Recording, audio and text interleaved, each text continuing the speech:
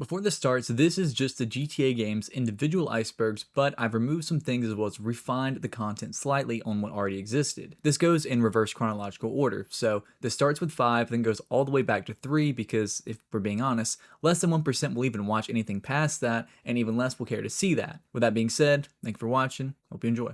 The abandoned mineshaft is one of those locations that's always felt a little off. It felt like something that was meant to be more important than it actually was. You can find tucked away in Great Chapel, out in Los Santos County. For most players, it's just a random boarded up tunnel you pass by while driving through the mountains, but in the enhanced versions of the game, so PS4, Xbox One, and PC and onward, you can actually blow the doors open with explosives, an RPG, or even the railgun if you want to, and go inside. Once you enter, the place is almost pitch black. A narrow set of tunnels, old mining tools scattered around, and a few dead ends that make it feel like a maze. And then near the front of the mine, you'll also find a corpse named Isaac. He's the only body in the entire place, lying next to a film canister labeled Richard's Majestic Productions. Finding him ties directly into the game's hidden murder mystery, and solving it unlocks 2 vintage Noir filters for the Snapmatic camera on each protagonist's phone. It's a surprisingly detailed reward for something so tucked away. There's also a blocked off path deeper inside. It looks like the tunnels keep going, but behind that wooden barricade is just a tiny empty room. Some players think it was meant to lead somewhere else originally, maybe to a scrapped interior or a cut mission, but nothing's ever fully been confirmed. This one's probably the biggest and longest running mystery in GTA history. The Mount Chiliad mystery started all the way back in 2013 with the release of GTA 5. When players found a strange mural inside the cable car station at the top of Mount Chiliad,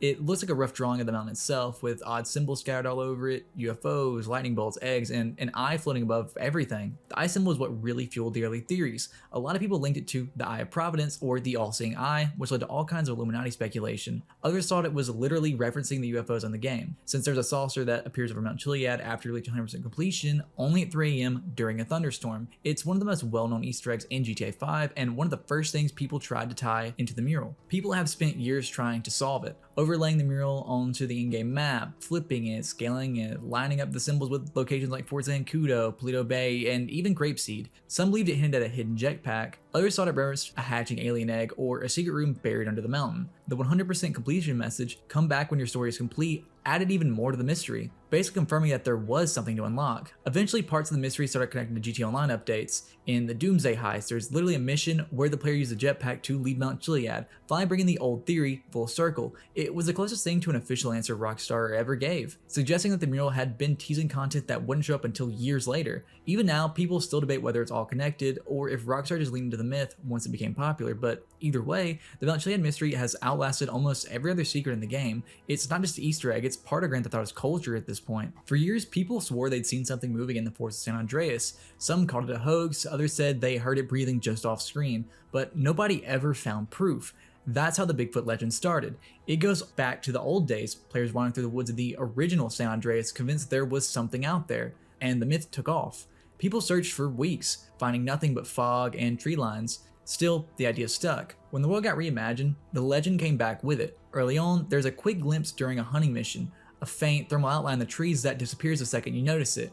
Later, there's an entire story where Franklin meets a man who claims he's been chasing Bigfoot for 8 years. You follow him into the woods, track the creature, and when you finally corner it, it talks. He says he's the last of his kind, then you realize it's just a guy in a costume. Things get even stranger with the golden peyote plants. If you've done everything, 100% completion, found every normal peyote, a new set of special ones appear. Each day of the week, one shows up somewhere different, but only early in the morning in fog or snow. Eating one turns you into Bigfoot. You can run around, drive cars, fight, and tear through the city until it fades away, but after finding them all, the game starts leaving a trail of dead bodies, leading to a scrapyard, ending in a fight with the Beast. If you win, both characters unlock in director mode.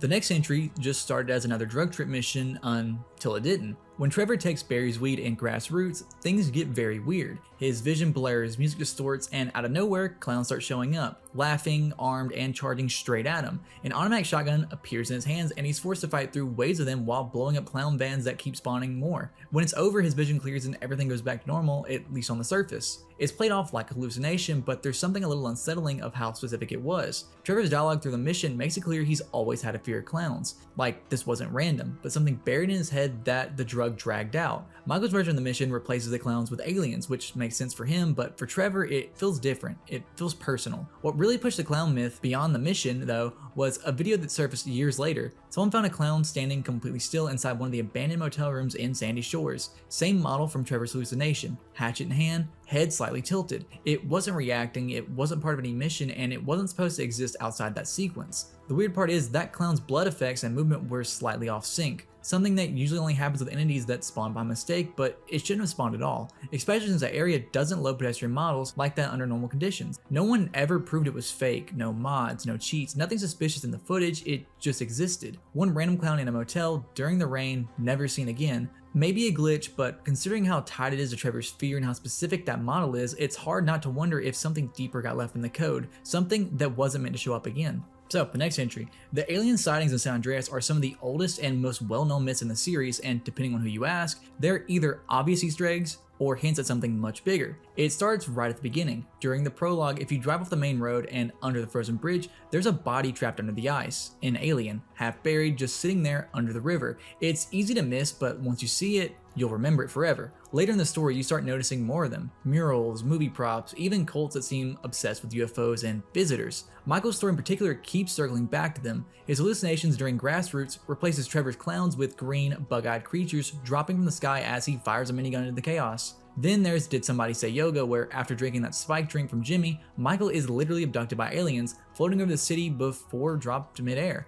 It's one of those moments that feels too surreal to just be played for laughs. There's more scattered around the map too, like the painted mound near Sandy Shores, covered in alien symbols and messages like "Save us" and "Beam me up." Old vans and trailers parked nearby make it look like some kind of makeshift cult camp, but the strangest part comes much later. When you've done everything there is to do, after reaching full completion, you can see actual UFOs appear in the sky, one over Mount Chiliad, one hovering near Sandy Shores, and another above Fort Zancudo. Each one only shows up under specific conditions, stormy weather, 3 a.m., and the right angle. And if you look closely, the one over the fort has FIB markings on it, like it's government made, which might explain a lot more than it should. Then in online missions, it comes full circle. You find a crashed saucer surrounded by military bodies and scientists, the player picks up an alien egg, and for a second, the creature appears again. By now, it's pretty clear the whole alien thread isn't just random, it's woven into the world itself. Some players think it's all tied to Mount Chiliad, others say it's connected to the Epsilon cult, or maybe both, but no matter how you look at it, the game doesn't treat them like fiction. They're just quietly real, hidden behind missions, hallucinations, and secrets that have been there since the very start. Hidden deep in the hills north of Los Santos is one of the strangest places in the entire game, a small camp in the wilderness run by a group that call themselves the Altruists. They're all older men living half naked in shacks made of wood and scrap metal, preaching about purity, youth, and blood. Their whole belief system revolves around the idea that the younger generations ruin the world, that technology, comfort, and modern life have made people weak, and their solution is simple: reject everything, live off the land, and eat anyone under 40. You first hear about them through Ron, who mentions they're looking for lost souls. Trevor can actually deliver hitchhikers, drunks, or random travelers to the camp in exchange for cash. Each one gets dragged off behind the gates, and that's it. They are never seen again. It's heavily implied that the cult eats them, which lines up with how they talk and what you find later. After bringing them enough victims, the tone shifts completely. The cult turns on Trevor, capturing him and dragging him into the camp. They start chanting, "Eat of the flesh, drink of the blood, we shall be free once more." That's when you realize that this isn't just some background joke. The whole place erupts into a shootout, with Trevor breaking free and tearing through the camp until every last cultist is dead. The next day, the in-game news calls it a mass suicide. The article describes them as technophobic baby boomers obsessed with youth and cannibalism, people who genuinely believe they could regain vitality by consuming others. Even after the events, smoke still rises from the chimneys at night, and if you fly over the area, you'll sometimes see figures running into the woods. It's never been made clear if they're leftovers or just shadows coded into the world. The website makes it even darker. It's full of Morse code messages saying things like "Eat of the flesh, drink of the blood, we shall boom again." It quotes pieces of the Unabomber's manifesto and preaches about rejecting society, sunlight, and technology. It's unsettling how much detail went into it, like someone wanted the cult to feel uncomfortably real. The weirdest part is how they seem to persist even years later. They show up in online missions, selling acid, hijacking helicopters, even working with redneck gangs. So, no matter how many times they're killed, they always come back. Near the peak of Mount Gordo, there's a flat rock with a single word written across it in blood: Jock. If you go there between 11 p.m. and midnight, you'll start to see something. A faint figure appears above the rock, a woman in a white dress, her hair hanging low, her mouth frozen open like she's mid-scream. Her eyes are empty, her face is pale, and if you get too close, she fades away completely. The only way to really see her is through a sniper scope or your phone camera. Even then, she just floats there. If you stay near the campsite below the mountain, sometimes you'll hear it, a scream echoing from up top. The ghost's name is Jolene Cranley Evans. She was the wife of Jock Cranley, the same Jock Cranley who went on to become a famous stuntman and later a political figure. Years before all that, he lived here, back when Blaine County was quieter. He wanted to move to the city, Jolene didn't. They argued about it on Mount Gordo and Jock pushed her off the cliff. She died instantly. He was arrested, but there wasn't enough evidence and he walked free. The word Jock written in blood under her ghost is the only sign of what really happened. Like, she's still marking the name of the man who killed her. The strangest part is, she doesn't attack, doesn't move, and doesn't even react. She just stares forward, trapped in the exact moment she died. It's one of the few myths that isn't exaggerated, modded, or rumor based. It's just there, quietly built into the world. You can visit the spot anytime. Every night, the same hour, she shows up. And once midnight hits, she's gone, like she never existed. The Epsilon program sits right in plain sight. Billboards, recruitment booths at the beach, a Spotlights HQ in Rockford Hills. On paper, it's enlightenment. In practice, it's a pay-to-ascend ladder run by Chris Formage, a man who talks in riddles about paradigms while his followers hand over cars, clothes, and cash. If you lean in, the world starts playing along. Mom can take their online assessment, meet handlers like Marnie and Jimmy Boston,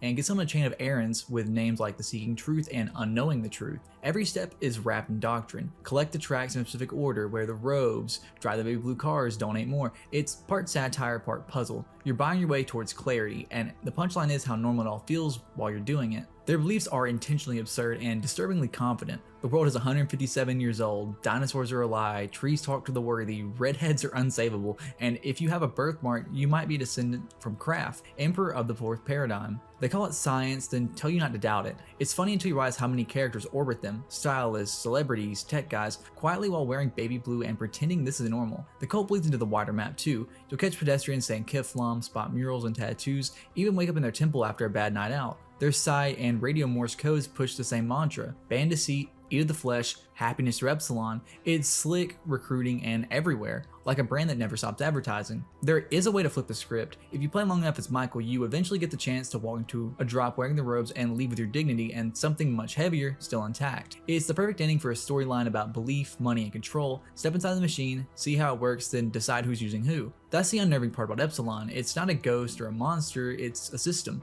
Lenora Johnson was a teenage runaway who came to Vinewood in the early 70s and actually started to make it. Print ads, commercials, small roles, then a breakout part in Rum Runner for Richard's Majestic. 2 years later, 1975, she's abducted, tortured, and dumped by the Land Act Dam. Reporters trample the scene before cops even show up and the case dies right there. No answers, just rumors. Decades later, the truth is scattered across the city in 50 scraps of a torn letter. Pick them all up and the pieces line up. A confession from Peter Dravis, industry artist, creep, and full-blown narcissist bragging to a friend about what he did and dressing it up as art. It's ugly, the injuries the taunting calls her family, the trophies mailed on anniversaries. He got away with it because the moment was chaotic and everyone wanted the scandal to disappear. When you finally assemble the letter, Franklin unlocks a starlet in Vinewood and pays Dreyfus a visit. And that's where the iceberg turns personal because the ending is on you. You can walk away or you can give a monster the ending the city never did. The whole thing mirrors real history. It's Black Dahlia vibes, tabloids over evidence, powerful men hiding behind genius. It's one of the darkest threads in the game because it isn't coy or mystical, it just quietly tells you what happened, then asks what you're gonna do about it.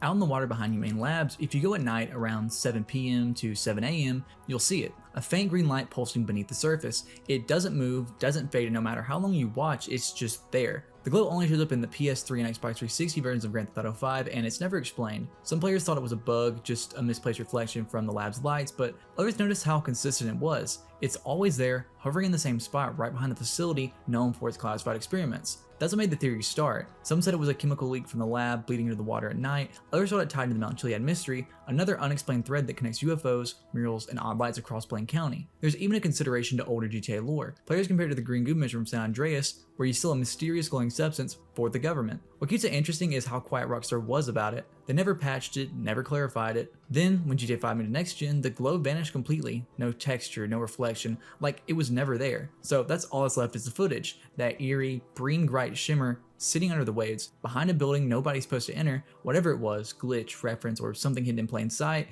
it became one of the game's earliest proven myths. When players first reached the final choice in Grand Theft Auto 5, kill Trevor, kill Michael, or Death Wish, a lot of people hesitated. The setup made it sound like a trap. The Death Wish option, given by Devin Weston and Steve Haynes, isn't explained clearly. Franklin just gets told to deal with it, Trevor or Michael, or pick the third option, and for first-time players, Death Wish sounded like exactly that, suicide. Many assumed it meant Franklin would die, ending the story with his own sacrifice. Forums and early playthroughs were filled with people warning others, don't pick Death Wish, it kills Franklin. Of course, it turns out to be the opposite. It's the only way all three protagonists survive. But that first moment of uncertainty made it one of the most nerve-wracking choices in the series, where players generally thought they were about to lose a character they had started with. This might be the biggest what if in GTA history. The cancelled story mode DLC for GTA 5. Rockstar didn't just have a small update planned, this was meant to be massive. A continuation of Michael, Franklin, and Trevor's story that would rival The Lost and Damned and The Battle to Gay Tony from GTA 4. It was officially teased in December 2013, right after launch. Rockstar's newswire promised substantial additions continuing Michael, Franklin, and Trevor's action, mayhem, and unexpected adventures in southern San Andreas.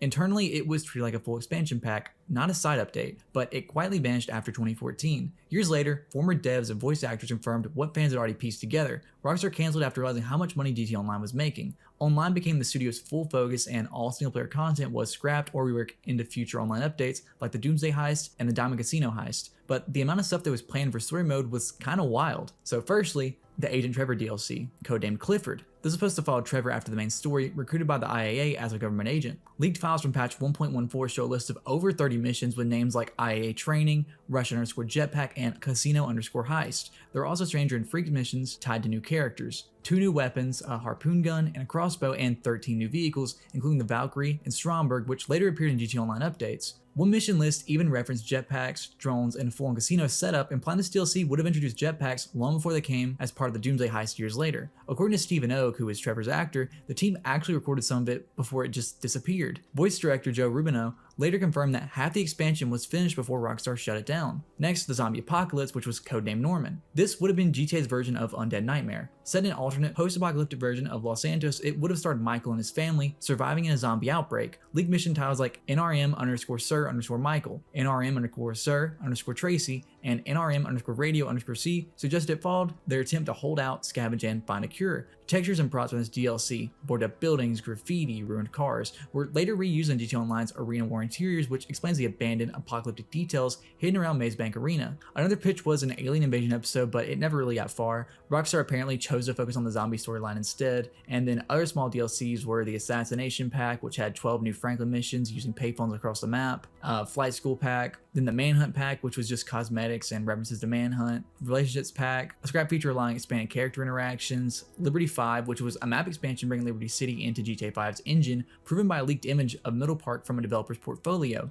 They even considered a North Yankton expansion, new high-res texture packs, and outfits like an army uniform for Trevor and a clown suit for Michael. On Mount Chiliad, the UFO, cracked egg, and jetpack icons were once believed to tease these various story expansions. Alien Invasion, Zombie Apocalypse, and Agent Trevor long before they were ever confirmed. In a 2017 interview, Rockstar's Imran Salwar confirmed what most fans already expected. Once GTA Online exploded, all single-player DLC plans were scrapped. Every bit of story content, design time, and testing was redirected towards keeping online updated, and eventually towards Red Dead 2. By that point, the DLC was halfway done, but no longer financially viable. It wasn't just cut, it was absorbed into the online world piece by piece. Even though it never released, the cut story mode DLC left fingerprints all over GTA's future. The Doomsday Heist, the Arena Wars, the Casino Heist, Jetpack, and all originated in these scrapped expansions. It's one of those rare cases where the biggest mystery in the game wasn't hidden in a mountain or under the sea, it was sitting on Rockstar's hard drives, half finished, waiting for a story mode that never came. So think of this as a hard reset. New timeline, new canon, same cities rebuilt from the ground up. The HD universe is this continuity that starts with 4 and carries through 5, online, and beyond. It isn't the old 3D era with better graphics, it's a different world where familiar names exist, but their histories don't line up anymore.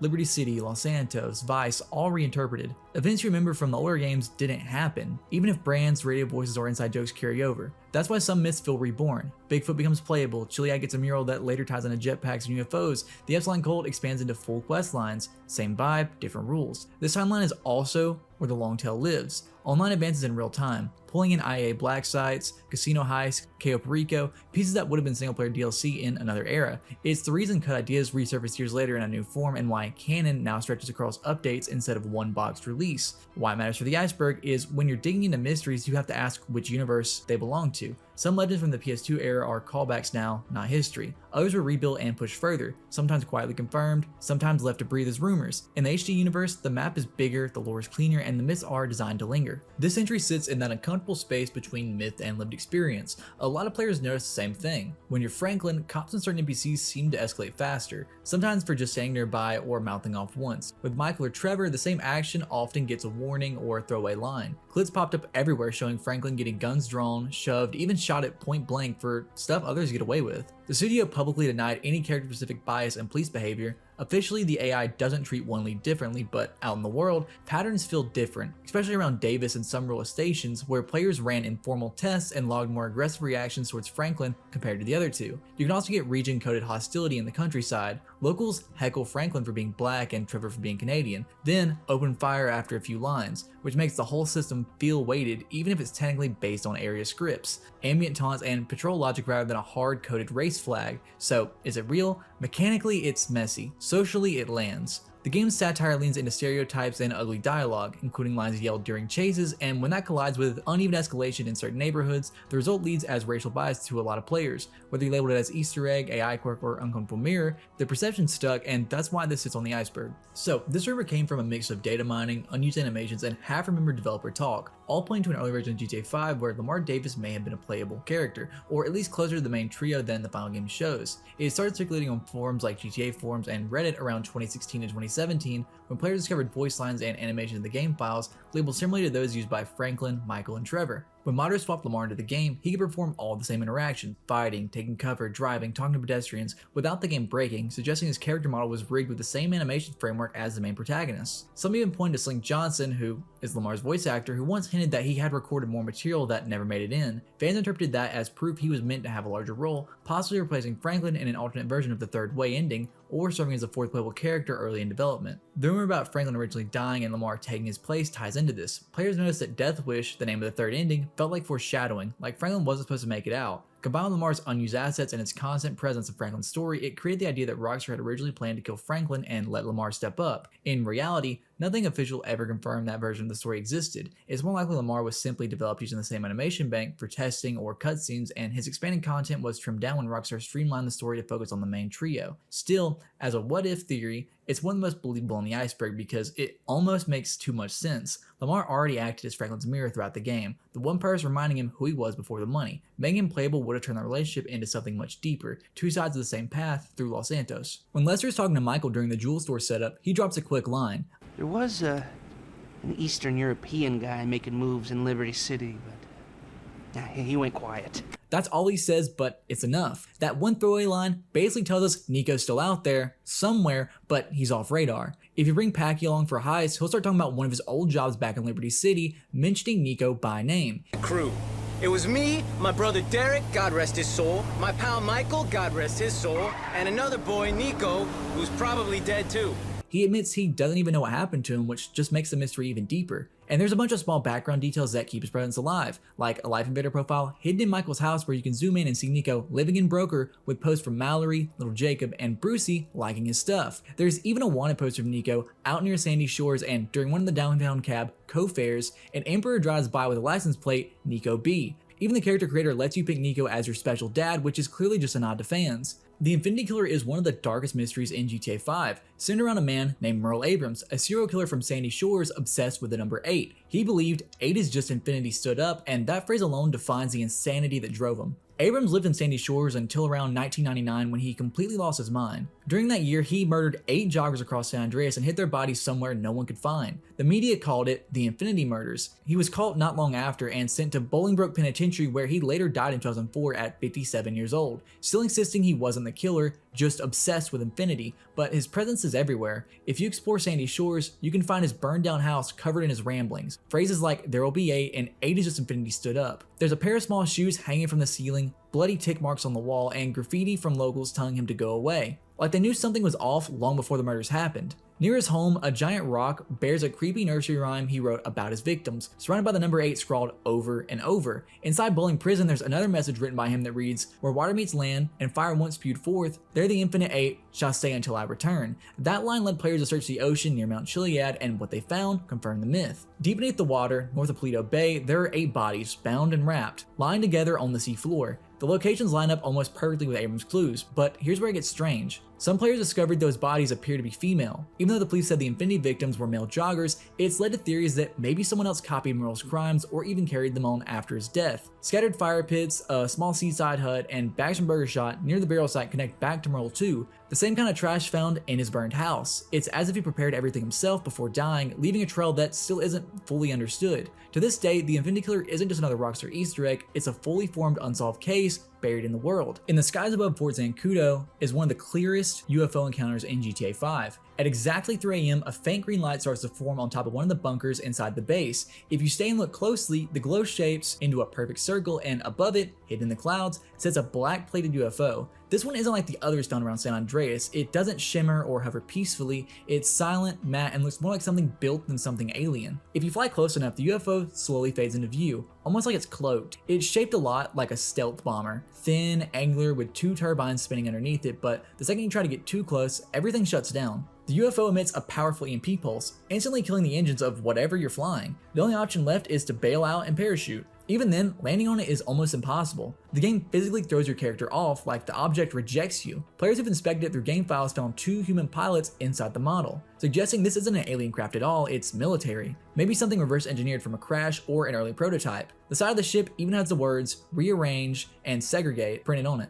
If you rearrange the letters and segregate, it literally spells Easter egg, almost like Rockstar's way of letting you know you weren't supposed to find this. The UFO doesn't appear unless you've 100% completed the game, which ties into the larger Mount Chiliad mystery, and when you get close enough, you'll hear a deep metallic hum.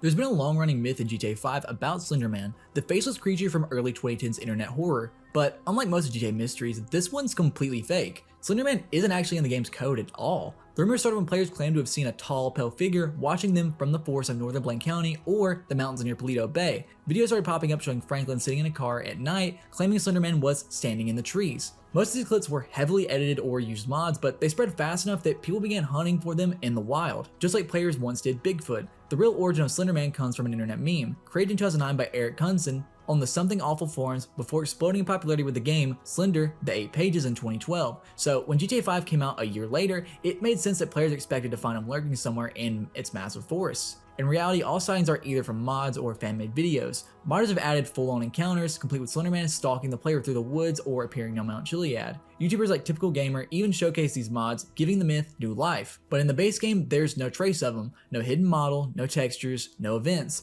Just the imagination of players exploring a world so detailed, it almost feels haunted on its own. Across Los Santos and Blaine County, you'll see thousands of NPCs, joggers, gang members, soldiers, seniors, families, but never a single kid. Not on the sidewalks, not in schools, not even in background cutscenes, and that absence has always stood out to players, especially in a game built to feel alive. Rockstar's decision isn't random, there's a long history behind it. Since the series began, children have never appeared as a playable or interactable character because of the obvious controversy that would come with violence in a game like GTA. The only time a child ever physically appeared in the entire franchise was Mary Beth Williams, shown briefly as a newborn in Vice City Stories. Even then, it was just in a cutscene. That doesn't mean kids don't exist in this world, they're still mentioned. You'll hear NPCs talk on the phone about their children, see pictures of younger Franklin, Jimmy, and Tracy inside Michael's house, and even spot family photos at places like the Yellow Jack Inn or on in-game websites. Rockstar acknowledges that kids exist in the world of GTA, but you just never see them. Some players have even tried to explain this absence in-universe, joking that maybe all the kids were evacuated or that they just stay inside because of how chaotic Los Santos is. Others think Rockstar leaves them out intentionally to keep the tone consistent, violent but not disturbing. There have also been old myths claiming that there were once school buses, playgrounds, or even cut child miles in the files of GTA 5, but none of that's true. The school buses you see wrecked around the map are static props, left there for atmosphere. So while GTA 5 is one of the most realistic open worlds ever made, it's missing one thing that quietly changes the tone of the whole game. You can steal cars, rob stores, and take over the city, but you'll never see what the world looks like through a child's eyes. It's one of the few lines Rockstar has never crossed. There's a theory that the 3 main protagonists in GTA 5, Michael, Franklin, and Trevor, aren't just different personalities, but reflections of the players themselves. It's one of the ideas that the more you think about them, the more it starts to make sense. Each of them represents a different mindset, not just in story, but in how people actually play GTA 5. Michael is the nostalgic player, the one who's been around since the 2000s who remembers Vice City, San Andreas, and plays GTA 5 for the stories, the throwbacks, and the cinematic feel. He's stuck in the past, obsessed with old movies, classic rock, and trying to recapture something he's already lost. Michael's lifestyle, rich, bored, and out of touch, mirrors players who've made it in GTA's world but keep playing out of habit or nostalgia. Franklin represents the achiever, the player who grinds up to 100%, who wants to do every mission, get every collectible, and climb their way out of the chaos. He's the youngest of the three, focused on the future, trying to move up in life and escape the cycle he was born into. Franklin is that player who plays the game the right way, doing missions, saving money, upgrading cars, and thinking about what is next. And then there's Trevor. Trevor is pure chaos. He's the impulsive player, the one who doesn't care about missions or money. They just want to cause mayhem, steal jets, crash into cops, blow up everything on sight. Trevor embodies that part of every GTA fan who just loads up the game to break it. He doesn't plan or think ahead, he lives entirely in the moment, and that's exactly how a lot of players treat the game once the story's over. Even their environments match the symbolism. Franklin's world is urban Los Santos, which is the struggle to rise. Michael's world is the suburbs, which is comfort mixed with emptiness. And Trevor's is the desert, lawless, unpredictable, and dangerous. Some fans even see them as representing time itself. Michael is the past, Trevor is the present, and Franklin is the future. It's a simple theory, but it fits perfectly. Each character reflects a different side of how people experience GTA 5, from nostalgia and chaos to ambition and control. In the end, the game doesn't just switch between three characters, it switches between three types of players. One of the most subtle and eerie mysteries in GTA 5 is the Ghost Dog, a golden retriever that only Franklin can see. It's one of the small moments in the game that feels normal at first until you realize what's happening. The Ghost Dog first appears on the mission Risk Assessment. Franklin is hiking through Vinewood Hills when this random dog shows up out of nowhere. It starts barking at him, and instead of running away like most animals, it leads him down a dirt trail straight to Dom, a skydiving adrenaline junkie who's got himself tangled in a parachute high up in a tree. Franklin helps Dom down, but the second the cutscene ends, the dog just vanishes. No explanation, no follow-up, just gone. Later in Uncalculated Risk, Franklin finds the same dog again, this time barking near the Landak Dam. It leads him straight to Dom once more, but this time, Dom's standing on the edge, talking about wanting to move on to bigger things. Before Franklin can react, Dom jumps without a parachute and dies instantly. The dog barks a few more times, almost like saying it's goodbye, then disappears again, and that's the last time we ever see it. The fan theory is that that ghost dog is exactly that, a spirit. Some kind of guardian angel that was meant to protect Dom but eventually gave up on him. The way it talks through Franklin, almost sarcastic about Dom's recklessness, makes it feel less like a pet and more like something watching from the other side. What's strange is only Franklin can see or communicate with it. No one else in the game acknowledges the dog at all, which has led some players to believe it's symbolic, maybe representing Franklin's conscience or empathy. After all, he's the only main character who consistently tries to help people, even when it doesn't benefit him. Out in the quiet hills northwest of Los Santos, there's a place called the Tongva Hills, a stretch of forest, trails, and waterfalls that most players drive past without thinking twice, but hidden among the trees are cliffs and strange signs that something older, maybe even ancient, still lingers there. That's where the myth of the Native Americans in GTA 5 comes from. At first glance, the only real clue is the county seal of Los Santos, which actually features a Native American chief as a part of its design, but the deeper you explore the Tongva Hills, the more it starts to feel like there's a forgotten history buried under the surface. One of the main pieces of evidence is the Two Hoots totem pole. Carved with the shape of a large owl, it's one of the only totems in the game and seems completely out of place compared to the rest of Los Santos. Some players think the owl might be the tribe's symbol, while others think it represents death, since hearing an owl toot twice is considered a bad omen in some native traditions. The area nearby, known as Two Hoots Fall, only adds to the mystery. Then there's a cave hidden deep in the hills west of the Tongva River. It's easy to miss, covered in thick foliage and shadows, but inside it looks like someone once lived there. The floor's been cleared, the walls are darkened by soot, and there's even a spaceship part sitting deep inside. Some players link this to the ancient alien theory, suggesting that the game might be hinting at early contact between native tribes and extraterrestrials. Others think the cave was simply the home of someone trying to live off the land, maybe a member of a forgotten tribe hiding from the chaos of modern Los Santos. There are also reports of strange noises in the hills at night, whispers, footsteps, even chanting carried by the wind. Most of it could probably be explained by deer or mountain cougars, but the combination of those sounds with the dark forests and misty trails have made Tongva one of the most unsettling areas in the game. In reality, the name Tongva isn't random. The Tongva people are a real indigenous tribe from Southern California, known for living in Los Angeles basin long before the city was built. But whether the developers meant for the players to uncover all these little clues is something they've never confirmed. Whether it's a genuine homage, a coincidence, or something hidden deeper in the game's code, the myth of the Native Americans in GTA 5 has become one of the most grounded, yet mysterious, legends in the series. One of the darkest theories goes all the way back to the very first mission, the prologue in North Yankton. It's the idea that when Brad was shot, the bullet wasn't meant for him, it was meant for Trevor. Here's how it supposedly went down. Before the heist, Michael secretly made a deal with FIB agent Dave Norton. Michael wanted out, he had a family, money, and no real future in crime. Trevor, on the other hand, was getting more unstable by the day, reckless enough to drag everyone down with him. So Michael cut a deal. Dave would stage his death, and in return, he'd help the FIB from the inside. All Dave had to do was take the shot during the heist, one that would kill Trevor, not Michael. But when the chaos broke out, Brad accidentally stepped in the line of fire, Dave pulled the trigger, Brad took the bullet, and everything spiraled from there.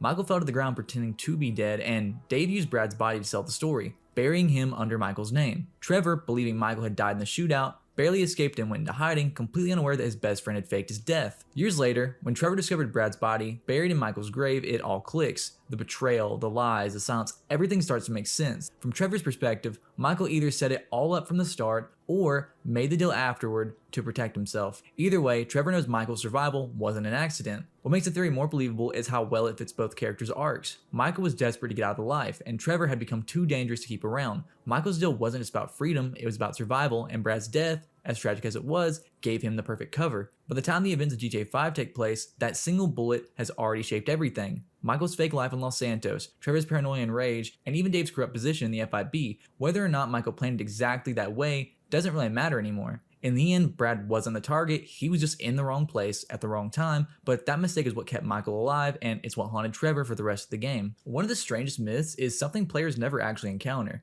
A creature known only as the Cake, supposedly a hybrid between a cow and a snake. The name itself is a mix of the two words, cow and snake. It sounds ridiculous, and that's kind of the point. The Cake isn't some hidden monster lurking in Blaine County, it's actually featured on a poster outside Bishop's WTF Museum. In downtown Vinewood, the building is a parody of Ripley's Believe It or Not, known for bizarre exhibits that often stretch the truth. On the poster, you can see a grotesque half cow, half snake creature with the tagline, "You won't believe your eyes or us." That line says everything. Even the museum itself admits it's probably fake. There are no textures, models, or even files on the game, suggesting this creature actually exists anywhere in the world of GTA. It never appears as an Easter egg, cryptid, or hidden encounter. Instead, it's part of the museum's freak show exhibit, which also includes another fabricated creature called the Eye Fish. Both are meant to poke fun at conspiracy hunters and urban legend believers who see meaning in every texture or object in the game. Still, some fans took the name The Cake and ran with it, speculating it might connect to the game's larger supernatural mysteries, like the Mount Chiliad conspiracy, but after countless searches and file dives, nothing ever turned up, so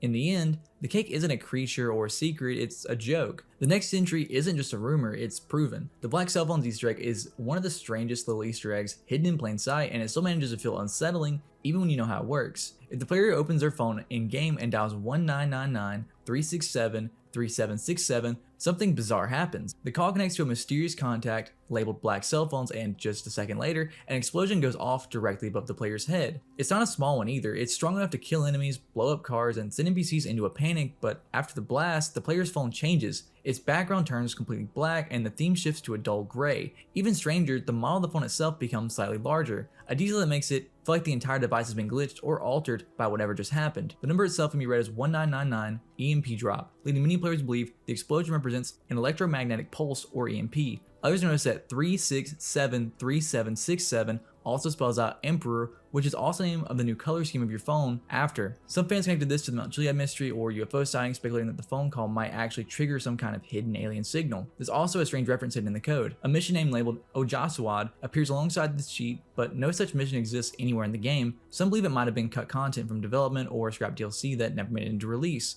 Deep in the San Andreas mountain range, just south of Cape Capefish Lighthouse, lies a lonely grave known simply as the Grave on the Mountain. It's not part of any mission, there's no marker for it, and the game never explains who it belongs to. The most common theory is that the grave belongs to Ursula's mother, the mysterious woman you can encounter as a hitchhiker in the Strangers and Freaks side missions. When Franklin picks her up, Ursula mentions living alone in the lighthouse cottage, implying her mother passed away some time ago. The grave's position, directly overlooking the area near her home, makes this connection seem intentional. Some players even claim the spot feels haunted, especially since it sits near Mount Gordo, the site of the infamous ghost of Jolene Cranley Evans. At night, the atmosphere around the grave feels heavy. With night vision or thermal vision, the area gives off an eerie emptiness, no sound but the wind in the ocean below. Despite countless player investigations, there's been no paranormal activity or secret trigger found near the grave. In every sense, it's just a simple pile of dirt with a wooden cross, but that simplicity only adds to the unease. Another interpretation is that the grave serves as a tribute to Red Dead Redemption. It bears a striking resemblance to John Marston's grave in Beecher Hope, a small, unmarked mound with a wooden cross sitting on a high ground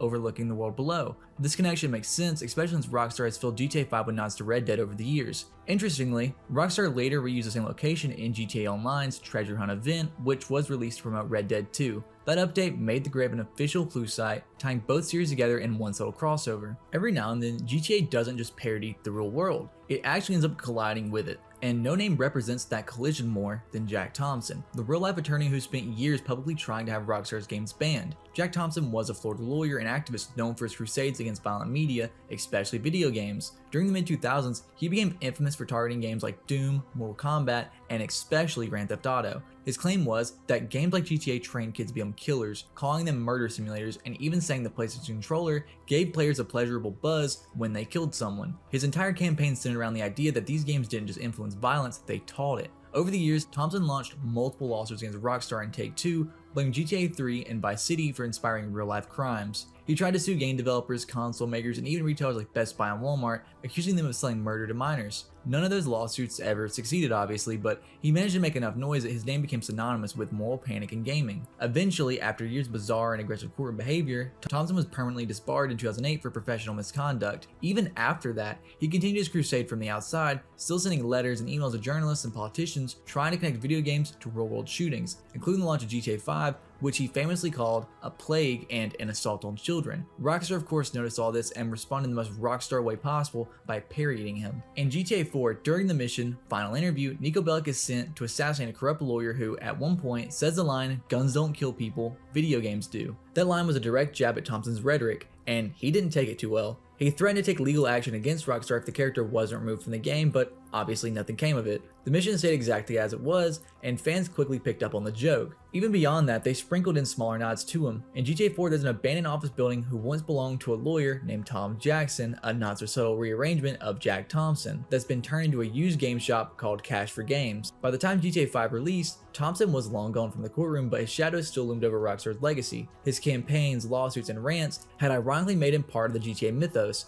a real-world figure who became an unintentional part of the very series he tried to destroy. So while there's no mission or secret character based on him in GTA 5, his presence is felt in spirit. Every time the game mocks media outrage, political hypocrisy, or the moral panic surrounding violence and entertainment, in a strange way, Jack Thompson became that kind of character GTA always loved to write about. So the next entry is a theory. Insurance companies monitor every citizen's heartbeat and location through small tracking chips implanted in their body. It's marketed as a safety feature, a way to lower insurance premiums and ensure quick emergency responses. But in reality, it serves as a large-scale surveillance system. When someone dies, the signal from their chip cuts out, automatically alerting law enforcement to the exact spot where it happened. That's why police always seem to know when and where someone's been killed, even in remote or empty areas with no witness nearby. The system allows insurance companies to immediately identify a client's death, locate the scene, and notify authorities before anyone even finds the body. The idea is that by doing this, insurance companies can avoid paying out expensive life insurance policies. Once the suspect responsible is called, they can sue that person's insurance provider for damages, effectively shifting financial responsibility away from themselves. It's a profitable feedback loop where the tracking system not only helps solve crime faster, but also keeps the insurance industry from losing money. Citizens, on the other hand, are content with surrendering their privacy in exchange for better rates and the illusion of safety, unknowingly living under constant observation by the same companies meant to protect them. For years, there's been a recurring belief that violent video games, especially Grand Theft Auto, directly cause real-world crime. The argument usually centers around the idea that exposure to violence in games desensitizes players and makes them more likely to act violently in real life. After GTA 5's release in 2013, several incidents were reported by news outlets that tried to link the game to criminal behavior. Stories about carjackings, robberies, and even shootings were often followed by headlines suggesting the suspects played GTA. Politicians and activists use these cases to argue that the games encourage reckless behavior and blur the lines between fiction and reality. Some even called for it to be banned, claiming it taught players how to steal cars, use weapons, and evade the police. But there's never been any legitimate evidence that GTA, or any game in general, causes real violence. Numerous psychological studies have shown that while violent video games can briefly raise aggression levels or adrenaline, they don't actually lead to any criminal acts. Millions of players experience the same content without ever committing a crime, and overall, crime rates have continued to drop even as violent games have become more popular. The GTA causes crime idea mostly comes from moral panic, a pattern that's repeated for decades. Before video games, people blamed comic books, movies, and even rock music for corrupting society. GTA just simply became the next easy target because of how realistic and provocative it was for its time. In reality, the connection between the game and real-world violence doesn't exist. The crimes linked to it were committed by people who had already had their own motives or issues long before they ever picked up any controllers. Across Los Santos, players occasionally notice something strange, planes suddenly falling from the sky for no apparent reason. Sometimes it happens during missions, sometimes right after switching characters, and often when you're indoors. You'll hear a loud explosion in the distance, walk outside, and find the wreckage of a burning aircraft somewhere nearby. The explanation comes down to how the game handles NPCs. When the player enters an interior, like Michael's house or any mission cutscene, the world around them partially unloads to save performance. This includes non-essential NPCs like pedestrians and, in this case, airplane pilots. When a pilot despawns mid-flight, the plane loses control and simply drops out the sky, crashing wherever gravity takes it. The glitch tends to happen more often near Michael's house or Vinewood Hills, since those areas sit directly under several of the game's AI flight paths. If you listen carefully while inside, you can sometimes hear distant explosions caused by planes crashing after pilots vanish. This effect is unintentional but eerie, and it's led to a running joke among players calling it the NPC rapture, as if the skies themselves decided to give up. Out in the Grand Sonoran Desert, there's a group of FIB agents stationed around the satellite dishes between 10 a.m. and 5 p.m. every day. They're accompanied by a couple of FIB vans and several scientists in white lab coats, quietly talking among themselves until anyone gets close. The moment the player approaches, the scientists go silent, and if you linger too long, the agents grow hostile. They'll start aiming their weapons if you hang around, and if you attack or even try to speak to them, they'll immediately open fire. Trying to escape usually triggers a wanted level, and they'll chase you in their black FIB vehicles until you're either caught or manage to get away. The scientists, on the other hand, don't fight. They just panic and run the second anything happens. The entire setup feels off, especially since the satellites they're guarding point directly towards Fort Zancudo, the same area tied to strange UFO activity and military experiments. Some players believe the agents are monitoring alien transmissions, while others think they're interrupting encrypted government signals related to the infamous number station that can sometimes be heard while driving through Blaine County at night. Whatever the case, this group only appears in the older versions on console, and later releases the FIB agents were quietly removed, leaving just scientists behind, as if the operation had suddenly been shut down or covered up quietly. There's a theory that the world of GTA exists in an alternate timeline, one where the 1933 business plot actually succeeded. In real history, a group of wealthy businessmen conspired to overthrow Franklin D. Roosevelt and install a corporate-controlled dictatorship to stop the New Deal. They failed, but if they hadn't, it could have reshaped America into something resembling the satirical nightmare seen throughout the GTA series.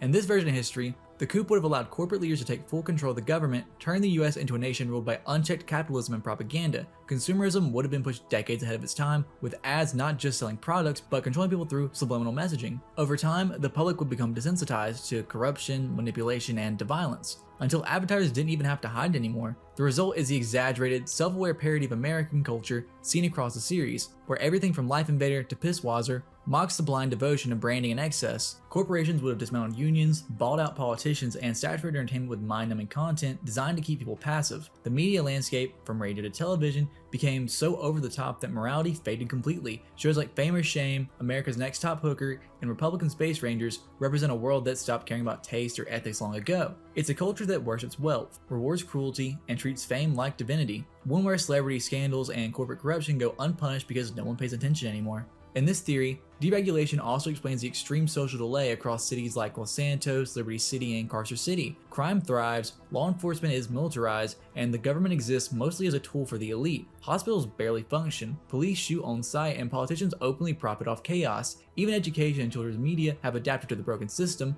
molding the next generation into the same morally hollow cycle. Essentially, the idea suggests that Grand Theft Auto's world isn't just satire, it's America after the businessmen won, a nation that never recovered from corporate control, where greed, corruption, and apathy became permanent. There's a rare audio phenomenon some players have reported while driving around San Andreas, faint snippets of military radio chatter that occasionally come through vehicle CB radios. It's mostly common when heard playing as Trevor, whose background in the Canadian Air Force might be why his truck, the Bodie, is capable of picking up his signal. This is cat food, Frankie. Chairs hiding by that junction, so look out if you're hauling anything fun. This is Golden Rain. Boys, you better get home. You know what's good for you. Yeah, blah, blah, blah, blah, blah, blah, blah. You assholes ever talk about anything interesting?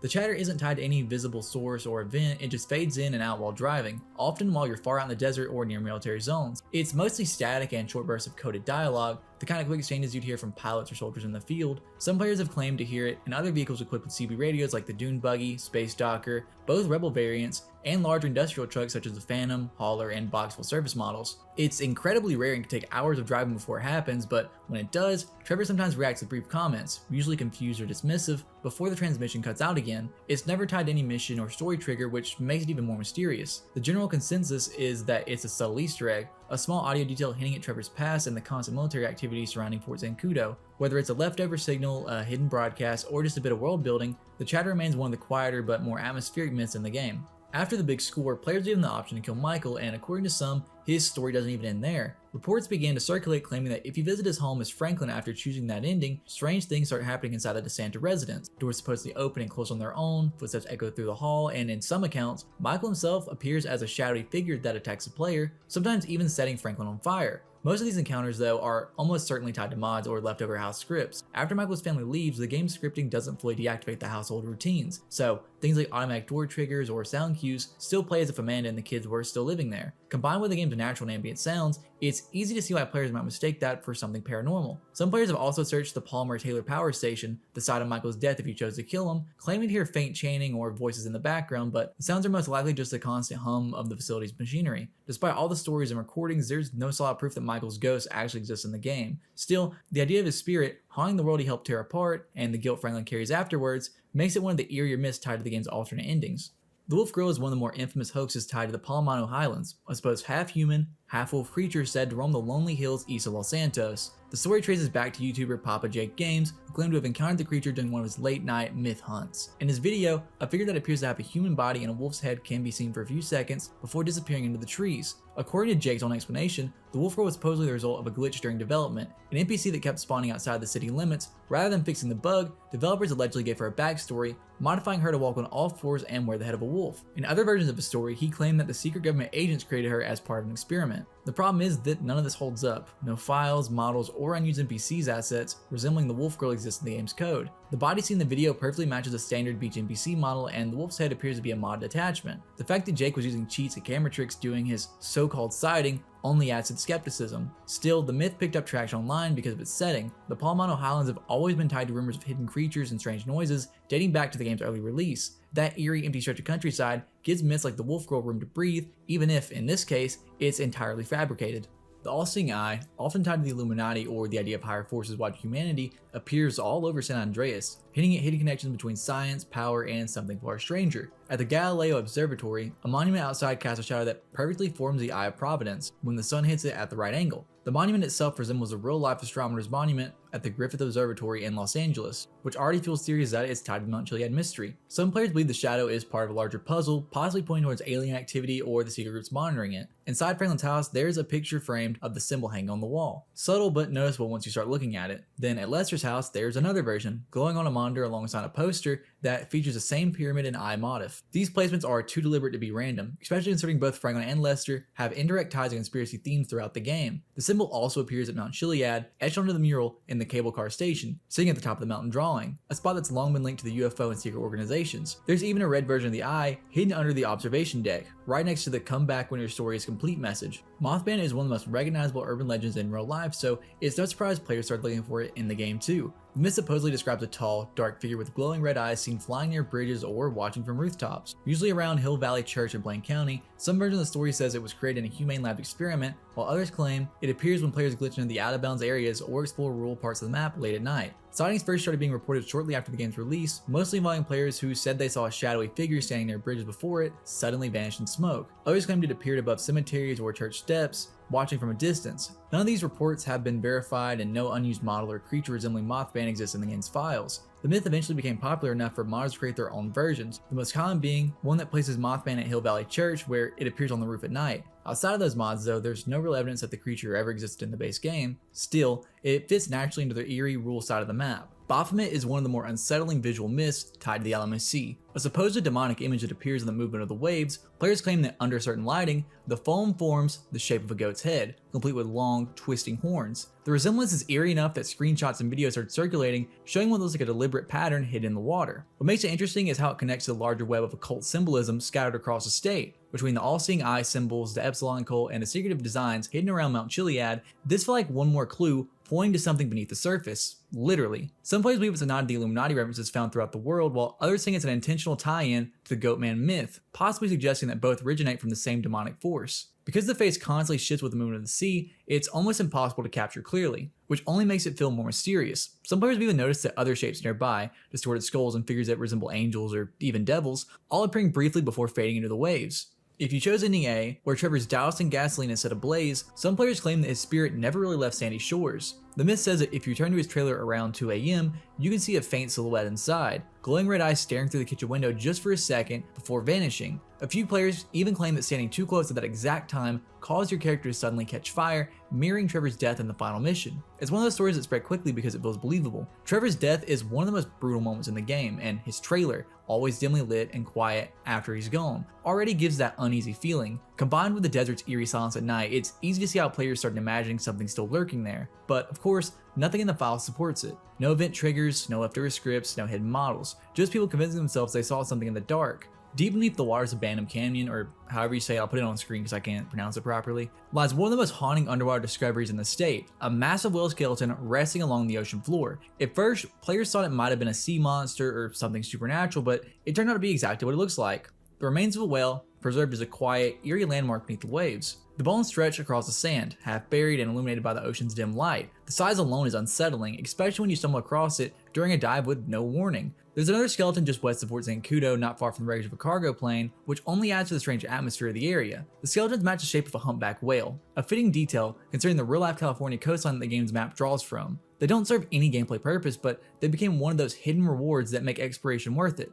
It's not tied to any myth or mystery, just a rare, quiet moment where the world feels ancient and real. Okay, so this is the last tier of the iceberg. If you're enjoying the video, like and subscribe for more content. If you want a GTA 4 Iceberg video, let me know. Across the skies of San Andreas, some players reported seeing what they call atmospheric anomalies, strange floating shapes that drift through the air like they don't belong there. They've been described as sky beasts, but they don't really resemble anything alive. Most of the time, they look like half-formed textures or even jellyfish made of light. They move too smoothly to be visual bugs, but don't behave like clouds either. Some appear to shimmer or pulse, while others seem to follow the player's directions across long distances. Reports range from translucent blobs hovering over Blaine County to clusters of glowing, amorphous shapes drifting over the ocean at night. The most grounded explanation is that these are leftover visual effects, sky textures or lightning bugs that never fully load in. The Quantum Man is one of the more cryptic myths tied to a small set of strange images that appeared on the Rockstar game's social club. The photos showed a TV screen displaying part of the Los Santos map with Leonardo da Vinci's Vitruvian Man faintly overlaid on top, a perfect human form intersecting with the map's geometry. The user who uploaded the images went by the name Quantum Anguli, which roughly translate from Latin to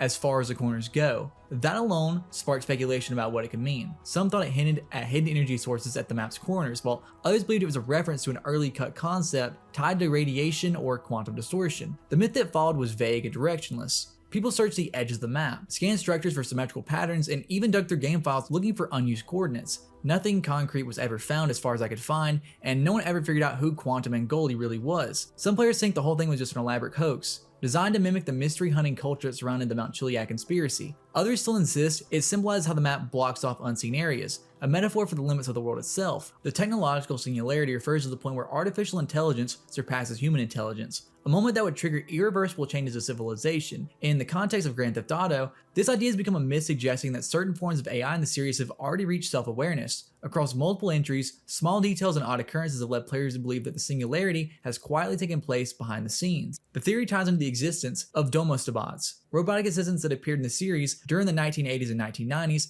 long before technology in the games should have been capable of such advancements. Some fans believe they were an early product of an awakening AI network, or possibly the first indicators that machines had started evolving on their own. In later games, particularly GTA 5, the myth stretches further. Reports of ghost cars and ghost planes, vehicles moving without drivers, are reinterpreted as early signs of autonomous AI behavior. Even unexplained radio interferences, drones, and the strange mechanical sounds sometimes heard in rural areas are said to be evidence of lingering AI activity that's learning, adapting, and waiting. The myth suggests that the singularity may have already happened in secret. The San Andreas itself operates as a post-singularity world where human life continues unaware while artificial intelligence watches, collects data, and grows more capable day by day. Far off the coast of San Andreas, there's an invisible boundary that players have come to call the Bermuda Triangle. The name comes from its behavior. Any vehicle that tries to cross it meets a sudden and guaranteed end. When a plane flies too far into open water, the engines begin to fail. Sometimes they'll sputter out completely, other times they'll explode midair, tearing the wings off before sending the players crashing into the ocean below. Boats will suddenly stall and sink, helicopters lose their blades and spin out, and even the submersible stops working once it crosses the unseen limit. If the player tries to bail out and parachute, the parachute simply vanishes midair, forcing a free fall straight into the ocean. Even if the player somehow survives the crash, that survival is short-lived. Sharks tend to appear almost immediately, circling the breeze before attacking.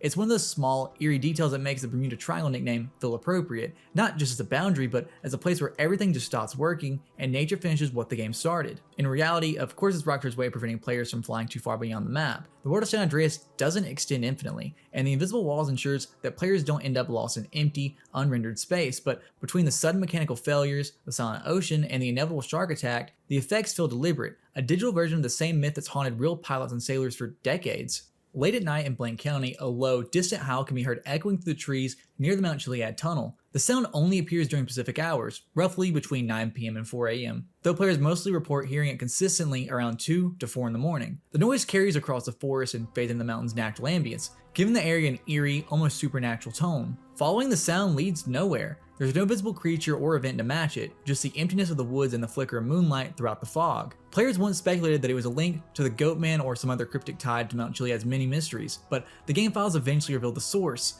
a sound file named Distant Forest Wolf. The name confirmed what the myth had circled around for years. The howling wasn't otherworldly, but rather a nod to the real-life return of gray wolves to California after nearly a century of extinction in the region. It's a subtle piece of atmosphere most players miss, but it quietly connects the game's version of rural California to the haunting history of the real one. The Day That Never Comes is one of the rarest reported weather anomalies in GTA 5. Only a small number of players have ever claimed to encounter it, and every description of the event follows the same basic pattern. The sun sets normally between 19 and 2200, but instead of rising again in the next morning, the game remains in nighttime for a full 24 hours. During that period, the moon reportedly completes up to 3 full circles across the sky. Each time the moon sets, players expect daylight to return, but the environment stays locked in darkness. Most accounts mention something unusual. Every recorded sighting supposedly happened on a Saturday. There's no confirmation this detail has any meaning, but it appears consistently in those stories that exist. Players also describe the world behaving in unexpected ways. NPCs may walk in circles, avoid one another, or start fights with the player for no reason. Animals freeze mid-animation.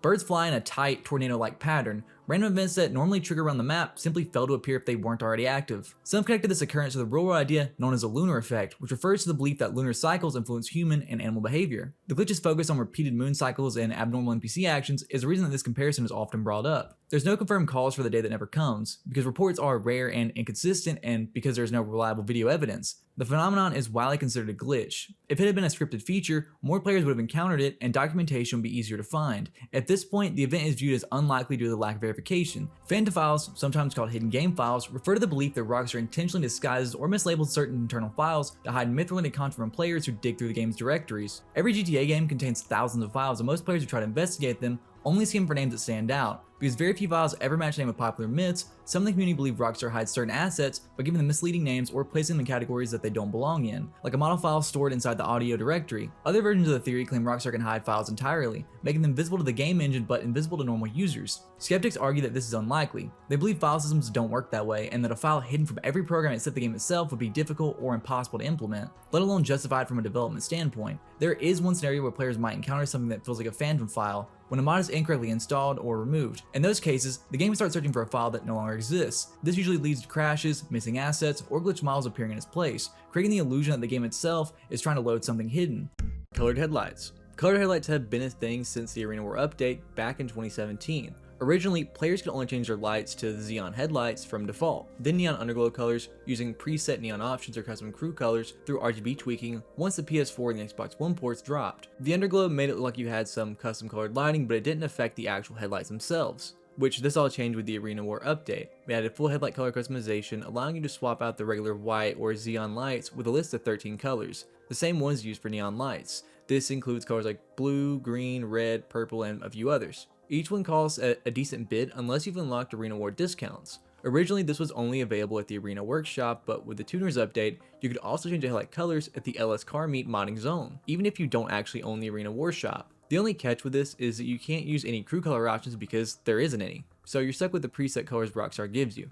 Alien War. The Alien War was a full-blown community-made phenomenon that took over online in around the early days of the COVID era. It all started with a video posted to Reddit where a group of players in green alien suits jumped out of a van and beat a random player to death with baseball bats. That one clip went viral and the Green Alien Gang was born. At first it was just green aliens and they couldn't use guns, they could only use melees, but then came the purple aliens, which were the counter to the green aliens. And that started an entire war of green versus purple aliens in online. Public lobbies became a battleground between the two gangs. Players would load up, pull members of the opposite gang, and then just beat them up. It got so big that Rockstar actually made the alien suits free for a limited time, but the catch was, you had to pick only one color.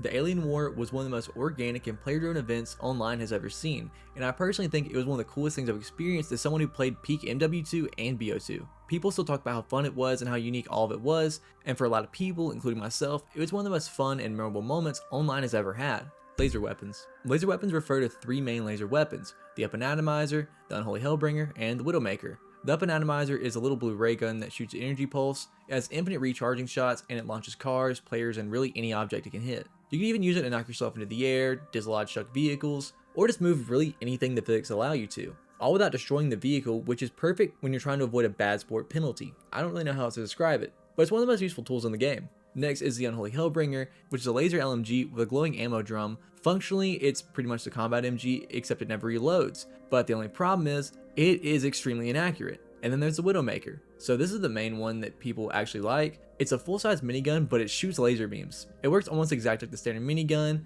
but unlike the regular one, you don't need to be rank 120. You can just buy it when you want. With that being said, it's expensive, or at least it was at release in comparison to stuff now, with it being $500,000. The red laser tracers also give away your location immediately to anyone in the air, so that was the only real downside to using this over the minigun. Now, quick side note, the railgun. It's supposed to be later on the list, but I'm going to say it now just to get ahead of it on the Iceberg, since it's in the same tier. It's basically a hit-scan RPG. It used to be like a single player when it was added in the PS4 and Xbox One ports, but Rockstar added it online through special events in the gun van, aka they want to make more money with little effort. It's oddly more grounded than the alien guns, somehow, but I think it's the most deadly of all the guns. So, where do you get these? Originally, all 3 laser guns were sold at ammunition, but now they're only available through the gun van, which rotates weekly. If one shows up, you kind of have to get it, because if you don't, it disappears pretty fast and sometimes takes literal months to return. There were also times, like in the 2018 Christmas event, where Rockstar actually gave these away, but those are pretty rare. Secret vehicles. There's a decent bit of secret vehicles in the game, but I'm going to stick to none of the ones that are interesting. Firstly, the Alien Dune Buggy. It was originally exclusive to single player, but now you can unlock it by reaching sponsorship tier 500 in Arena War. Yeah, 500. It's borderline impossible, which is why it's so rare. The Rusted Tractor is even rarer because you have to be tier 1000, so I believe to my knowledge, this is the rarest vehicle in online, correct me if I'm wrong. Now, the Canis Mesa, the mercenary version, is the one driven by Merryweather when you call a hit on someone. The easiest way to get it is to either call the mercenaries on someone, or to get that person to call them on you, and then once you kill all of them, take one to the LSC and modify it from there. You can get a pink limo if you get a normal limo and drop it next to the cockatoos across from LSC. There are a lot of other vehicles, such as the clown vehicle, which is also tied to the Arena War. I just don't feel like they're as cool, or they just aren't as rare as the ones I did mention. Snowfall. Snowfall is, as I know it might be pretty hard to guess this, the snowfall that occurs around Christmas every year in online and lasts for a few days. A few times they have done winter in July, I believe, at least that's what I believe it's called, and added snowfall in during the summer as well. Basically, the whole map is covered in snow, you have almost zero traction on your tires, there's a lot of white, dense fog, and if you're flying in the air, it's borderline impossible to see. Stone Hatchet. The Stone Hatchet is a melee weapon that was added in 2018 as a part of a promo crossover with RDR2, and unlocking it has its own string of bounties to it. To get it, you had to go to Mod's location, and then after, you wait for a message from Mod. It might be Mod, might be Mod, I don't really know how to say the name. Anyways, she sends you on a series of 5 bounty missions, where you track down and capture or kill targets around the map. Once you finish all 5, she takes you to a location, and that's where the Stone Hatchet is. And when you finally get it, it comes with a special ability. It has a rampage mode in it, similar to Trevor, making you nearly invincible. Every time you get a kill with a hatchet, whether that be an NPC or player, you enter the ability for a certain amount of time, and that time can extend if you keep getting more and more kills while it's still active. You can switch to guns during the rampage, and trying to ends the effect instantly, but you can use the time to wipe out pretty much anyone need be, as long as you can reach them. When you're using it, you can also do the rampage effect while riding on a bike, which was a cool feature I noticed and I thought would be cool to mention. You need to wait 60 seconds in between rampages once one ends, and this only works in free mode. Another cool thing is, if you get 25 kills with the hatchet, Rockstar gave you 250k and you'll unlock the same weapon in RDR2, Cargraves. Now, Cargraves I think is in reference to the cars in the junkyards. For example, there is a tank in one of the junkyards that I don't think is in the actual game at any point and has never been added through any DLCs. The Ultras Cult. The Ultras Cult is a faction of some weird mountain people, and while they're mainly from story mode, they do show up in online as well. They're a group of old rural extremists in the mountains near Chiliad. They reject modern society, technology, and anyone under 40 for some reason. You'll run into them during some missions such as Hostile Takeover. The Ultras have their own in-game website written entirely in Morse code, and when you translate it, you get this weird long manifesto. It talks about the Industrial Revolution being a disaster, how modern society causes psychological damage, which that's at least fair, but it also says things like sunlight exposure is toxic. BCRCH. BCRCH stands for Blaine County Radio Community Hour. It's a radio show hosted by Ron from Story Mode, and it's basically a conspiracy theory show of government rants and aliens. The version we hear in game is actually a rerun. Lore-wise, it's all from September of 2012, which lines up with the timeline of the story mode. There are random times from when I listen to it that he tries to cover up who Trevor is, just to leak his actual name. Not much here, but it's still fun to go over regardless.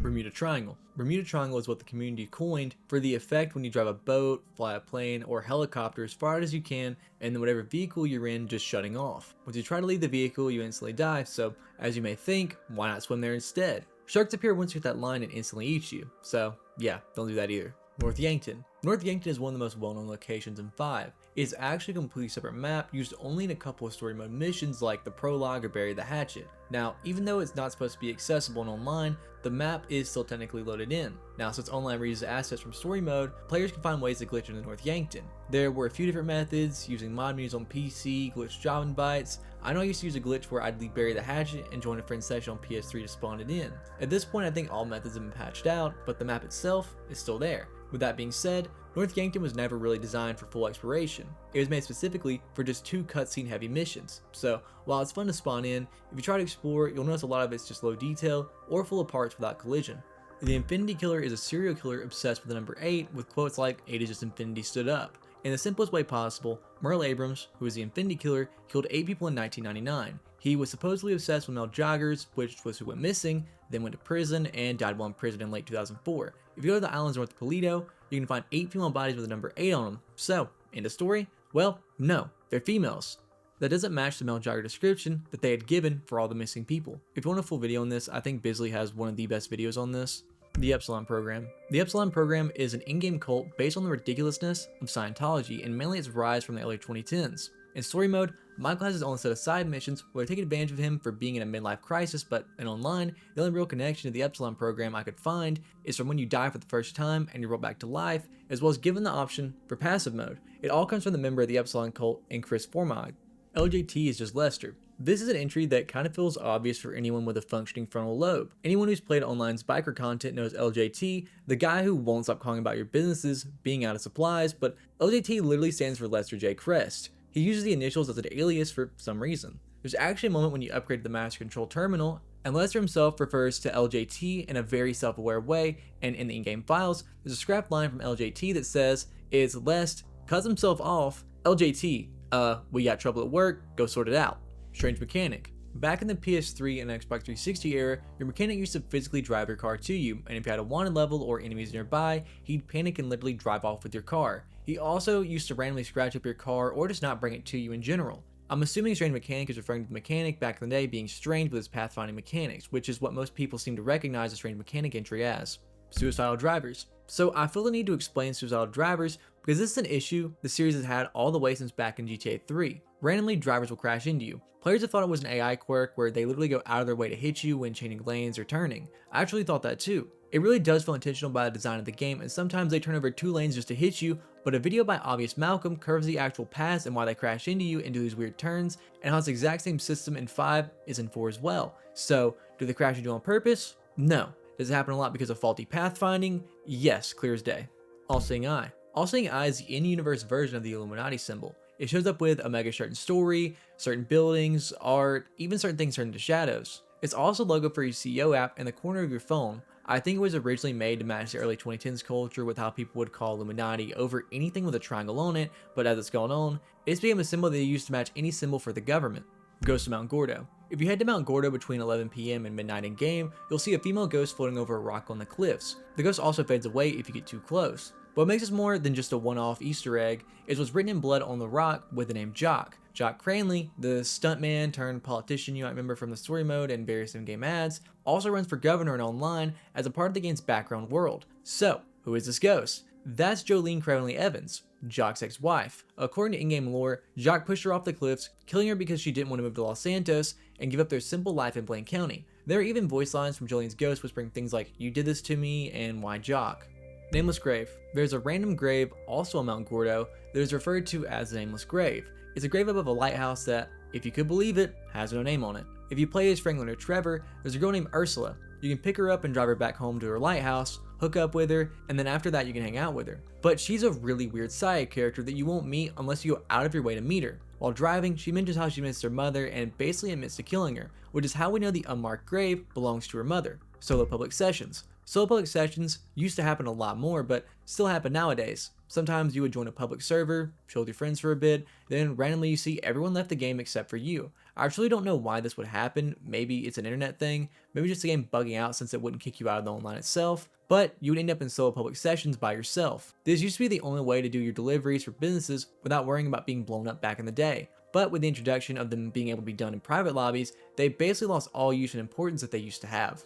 Darknet. The darknet is how people group all the hidden websites and apps together you use for businesses. They're only accessible through special computers or terminals in places you own. Think of it as the black market internet. You can use it with your MC, SecuroServe, Disruption Logistics, MOC, Nightclub, and others as well. I'm just too lazy to list everything that it's linked to. Brackets. There's an entry that's just brackets. Basically, it's people's names that are in other languages or dialects, for example, say Mandarin. It just replaces the characters with brackets if they're in a differing language from your own. Bigfoot. Bigfoot shows up in multiple ways across online. First, there's the peyotes during events. If you go to a specific peyote near Grapeseed at the base of Mount Chiliad between 3:30 a.m. and 8:30 a.m. in game time and the weather is foggy, you'll transform into Bigfoot. You get super strength, more health, and you can swim. The only downsides are that you can't drive and you don't have access to the weapon wheel. Also, the cops completely ignore you during the transformation, just like in other peyote trips. Then there's the Halloween Sasquatch outfit. Rockstar gave it out during the Halloween of 2022. It was given to anyone who logged in on October 31st. Now, finally, in the Los Santos Drug Wars update, Bigfoot shows up in the middle of two missions, in Uncontrolled Substance and Checking In. You'll see him during those trippy cutscenes, and his face is even hidden in the clouds on the DLC's official artwork. And paired with this, peyote. I don't know why they would place this after, but I mean, as you can know from last entry, it's a plant you eat, then you turn into an animal. It can be something like Bigfoot, like mentioned before, or it can be something like a cat or even a whale. It's all dependent on which one you eat. They're only available during special events, so don't expect to be able to do this at really any time. Tax evasion. Tax evasion could be in reference to a lot of things. I think it's supposed to be about the fees you pay for your mechanic, house, garage, all that stuff, but I think it also can be in reference to how we all just put our money into casino chips to avoid both the bills and paying for people's cars that we blow up in public sessions. Speaking of tax evasion, PS5 Definitive Edition clip of GTA 3 so I can write it off for having a PS Plus membership for the month. Closed money loop. Closed money loop goes like this. Online operates on what some players believe is a closed money loop. In simpler terms, it means the game doesn't have a balance full of cash going in and out like a real economy. Instead, money just keeps being added, mostly from players buying shark cards or farming high-paying missions. But there's no natural inflation control or proper drain for that money to leave the system, so Rockstar adjusts. As more players pump money into the game, prices for everything goes up, from cars, upgrades, properties, even something like snacks and ammo. It's not some dynamic inflation like a real-world economy, but more of a silent recalibration over time. Rockstar sees how rich the player base is becoming and sets new prices accordingly, like adding a $3 million supercar that offers basically no difference performance just to soak up some of that excess cash. In this loop, older players who've been grinding or buying cash for years have millions, while newer or returning players are left wondering how they're supposed to afford really anything. So instead of fixing the money economy, Rockstar balances around it, creating a constant sense of grind, and that's the loop. Players feel broke, they buy shark cards, that adds more money into the game, and Rockstar releases even more expensive stuff to match, starting the cycle all over again. It's part economy theory and part business strategy on their part. Prostitute refund. Prostitute refund is a term for when you get a prostitute, bring them back to a secluded area, get what you need, and then when she goes to leave, you kill her and take the money back, giving you a refund from the prostitute, hence prostitute refund.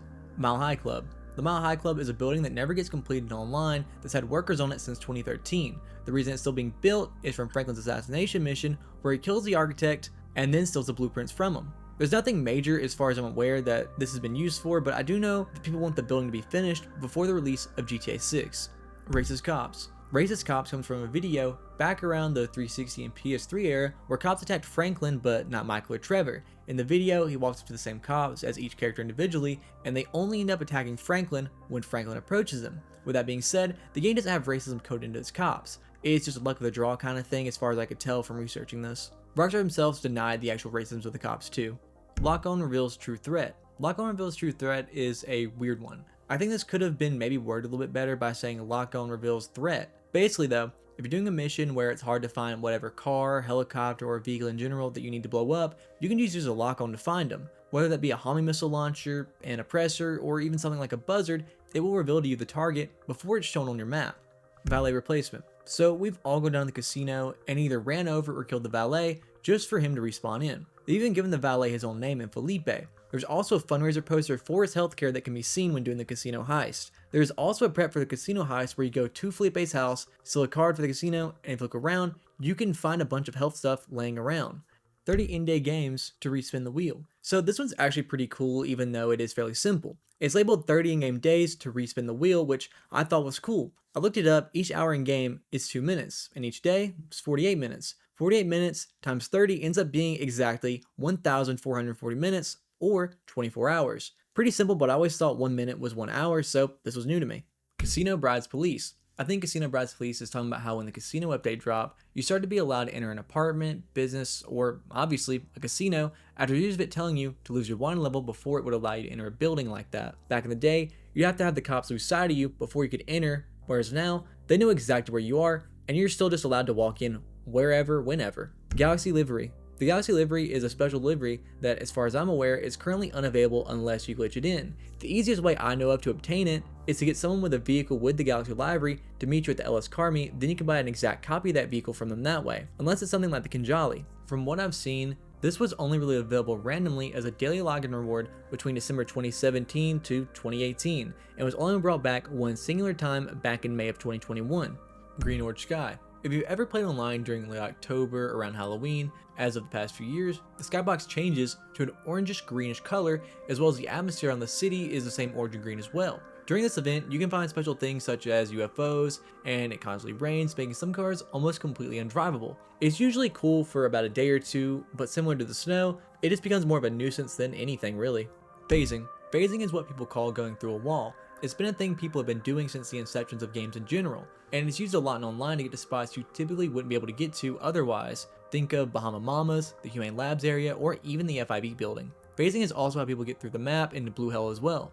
Invisible Limbs. Invisible Limbs is a cool thing I think everyone has done at one point or another. You can do a combination of clothes or outfits that end up with a limb or part of your body in general being invisible, such as arms, legs, torso, or head. It was also a lot more prominent on release, and people would use it to make it harder for others to PvP them in the early to mid 2010s. But now, even if you get an invisible limb, it usually auto-fixes itself within seconds. Vault Multitasker. Vault Multitasker is a glitch that happens while doing the casino heist. While cutting a painting out, you can glitch your character to drill boxes as well. Under the Mask. A lot of in-game masks don't actually fit the player's head model, so the game makes either your head transparent or gets rid of it entirely, but some glitches make your head reappear, giving you the Under the Mask glitch where your head is poking through a mask. Checkerboard is what shows up for a default texture when you don't have anything in the game that is supposed to be there. For anyone who's played Gmod, you know about the purple and black checkers. That's also in GTA, and the best way I know of to make it appear is by trying to do an old invisible limbs glitch. Blue Nipples. Blue Nipples is Rockstar's way of getting around people walking around with female characters with their boobs exposed. I'm trying to be as minimally vulgar as possible for monetization purposes, but as you can see on the screen, when they're exposed, they're a royal blue or purple, I guess. I don't know how else to describe that. Heart attacks. Heart attacks can happen for your character in multiple ways. The most obvious is when you purposely take a pill when taking the quote-unquote easy way out. Then your character falls over and dies. The other way is when you try to glitch out of the map and hit a death barrier, then your character has a heart attack. Parallel Universe. Parallel Universe is how people explain all the servers in online. It's just thought to be all one big parallel universe next to one another. With that being said, it's also how people explain why when your friend leaves, they can join back and still see their character while also seeing themselves. Player's real voice. The player's real voice doesn't actually exist. It was a scrapped idea. Originally, our character was supposed to have a voice, but the idea was scrapped. You can still hear the character's voice if you go into director mode, then choose your online character with the grunts and any noise associated with pain. The only way in online to hear this is when you're thrown out of the casino. Phantom files. Phantom files, or what is better known as hidden game files, are files Rockstar purposely hides or misnames to hide from people who search through the game's code to find bugs, myths, really whatever they don't want you to find unless it's through gameplay. This hasn't really stopped people since we still know about all the DLCs that could have been and should have been, as well as other things like finding out that Bully 2 was an actual thing. Impossible interiors. Impossible interiors is how the interiors of buildings are described by anyone who saw about the building interiors. If you look at the garages or houses of some buildings and compare them to the actual size of the buildings themselves, it doesn't really make sense. They're too small to be what's inside of them, making the interiors impossible to exist. What She Knew. What She Knew is a hidden in-game murder mystery that came out with the release of the PS4 and Xbox One ports of the game. You can follow a trail of clues, starting by the theater and buying one that tells you about a body that you can find near the military base on the water, and it all ends up leaving you to find a body in a cave. Then you end up getting a reward by seeing a confession by this game's version of Walt Disney, where he says he killed both, then you're rewarded with Snapmatic filters. UFOs/aliens. Even outside of story mode, aliens and UFOs are pretty rampant throughout online. There's the obvious Halloween UFOs and aliens, but then the not so obvious ones such as the cargo mission that leads to an alien egg or even the UFO in the ocean. Panic in the Woods. Panic in the Woods is an unconfirmed myth that supposedly only happens in places like the Tongva Hills, the Paleto Forest, or anywhere in nature at night. Basically, you go within a few seconds from hearing no sounds and everything being normal, to hearing a high-pitched noise and slowly losing health. It's like your character is randomly having some form of a panic attack. If you make it to a road or see an NPC, you instantly snap out of it though, and the sound stops. It's said to either be a tie-in with an ancient pagan god, or just a weird bug, but it's never been fully confirmed.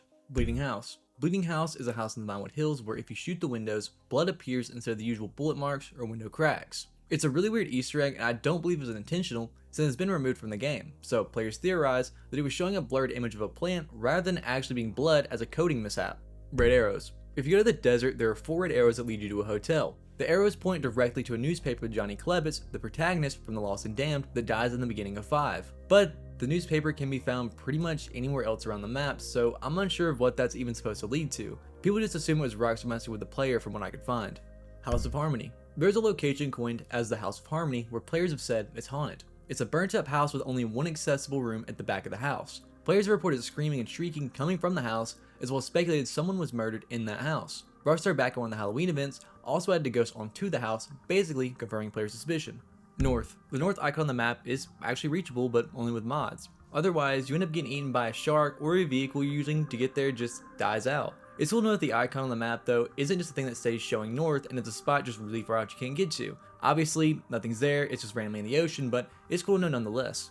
The tongue of a triangle. The tongue of a triangle is an area of the map that has an abnormal amount of mysteries in what is otherwise a pretty useless and unused area of the map. Just to scratch the surface, the panic in the wood stuff is mainly associated with this area. There's number station numbers that you can hear here on shortwave radios, rumors of a swamp monster, aggressive phantom drivers, shadow figures, and there's just a lot of other random stuff. I'm really barely scratching the surface with the amount of things just in this area alone. Sky beasts. Sky beasts, also known as atmospheric anomalies, is talking about how the stars sometimes look weird or bug out and look like some UFO in the sky. It can be that the game is bugging out, but also that the sky just has weird stars on the skybox itself. No fun allowed. No fun allowed is how players describe Rockstar forcing players to do the most tedious and boring things imaginable to progress, with things such as patching money glitches or exploits, as well as patching out fun glitches as well that had nothing to do with making money or anything along those lines, so that players will buy shark cards and have fun through buying new weapons, vehicles, upgrades, as well as really anything else you can pay for in game.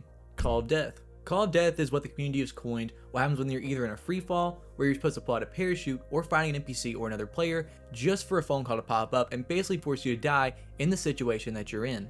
Griefer bias. Griefer bias was and is 100% a true thing. Anytime you go to move cargo or anything like that, it shows up on the map after a certain amount of time and hopes other players will destroy or steal your cargo even if it's for less money than you yourself would sell it for. The idea for them is they stop you from getting money and reward someone else with even less money, making online itself harder to get money. This used to be way worse than it is now, but they've given the ability to do this in private sessions, although you do get a boost for doing these missions in public sessions.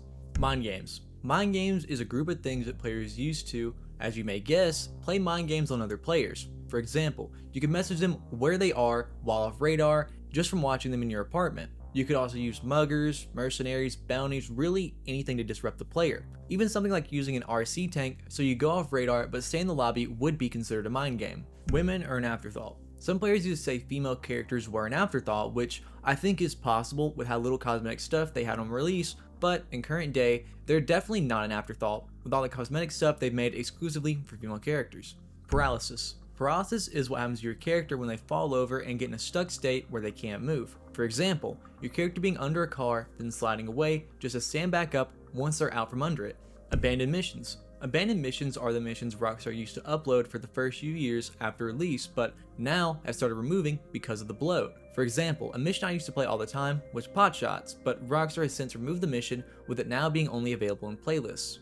Bug fixes to avoid getting fired. There's a theory that Rockstar employees intentionally add in bugs so that they can fix them just to stop themselves from being fired. Logically, this is probably true to an extent. Most developers are completely useless but have to give a reason for them being on payroll. Just think of Black Ops 7 and its existence. Extinct wildlife. I think Extinct Wildlife was supposed to cover how the wildlife just didn't exist online for I believe the first 10 or so years of its existence, until they randomly added in one update. We ruined the economy with MC's counterfeit cash. We ruined the economy with MC's counterfeit cash is the way players explain to themselves, lore-wise, why everything's price shot up so much without a true reason other than Rockstar recalibrating for an online game that's gone longer than was originally expected.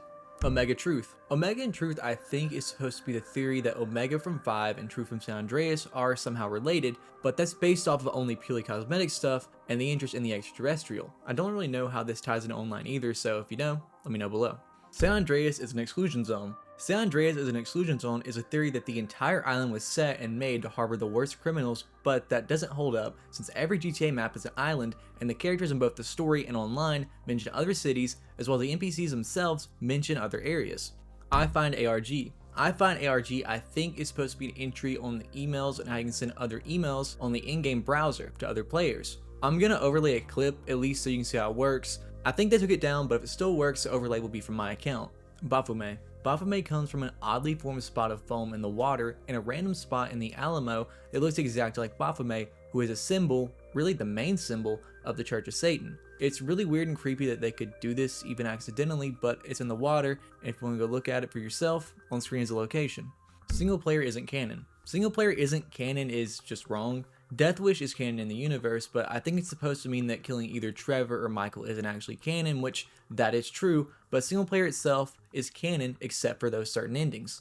The Moon Theory. This isn't the Moon Theory about GTA 6. This Moon Theory is a theory that in the game, the entire world survived a flood. You can see in barbershops a map that's flooded, or in in-game websites you can see mentions of it on the internet, where the map itself is flooded. The reason this is thought to happen is because of how big the moon is. In game, if you look at it when it's out, you can see it's substantially bigger than a normal moon would be. Dr_Sandwich on Reddit said, if the moon got much closer, say 20 times closer, it would exert a gravitational force 400 times greater than what we're used to. A mighty tidal bulge would be created, with cities such as London and New York disappearing underwater, which would perfectly line up with the images we've seen. Avon 1. Avon 1 is the idea that even after we killed Avon in the Doomsday Heist, Clifford is still alive. We know that this is actually true because the IAA has a copy of Clifford still even after all of that. Number stations, radio interruptions. Number stations are ways people send out codes secretly, and online there's a myth that near Mount Gordo there's one number station as well as another one when you transfer stations from Los Santos to Blaine County. It's said you have to buy an alien suit and head to Mount Gordo to hear the staticky Morse code out there, as well as some other distorted numbers. Online Lester is a clone. Online's Lester is a clone is a theory that would back up why he knows as much as he does. It goes that he is thought to be an AI clone because of how much he knows from what's going on in the world to why he has connections he does with the government. This theory somehow stemmed from him having a girlfriend at the end of the casino heist, but it was pretty quickly proven false. Clouds that explode and disappear. I think the clouds that explode and disappear entry comes from either the noises you hear in the clouds while loading between servers of people shooting rockets near where you're spawning, or it's the clouds themselves in the distance not loading in properly while driving or flying around that people mainly see on the PC port of the game. Seizure skies. Seizure skies is when modders just constantly change the time in the sky itself, making it look like the sky itself is having a seizure. Rockstar sells mod menus. Rockstar sells mod menus is a theory that the reason Rockstar for years has done nothing about the modding issues is because they themselves are creating the mods to earn profits. People using mods don't plan on ever buying shark cards, which I think they are fully aware of. So instead of letting someone else profit off their game, they make the mods and push them out themselves. There's not really a way to prove this or not, but it is a possibility. I would say though that I myself don't think they do this, and at the most, if it was true, it would be one developer going rogue to make money on the side. Garage money glitch was intentional. Now, if you don't know about the garage money glitch, it was insane. You would trade in a more expensive house or garage for a cheaper one, and every time you did it, you would get upwards to $1 million or more. It was one of the craziest glitches that I've ever seen in this game, and I think it was almost on the same scale as DNS codes. After though, Rockstar ended up banning a lot of players for doing this glitch, but mainly just reset a lot of players. It saw that they added such an easy glitch on purpose to ban a lot of players right before they were going to release what I myself believe is the biggest update with the Cayo Perico heist. The theory is that this forced returning players to come back and spend money on shark cards to even access the new DLC. It's probably not true. I'm going to go out and say it's not true, but the timing itself is pretty weird and I fully understand why people who got banned would come up with this. DDoS. DDoS stands for Distributed Denial of Service. Now, the reason this shows up is because of how prominent it's been since the PC's version release. The only reason, I think at least, that GTA 5 isn't the most streamed game 24/7 over the past 10 years is because you can't even stream the base game because a hacker will crash your game if you try to play online or run it in some way, shape, or form. They can also do more than just crash your game. The security of 5 has always been so bad to the point where modders can quite literally crash your Wi-Fi for playing in the wrong server. Mod menu scam. Mod menu scam was covering how most mod menus are fake with only a few truly real online mod menus. Most of the mod menus are Trojans or some form of a virus that infects your computer to take your data, information, emails, whatever they need to really. Some you'll even pay for mod menus and you just don't get the mod menu. Triple K server meets. A lot of players use a dunce cap you get from bad sports lobbies to make themselves look like a member of the quote-unquote clan, if you know what I mean. There have been entire clans in the games with racist symbols. Most of course get banned, but you can still see them. They're just fairly rare nowadays. With the 2017 edgelord communities having a resurgence though, expect to see some form of this back in GTA 6. Don't report. Don't report is about how, back prior to a 2024 update, if you reported a cheater in-game, their mod menu would just block the report, making the report useless to begin with. It's said to be patched. Don't trust Rockstar though. They don't even know when their own games are going to release. They know where you live. They know where you live is a serious entry. It's more serious than anything DDoS related. If you play online specifically, not just a story mode, and you join a lobby on PC, someone who understands how to properly use technology can actually find where your house is located. It's a real thing, and people, such as a voice actor for Michael, have been swatted this way. With that being said, I don't think it's at least as much of an issue since the release of the expanded enhanced version, where they mostly made cheaters tone down a good bit. It's still a very scary thing for them to even let go on for as long as they did though. One of the first things people notice when they look at the GTA 4 cover art is Nico standing there in fingerless gloves. They hop into the actual game and he never wears them at all. There's no store that sells them, there's no mission where you can unlock them, and there's no late game outfit that suddenly throws them on them. They're just not there, they're gone. And the funny part is, the gloves are in the game. They exist. They were on his early character model and even in some promotional screenshots before release. They didn't get replaced with anything, they just got disabled on his model for reasons Rockstar has never explained. They're basically sitting in the files like an unused prop. And because of that, the community spent years trying to come up with some kind of lore reason to explain it. There's people joking about maybe he just wasn't cold anymore, or he's a killer, no way he's leaving fingerprints, even though his fingers are literally still exposed. You'll also see the opposite reaction where people genuinely think the gloves fit him so well that it's a crime that they weren't kept in. But gameplay wise, there's nothing. You can't buy them, you can't steal them from an NPC, you can't glitch into them. Every answer from old form pretty much says the same thing. They were cut. No explanation, no hidden location, nothing. This didn't make it into the final wardrobe system. The closest you get is on PC where modders actually re-enabled them, and that's about it. For the base game, the gloves became one of those weird Rockstar leftovers. Something they clearly intend to be part of Nico's look, they put it everywhere in marketing, and then it just never shows up once you actually start the story. So, this is probably the most famous Easter egg in GTA 4, and it's also the one that feels most out of place in a game that's usually grounded. Inside the Statue of Happiness, which is the game's version of Statue of Liberty, there's this massive, literally beating heart hanging from chains, blood textures, the whole thing, and it reacts when you shoot it. It actually spurts blood, which is such a weird choice for a game that doesn't really lean into supernatural stuff anywhere else. Getting to it is the real Easter egg start, because Rockstar completely plays it straight. They put a door on the statue's pedestal, but the stairs don't reach it, so the only way up is to jump out of a helicopter or parachute onto the ledge, and when you land there, you see 4 doors, all labeled like their normal building access, except one that has a tiny sign that literally says no hidden content this way. That's the one you walk right through because it's the only door with no collision. Inside, there's a single ladder that takes you up into the statue, and that's where you find the heart, just hanging there like it's keeping the whole statue alive. There's no explanation, no dialogue, no special mission. You can blow it up with grenades, shoot it, throw a rocket at it, it just keeps pumping. They were used it in the Battle Gate 22. If Luis gets blackout drunk, there's a chance he wakes up right next to the heart like he teleported there after a night out. There's an alternate version of Liberty City that technically exists, but we never got to play it. When people talk about the GTA 4 beta map, they're mostly talking about a high-res development map that leaked years later, showing what Liberty City looked like during an earlier stage of production. It's clearly GTA 4's map, but a few details are different, just enough that you can tell Rockstar was still figuring things out. The biggest changes are around Francis International Airport and Alderney. On the beta map, the airport is way more built out. There's an extra runway, and the whole layout looks busier and more complex. Almost like they wanted to feel closer to a real New York style airport before they scaled it back. There's also a small extra peninsula of land that just doesn't exist in the final game. It's not like an entire new island, but it hints at the coastline and overall shape of the map were still being pushed around while they were still locking things in. What's cool about this is that it wasn't just some random fan mock-up. This came out of real dev material. The same kind of early map can actually be found inside the release game too, as a tiny texture on a telephone directory prop, where you can see that third runway and extra land if you zoom in. So even in the final version, pieces of that old layout are literally baked into the world as background detail. This ties into all the other beta info people dug up over the years. Stuff about the original game being set in Liberty State instead of just Liberty City with countryside, mountains based around the Adirondacks and Catskills, and even a cut Staten Island style borough. The beta map we've seen isn't a full Liberty State layout, but it's like a snapshot from the middle of that process, before Rockstar trimmed everything down into the dense, claustrophobic city we actually got. So when you see the high-res beta map floating around, it isn't some totally different world. It's more like a ghost version of Liberty City that almost existed. Slightly bigger airport, slightly different coastline, and a reminder that even this already small, cramped GTA map used to have more on the edges before they cut it away. Nico Bellic is one of those characters where you can tell he didn't just come out of nowhere.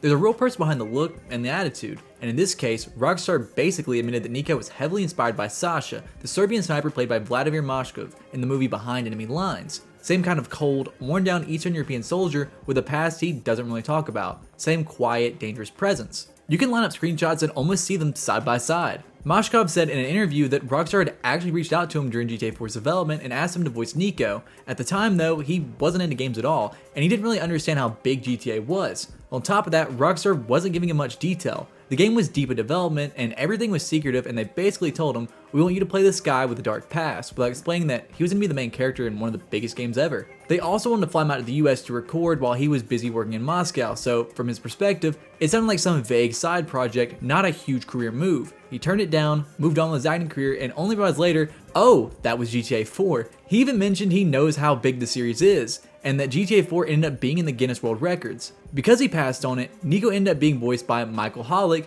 and that's the version of the character everyone knows, but Mashkov's influence still sits underneath the whole thing. The way Nico looks, the way he carries himself, and that whole Eastern European soldier with a messed up past trying to survive in a new world vibe. So this is probably the most overblown joke in GTA 4's entire history, let alone GTA's history in general. And the funny part is that the meme isn't even accurate to how the game works. The whole cousin let's go bowling thing comes from Roman calling Nico during free roam asking to hang out. Bowling is just one of the possible activities, but it became the example everyone latched onto because it's the most harmless. So the meme blew up, Roman screaming, "Cousin, let's go bowling," while Nico is dodging rockets, and not like the game was spamming players nonstop with bowling invites, but if you go back and actually play the game, he barely ever calls for bowling specifically. Most of the time it's drinking, strip clubs, pool, or just in general, let's hang out. It's all RNG mixed with how often you call them. If you hang out with Roman a lot, he basically stops calling altogether. If you rush missions, he barely calls too. There's even people who've played for years and never even gotten the actual bowling invite, which is hilarious considering how big this is. Meanwhile, others swear he used to call all the time back at release, which might actually be true. Older versions of the game apparently had a higher chance of the friend system triggering, and certain patches toned it down, but even then, the odds of it being Roman and specifically bowling were still tiny. So this entry is one that almost feels unbelievable once you actually noticed it, because barbershops in GTA 4 are everywhere in the world, but they're also completely fake. You can't walk into a single one of them, they're just set dressing. But the wild part is that at least one of them actually has a full unfinished interior hidden behind the windows, and most people didn't find it for years. The big one everyone points to is an Outerning and West Dyke right next to West Dyke Autos. If you line up the camera just right, you can literally see the inside of the barbershop through the glass. There's chairs, counters, props, the whole layout, but none of it has collision. If you force your way in, you just fall straight to the floor. The only thing that has any physical presence is this random back door that survived from an old beta build. It looks like it was meant to connect to a hallway or maybe a second entrance, kind of like how laundromats work in the final game. Everything else was just left there, half-limbed and forgotten. What makes this interesting is that it wasn't the only barbershop Rockstar planned to use.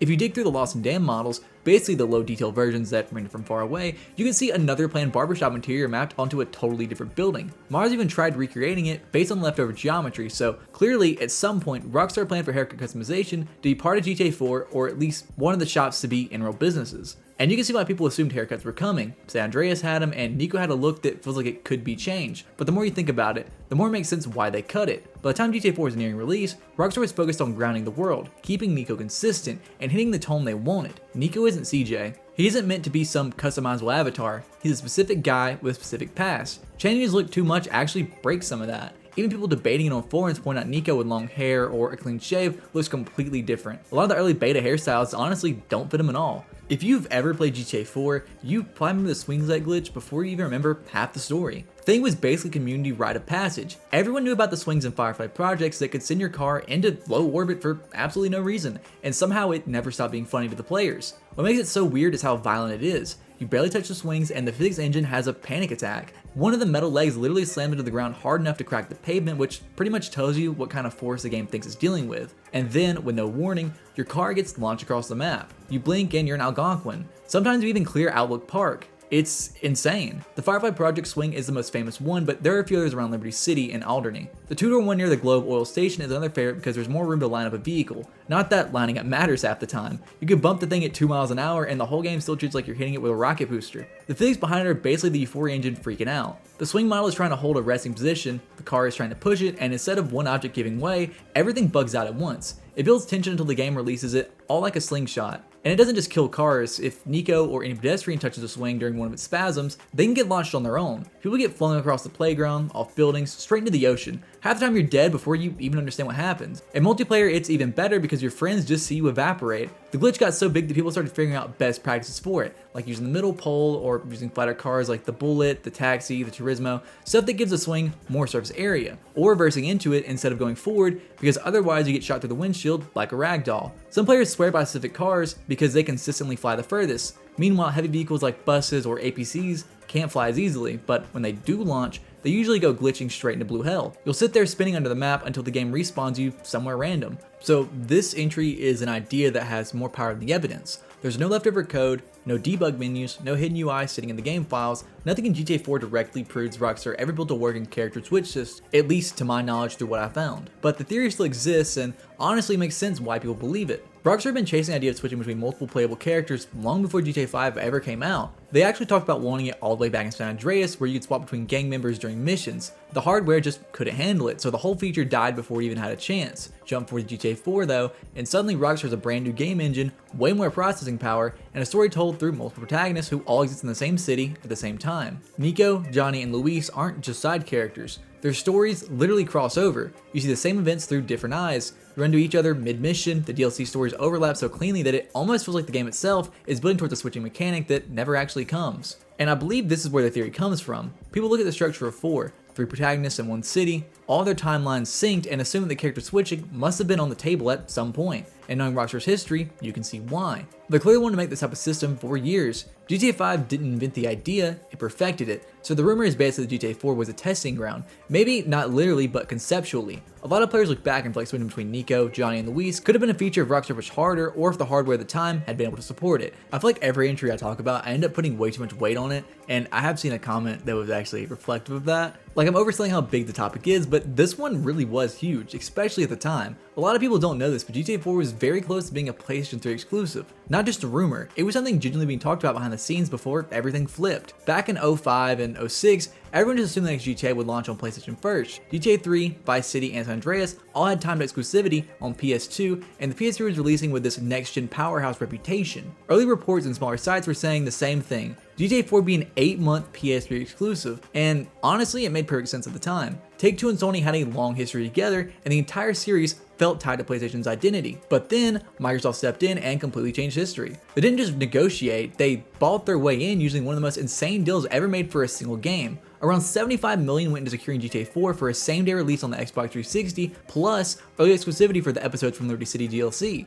When Peter Moore walked on stage at E3, rolled up his sleeves, and revealed the GTA 4 logo tattooed on his arm, people in the crowd actually gasped. That's how unexpected it was. And that moment genuinely shifted the console landscape. A ton of players flat out admit the reason they bought an Xbox 360 over PS3 was because they didn't want to have to wait for GTA anymore. It wasn't just about one game, it ended a whole era where GTA belonged to PlayStation first. If Microsoft hadn't dropped that money, things probably would have followed the same pattern as the PS2 era. PS3 first, followed later by PC, and then maybe the 360, but because they did, GTA 4 became one of the most defining multi-platform releases of that generation instead of a system seller locked behind Sony. So yeah, I know I keep putting emphasis on everything, but this one deserves it. It wasn't just a rumor or a footnote, this was a deal that literally changed the direction of the franchise and the console war at the same time. This entry isn't mysterious in the creepy iceberg way, but it's one of those details that always hits people off guard when they realize who's actually talking on the radio. Roslana is a real Ukrainian pop star, like an actual Eurovision winner, and she voiced herself in GTA 4 as a host of Vladislav FM,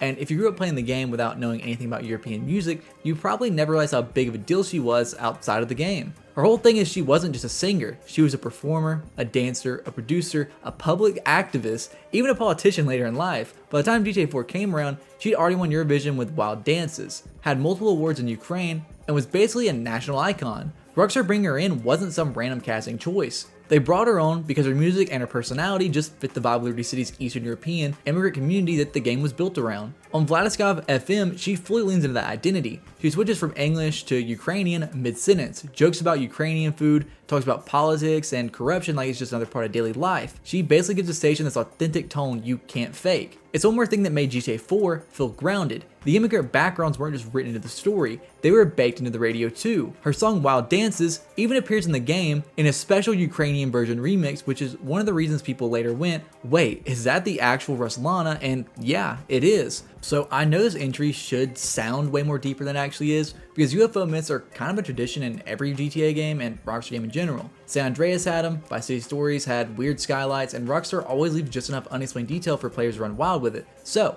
naturally, when players started noticing strange blinking lights moving across the city in GTA 4, the rumors pretty much wrote themselves. If you look up at almost any time of the day in Liberty City, you'll see these tiny lights drifting across the sky with a slow, steady pattern. They don't have a vapor trail, they don't speed up or slow down, they keep the exact same distance from the player no matter how far you travel, and no matter what you do, you can't catch them. They always stay way too far away, like the map just refuses to let you go anywhere near them. In San Andreas, this kind of same behavior is what kicked off the entire UFO conspiracy. Distant lights that didn't act normal like planes, never got close, and never made a sound. So when players saw the GTA 4 version of it, the theory came back instantly. Rockstar put UFOs in the sky again. But the thing about GTA 4's version is that the lights actually do have a purpose. It's just a really boring technical one. They're not ships and they're not secret aliens. They're leftover light sources that were meant to sit on the noses of distant airplanes, except the planes never show up. The lights render, but the aircraft models don't. So you're basically watching disconnected plane lights floating across the sky. It creates this weird illusion where the game looks like it has a mysterious object flying around, but it's really just pieces of the airplane system that aren't fully drawing at long distances. Rockstar never commented on it, but it lines up with how the engine handles distant objects. Solid planes and helicopters do exist in GTA 4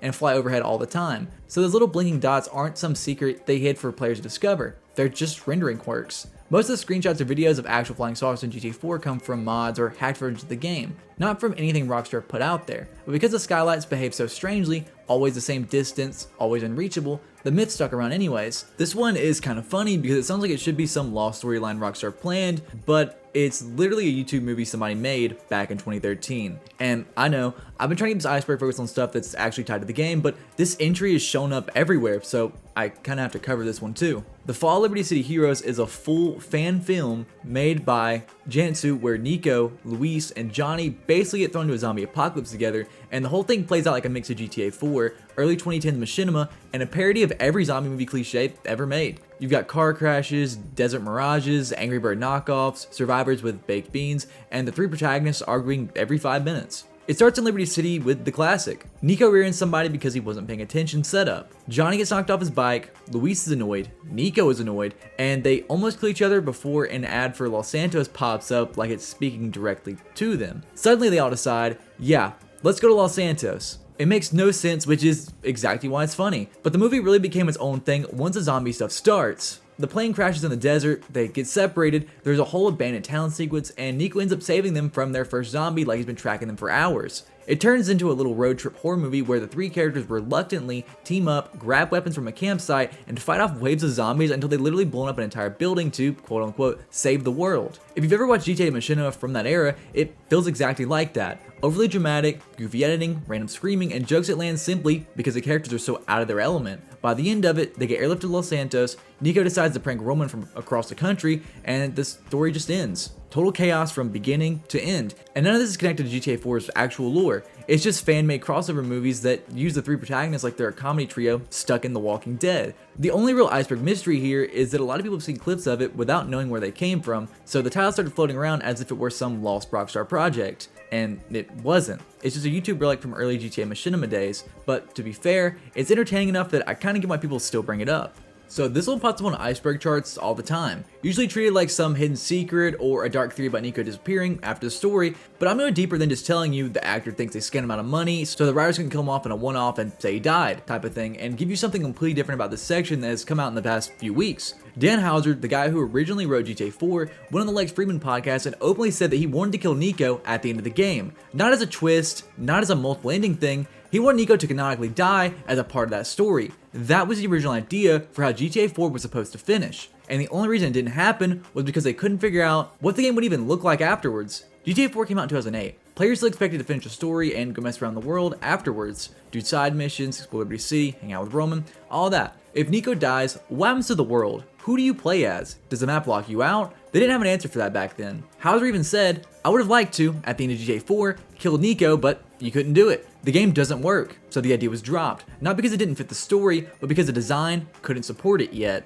Rockstar eventually figured out how to handle that with the ending of Red Dead Redemption, where you switch characters and keep exploring as someone else. And once RDR proved that formula worked, they committed to it fully. John Marston dies, Arthur dies, and GTA 5 even lets you kill off 2 of the 3 protagonists entirely. But for GTA 4, the tech wasn't there and the structure wasn't there either. So instead of dying, Nico just loses someone close to him no matter which ending you pick. It still hits hard, but it's not the version Hauser originally had in mind. When GTA 4 turned 10 years old in 2018, Rockstar didn't celebrate it in any meaningful way. There was no in-game update, no remaster announcement, no anniversary event, there was basically nothing. Instead, what fans ended up latching on to were physical collector items, the most notable being brass knuckles and a handled mug branded for the 10th year anniversary. It wasn't some big official rod either. People mostly found it through resellers and collectors online, alongside old magazines, special edition copies, art books, soundtracks, and duffel bags from the original release. So, in a strange way, the gift for GTA 4's 10th anniversary wasn't content from Rockstar at all. It was fans digging through eBay listings, making retrospective videos, and celebrating the game on their own while hoping for a remaster that never ended up coming out. One of Rockstar's most respected games quietly hit a major milestone, and the most tangible reminder of it ended up being a coffee mug. There's a long-running idea in the community that GTA 4 isn't just another sequel, it's really GTA 3 rebuilt for a new era. Not literally a remake, but the same core philosophy, brought back after Rockstar drifted away from it. Both games take place in Liberty City, but more importantly, they share the same overall tone. They're grim, gray, and dirty in a way the rest of the series usually isn't. Vice City and San Andreas lean into color, excess, and personality. GTA 3 and GTA 4 feel colder and more oppressive, cities that don't care if you're there or not. Structurally, they're also very similar. Both games focus on building a single city instead of spreading the map across countryside, deserts, or multiple regions. You're not conquering a state, you're surviving one urban environment, and in both cases, you play as a relatively quiet, detached protagonist who works as an independent gun for hire, drifting between different criminal groups rather than fully belonging to one. The stories also line up more than people realize. GTA 3 and GTA 4 try to touch as many criminal factions as possible instead of locking you into one main crew. You bounce between gangs and mobs, slowly learning how rotten the city really is. Even the way the stories ripple outward feels similar. GTA 3's events bleed into Vice City, San Andreas, and Liberty City stories, while GTA 4 expands through its episodes. Gameplay-wise, both aim for a more grounded feel. GTA 3 had things like enemies limping when shot in the leg, and GTA 4 brought that back with the Euphoria physics system. Cars feel heavier and easier to flip compared to later games. Missions are generally simpler on paper, but they give you more freedom in how you approach them instead of relying on gimmicks or some form of spectacle. There's even a shared philosophy in what isn't there. No jetpacks, no secret military bases, no over-the-top power fantasies. Both games strip the series back down to its core and focus on mood, city life, and consequence. Some fans argue that this is intentional, that after Vice City and San Andreas expanded the formula as far as it realistically could go, Rockstar broke it down and rebuilt it with GTA 4, using GTA 3 as a blueprint. Same goals, same ideals, just modernized for 2008. Others disagree completely, saying similarities are overstated, or that games like Chinatown Wars feel closer to GTA 3 than 4 ever did. But the idea stuck for a reason, because when you strip away the graphics, the physics, and the era they released in, GTA 4 often feels less like a sequel to San Andreas, and more like what GTA 3 would have been if released in 2008. The Trashmaster entry is actually real, and it's one of the coolest GTA 4 community artifacts ever made. The Trashmaster is a fan-made, feature-length machinima film made entirely inside GTA 4, and it's about 88 minutes in length, which is basically a full movie. It was created by French filmmaker Matthew Weschler, and it reportedly took him around 2 years to finish. And it's not just GTA gameplay with a title card. It's shot like an actual film, proper cinematography, edited scenes, deliberate framing, all using GTA 4's tools and assets, especially the video editor tools that came with the PC version. Story-wise, it follows this garbage collector who's basically living a double life as a vigilante, like a self-appointed cleaner of quote-unquote human trash, and then things spiral when a serial killer starts targeting girls connected to a strip club, and the Trashmaster decides he's gonna handle it himself. What makes this Iceberg worthy is that it got so much attention that Rockstar themselves posted about it, basically treating it like a landmark moment for machinima. Basically saying, yeah, someone really just made a whole movie inside our game. When GTA 4 originally launched on Xbox 360 and PlayStation 3, it included 8 multiplayer-only achievements tied to the game's online modes. These required things like winning ranked races, kill a Rockstar developer in a ranked multiplayer match, being the highest personal rank in multiplayer, and winning all races. Over time though, GTA 4's online population slowly disappeared. When Rockstar shut down the game's online infrastructure for the PC version, those multiplayer achievements were completely removed from the PC port since they were obviously no longer obtainable at all. On console, however, the achievements were never removed. So today, on the Xbox 360 and PS3, they technically still exist, but in practice, they're almost impossible to earn. Multiplayer servers are barely populated, matchmaking rarely works, and many modes require multiple players who just aren't there anymore. For completionists, this means GTA 4 is effectively locked out of 100% achievements unless you boost them with a coordinated group or already earned them years ago. So this idea mostly comes from dialogue and background media rather than anything the player can actually find. If you take a Higgins helicopter tour, the guide will sometimes mention that Liberty City's warm waters attract sharks. On top of that, there's a moment in the in-game TV program, A History of Liberty, Part 2, where a shark is shown attacking a dog, which only fueled speculation that sharks might exist somewhere off the map. But in practice, there's no solid evidence they're actually in the game world. GTA 4 doesn't feature any visible sea life at all, and unlike later games, the player can even dive underwater to explore. There are no models, no encounters, and no confirmed sightings, just dialogue and cutaway footage. When you step back, it makes sense why the myth never went anywhere. Liberty City is based on New York, and the surrounding waters wouldn't realistically support sharks in the way the myth suggests. Combine that with the game's grounded tone and technical limitations, and sharks feels more like a throwaway line than hidden content. Beta weapons refers to the weapons that were planned for GTA 4 but never actually made it into the final release. During development, GTA 4 went through a much larger weapon lineup than what we ended up with. Over time, Rockstar stripped a lot of it back, and what's left behind are traces, textures, artwork, trailers, loading screens, and leftover models buried in the files. One of the clearest examples is the Silence pistol. It was fully planned but cut before launch. The weird part is the silencer texture is still present on the regular pistol even though you can never use it. The same goes for an MP5 styled SMG, which appeared in early materials but was removed entirely. Some weapons never even reached a playable state. A revolver shows up in the official art book, suggesting it was at least far enough along to be promoted. A flamethrower, minigun, nightstick, and even a combat shotgun appear in various early screenshots, loading screens, or artwork, but none of them exist in the final game. There are also weapons that were redesigned or replaced. An M70 assault rifle can also be seen in the trailers and early screenshots, but it was later swapped out for the AK-47. The baseball bat was originally meant to be wooden. You can still see a wooden bat on in-game TV shows, but the final weapon ended up looking much different. Some cut weapons technically survived in pieces. The pool cue was removed from the base game, but later returned to Lost and Damned and can still be spawned in GTA 4 through mods or trainers. The episodes show this too. In the Battle to Gatoni, early versions of weapons were very different. The Assault SMG originally had no silencer, the Advanced Sniper Scope wasn't tinted green, the automatic shotgun was fully automatic, and the parachute was originally bright yellow instead of the darker final version. Luis beta clothes refers to an outfit Luis was clearly meant to wear, but he never actually does in the final game. Early artwork for the Battle to Gatoni shows Luis in a black varsity style jacket over a red v-neck shirt, a look that's noticeably different from what he ends up wearing in game. This outfit appears consistently in official promotion art, which reflects an earlier version of the character. What makes it interesting is that there's no clear explanation for why it was removed. Unlike cut weapons or mechanics, Rockstar never commented on it, and there's no obvious gameplay or story reason for the change. Yo Martin Productions, an in-game media company tied to the Martin Series show, is one of GTA 4's more detailed radio and internet parodies. The Martin Series show is GTA 4's take on shock jock radio, clearly inspired by shows like Howard Stern. It's loud, crude, mean-spirited, and deliberately uncomfortable. And Rockstar didn't just stop at putting it on the radio. They went a step further and created an entire in-game website and message board connected to the show, branded under Yo Martin Productions. If you visit the site, you'll find a fully fleshed out forum where fans of the show argue, post polls, complain about hosts, obsess over cast members, and sprout into the exact kind of unhinged internet behavior Rockstar was satirizing at the time. Threads range from creepy parasocial questions to anger rants about the show quote-unquote selling out, all written in the same exaggerated, hostile tone you hear on the radio. Grand Theft Awesome is a fan-made GTA parody cartoon originally published on Newgrounds in 2008 and later shared widely on platforms like YouTube. It's basically a comedic, exaggerated interpretation of GTA humor. Imagine if the frustrations, chaos, glitches, and absurd moments of GTA 4 just turned up to 11. The parody was originally put up as a flash animation on Newgrounds, if anyone really remembers that, under the title Grand Theft Awesome, and quickly became a nostalgic piece of early GTA fan culture. Like other community creations, Grand Theft Awesome isn't some in-game secret, or is it official in any way,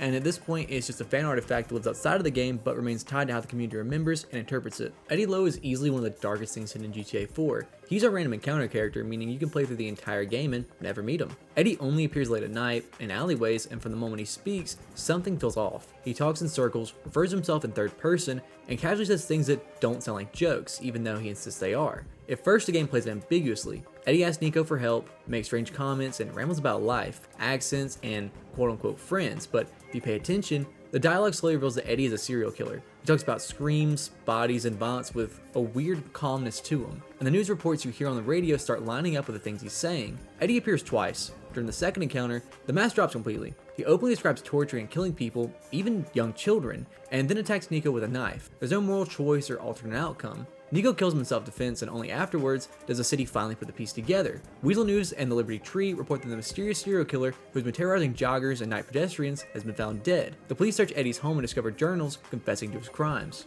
Kitty0706, real name Colin Wyckoff, was a hugely influential YouTube animator and machinima creator, best known for his videos on Gmod, especially the Team Fabulous 2 series. His videos blended slapstick comedy, exaggerated animation, and game characters in a way that felt completely new at the time, and they exploded in popularity. Even though his content wasn't solely focused on GTA 4 specifically, he became part of the same era of internet culture that GTA 4 lived in: late 2000s, early 2010s machinima, YouTube animations, and game-based storytelling. For a lot of players, GTA 4, Gmod videos, and machinima culture all blur together into generally the same memory. Colin was known not just for his creativity, but for how young he was. He started incredibly early, built a massive audience, and inspired an entire generation of animators and creators. Team Fabulous 2 even went on to hold a Guinness World Record for the most watched TF2 machinima. In 2015, he passed away at just 20 years old after battling leukemia. The news hit the gaming and machinima communities pretty hard. Tributes poured in from fans, creators, and people who grew up watching his videos. Even years later, his work is still remembered as something genuinely special.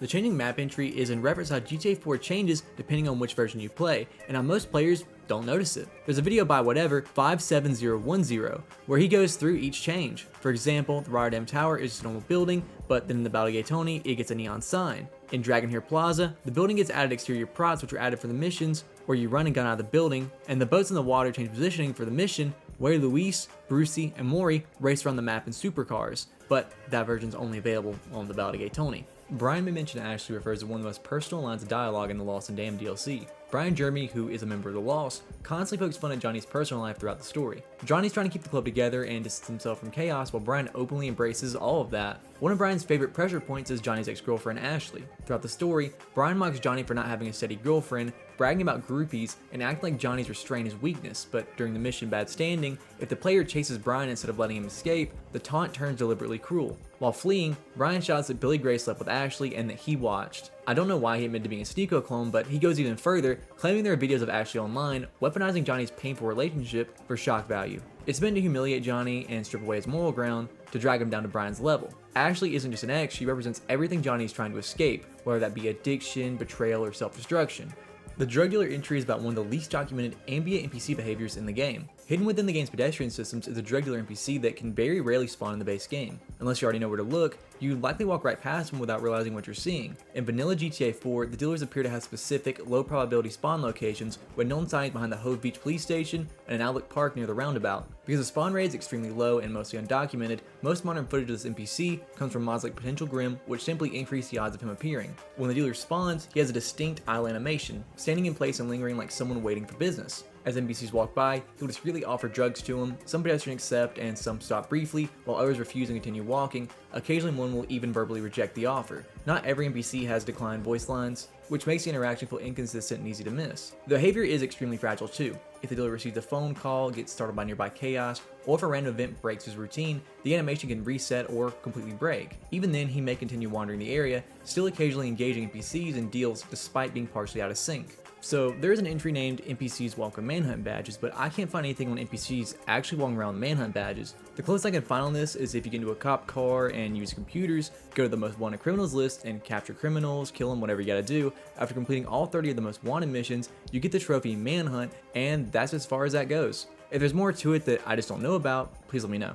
Gillian Bertram, or better known as Gil Bertram, is one of the prop artists and interior designers for GTA 4. He has a website which can be found in multiple ways, including the Wayback Machine, where you can find little things such as an unused interior for Maze Bank in GTA 4 completely modeled, a play park model he made for GTA 4, and other little props throughout the game. It isn't some insane portfolio or anything by any means, but throughout the game files, you can also find the rest of his work titled GB_, followed by with whatever the model or file name would be. The Brigade is one of the vehicles that feels completely out of place in GTA 4, especially since it's only in the Battle Gate Tony. On the surface, it just looks like a bulky armored delivery truck, but mechanically, the Brigade is one of the toughest vehicles in the entire HD universe. Despite its size, it isn't slow in the way you'd expect. Acceleration's poor, but if you keep going long enough, you can actually reach above average top speeds for its class. At low speeds, it can turn surprisingly tight thanks to its short wheelbase and strong torque. Though once inertia kicks in at higher speeds, it handles exactly like the heavy brick it's named after. Where the Brigade really becomes notable is durability. It's armored on the same level as vehicles like the Police Stockade, shrugging off gunfire far better than almost any normal vehicle. It can absorb 6 direct hits from explosive shotgun rounds before detonating,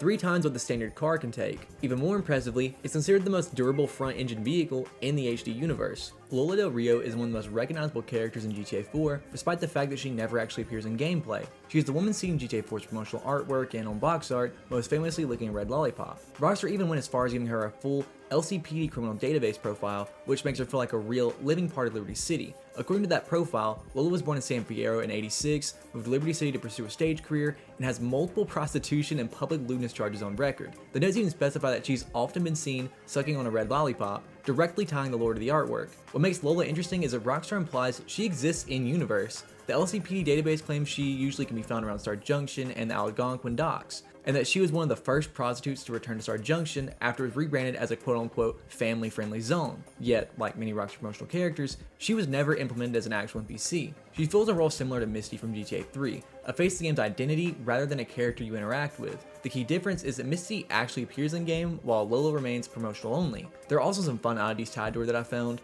Early artwork accidentally gave her 6 fingers on her right hand, an error that was later corrected in the PC version. Her design was reportedly inspired by Stephen Bliss's wife, which adds another real-world layer to her creation. She also appears on posters included with the episodes from Liberty City disc release. The Mikhail employee entry refers to an unnamed hitman who briefly appears in 2 missions, most famously during Roman Bellic's wedding in The Deal Ending. Throughout the story, he's quietly in the background as Mikhail's bodyguard and later as a contract killer working for Dmitri. At Roman's wedding, the assassin approaches Nico and calmly introduces himself. After asking if he was Nico Bellic, he says, a gift from Dmitri Raskolov. The hit goes wrong, Nico kills him in the struggle, but not before a stray bullet fatally wounds either Roman or Kate depending on the ending you get, making the assassin indirectly responsible for one of the most devastating moments in the game. This character has a very obvious resemblance to Agent 47 from the Hitman series. He's bald, pale, expressionless, dressed in a suit, and functions as a cold, professional killer with no identity beyond the job. Rockstar never confirmed the reference, but the visual and thematic similarities are pretty hard to ignore, especially given Rockstar's long history of pop culture nods. Packy's small box refers to a strange modeling quirk involving Patrick McCreary. If the player positions the camera just right, usually by clipping or forcing the camera inside Packy's head, you can see a small cube sitting inside his skull. That cube is textured with Packy's the mask thing from the bank robbery, meaning the game is literally storing an alternate head or face texture inside his character model. This isn't meant to be seen during normal gameplay. It's likely a development shortcut where Rockstar hid geometry or textures inside character models to quickly swap appearances for specific missions like 3-Leaf Clover. Instead of loading an entirely separate head model, the game keeps a small container inside the character that can be activated when needed. Steps that can fly refers to a long-standing rumor in the community about certain staircases or steps that can suddenly launch a player or vehicles into the air. Despite the name, there's no confirmed or consistently documented set of flying steps that players universally agree on, and no exact coordinates that prove it as a standalone secret. What is well documented though is the unstable physics system, most famously seen in the swing set glitch, where specific collision setups can fling cars or characters away. Because of that, steps that can fly is generally believed to be either a misremembered version of these physics launch bugs, or a localized nickname for similar collision issues that happen near staircases, curbs, or uneven geometry. Famous Vagabond refers to Jerry Kapowitz, one of the strangest background figures in GTA 4's base game, and it's also in the Valdegay Tony, a homeless man who accidentally becomes one of the biggest winners in Liberty City. Jerry is first seen begging for change in Hove Beach before being aggressively chased off by Vlad during Clean Getaway. At the time, he's just another face in the city, a homeless veteran, living on scraps and scavenging near trash sites. His entire life changes during the chaotic diamond exchange storyline in the Valdegay Tony. After the diamonds are thrown from a moving truck during the botched deal, Jerry unknowingly stumbles upon them, worth over $2 million, or in today's term with inflation, $3 million, while digging through trash in Meadows Park. Unlike every criminal faction desperately hunting the diamonds, Jerry simply just finds them by accident. Over 100 people end up trying to claim ownership of the diamonds, but Liberty City officials decide the situation is too messy to verify.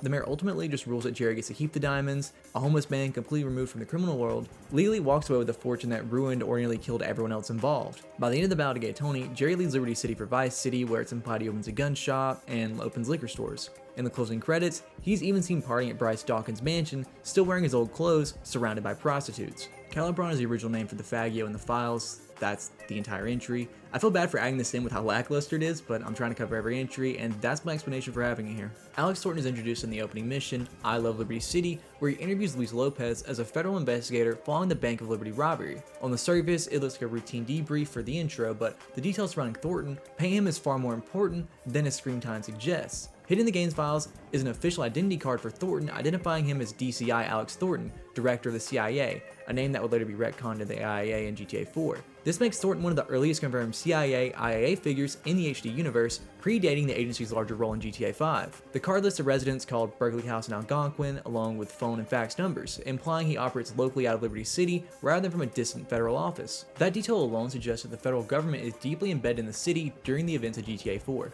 Ghost of a Baby Stroller is an out-of-place baby stroller found underneath the Broker Dukes Expressway. The stroller sits upright beneath the overpass in Meadows Park. What pushes it into myth territory is its behavior. Players report the stroller moving on its own, slowly rolling downhill, despite no visible interaction. This is most likely caused by subtle physics or spawn glitches combined with a slight incline of the ground. Some players, though, claim that shooting the stroller triggers a child's voice saying "mommy." Whether this is an audio bug, overlapping ambient sound, or pure coincidence is still debated, but the reports persist. Carmen Ortiz is one of the most memorable optional characters. She's a nurse living in Bohan who dreams of escaping Liberty City through fame, specifically television, seeing attention and status as the only real measure of success. You meet her through Love Me under the username SoBoHo, and from the start, she's aggressively confident, sexually forward, and obsessed with appearances. Carmen constantly talks about cosmetic work, expensive clothes, and being meant for TV, often comparing herself to celebrities or implying she's destined for something bigger. At the same time, she regularly seeks reassurance from Nico about her looks, teeth, or whether she's actually special enough to matter. There's an entry named Billy Bob that I can't find anything for, and I want to mention I was going to try to DM the creator of the Iceberg, only to realize he was banned, so again, gonna ask for some help here. If you have any explanation on this, please let me know.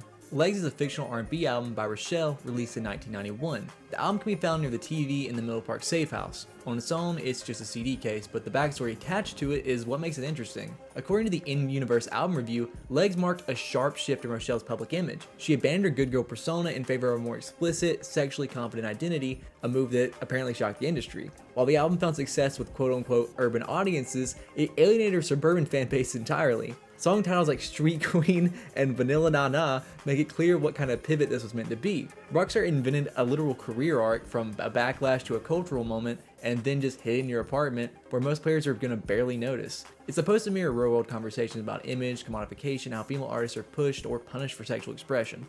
The next entry is the Rhino Tank, or more specifically, the idea that some form of it was planned, referenced, or at least was partially accounted for during the development of The Lost and Damned, but never actually made it into the final game. Unlike 3, Vice City, or San Andreas, 4 deliberately moved away from the over-the-top military hardware. That design philosophy carried into Chiliad, which focused even more on gritty street-level crime. Officially, the Rhino never appears in the base game or the DLC. However, things get interesting when you look at the game files. Within Chiliad's VEH0FF.CSV, there are camera position entries that reference the Rhino, despite the vehicle itself being completely absent. These entries don't spawn a tank, but they suggest Rockstar at least accounted for it at some stage, either as leftover data from development, or as a contingency for content that never materialized.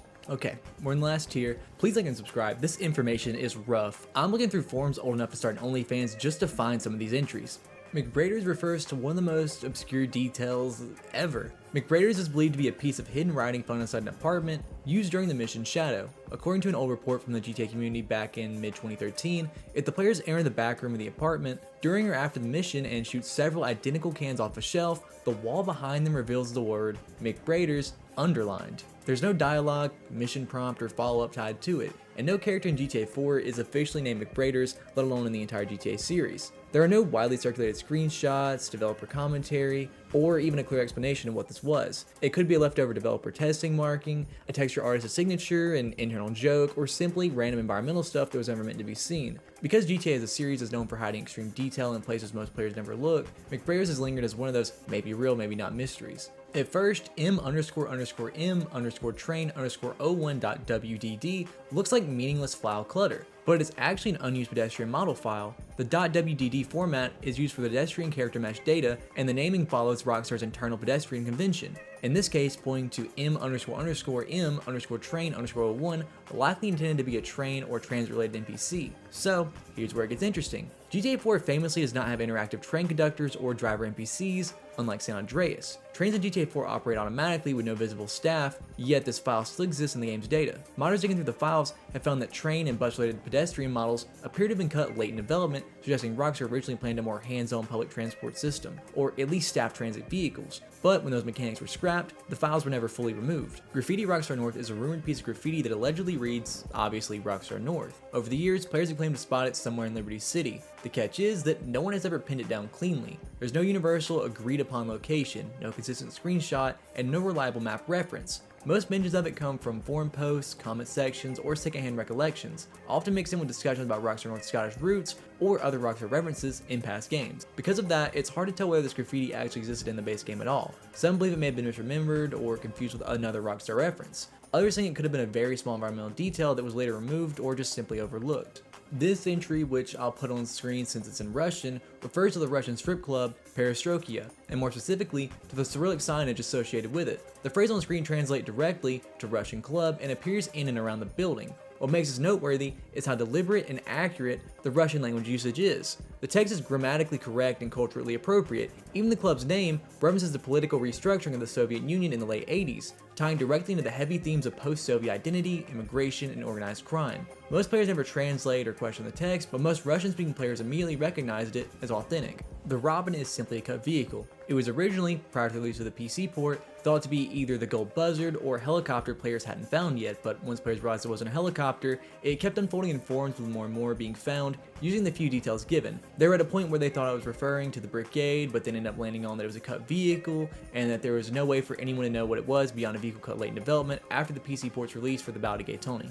Arbog 3 is a cut mission slot tied to Ray Bulgarian. Internally, Bulgarian's missions are labeled in sequence, but one of them is noticeably absent. In the final game, Bulgarian's missions are ordered as Arbog 1 going deep, Arbog 2 dropping in, Arbog 4 in the crosshairs. The problem's pretty obvious. Arbog 3 doesn't exist. This means the third Bulgarian mission was planned, scripted, or at least outlined, but was removed before release, implying that Arbog 3 was far enough along to receive an internal identifier. Why it was cut is unknown. Could have been pacing issues, narrative restructuring, or redundancy within the crosshairs. Bulgarian's arc is relatively short despite its importance to Nico's past, and the missing mission may have been intended to further develop their history before their confrontation. The mission Corner Kids was originally designed to be a lot different than it ended up being. During the beta version, you wouldn't be able to leave normally, so Luis would have to call Tony, who would then come in with a helicopter and rescue Armando, Enrique, and Luis. Raven Vamp 11 is the creepiest Myron profile in the game. While most Myron profile pages are exaggerated parodies of early social media personalities, this one stands out. Raven Vamp 11 claims to be Octavia Tark, Countess of Nosferatu, or whatever it says. I can't really pronounce that, so.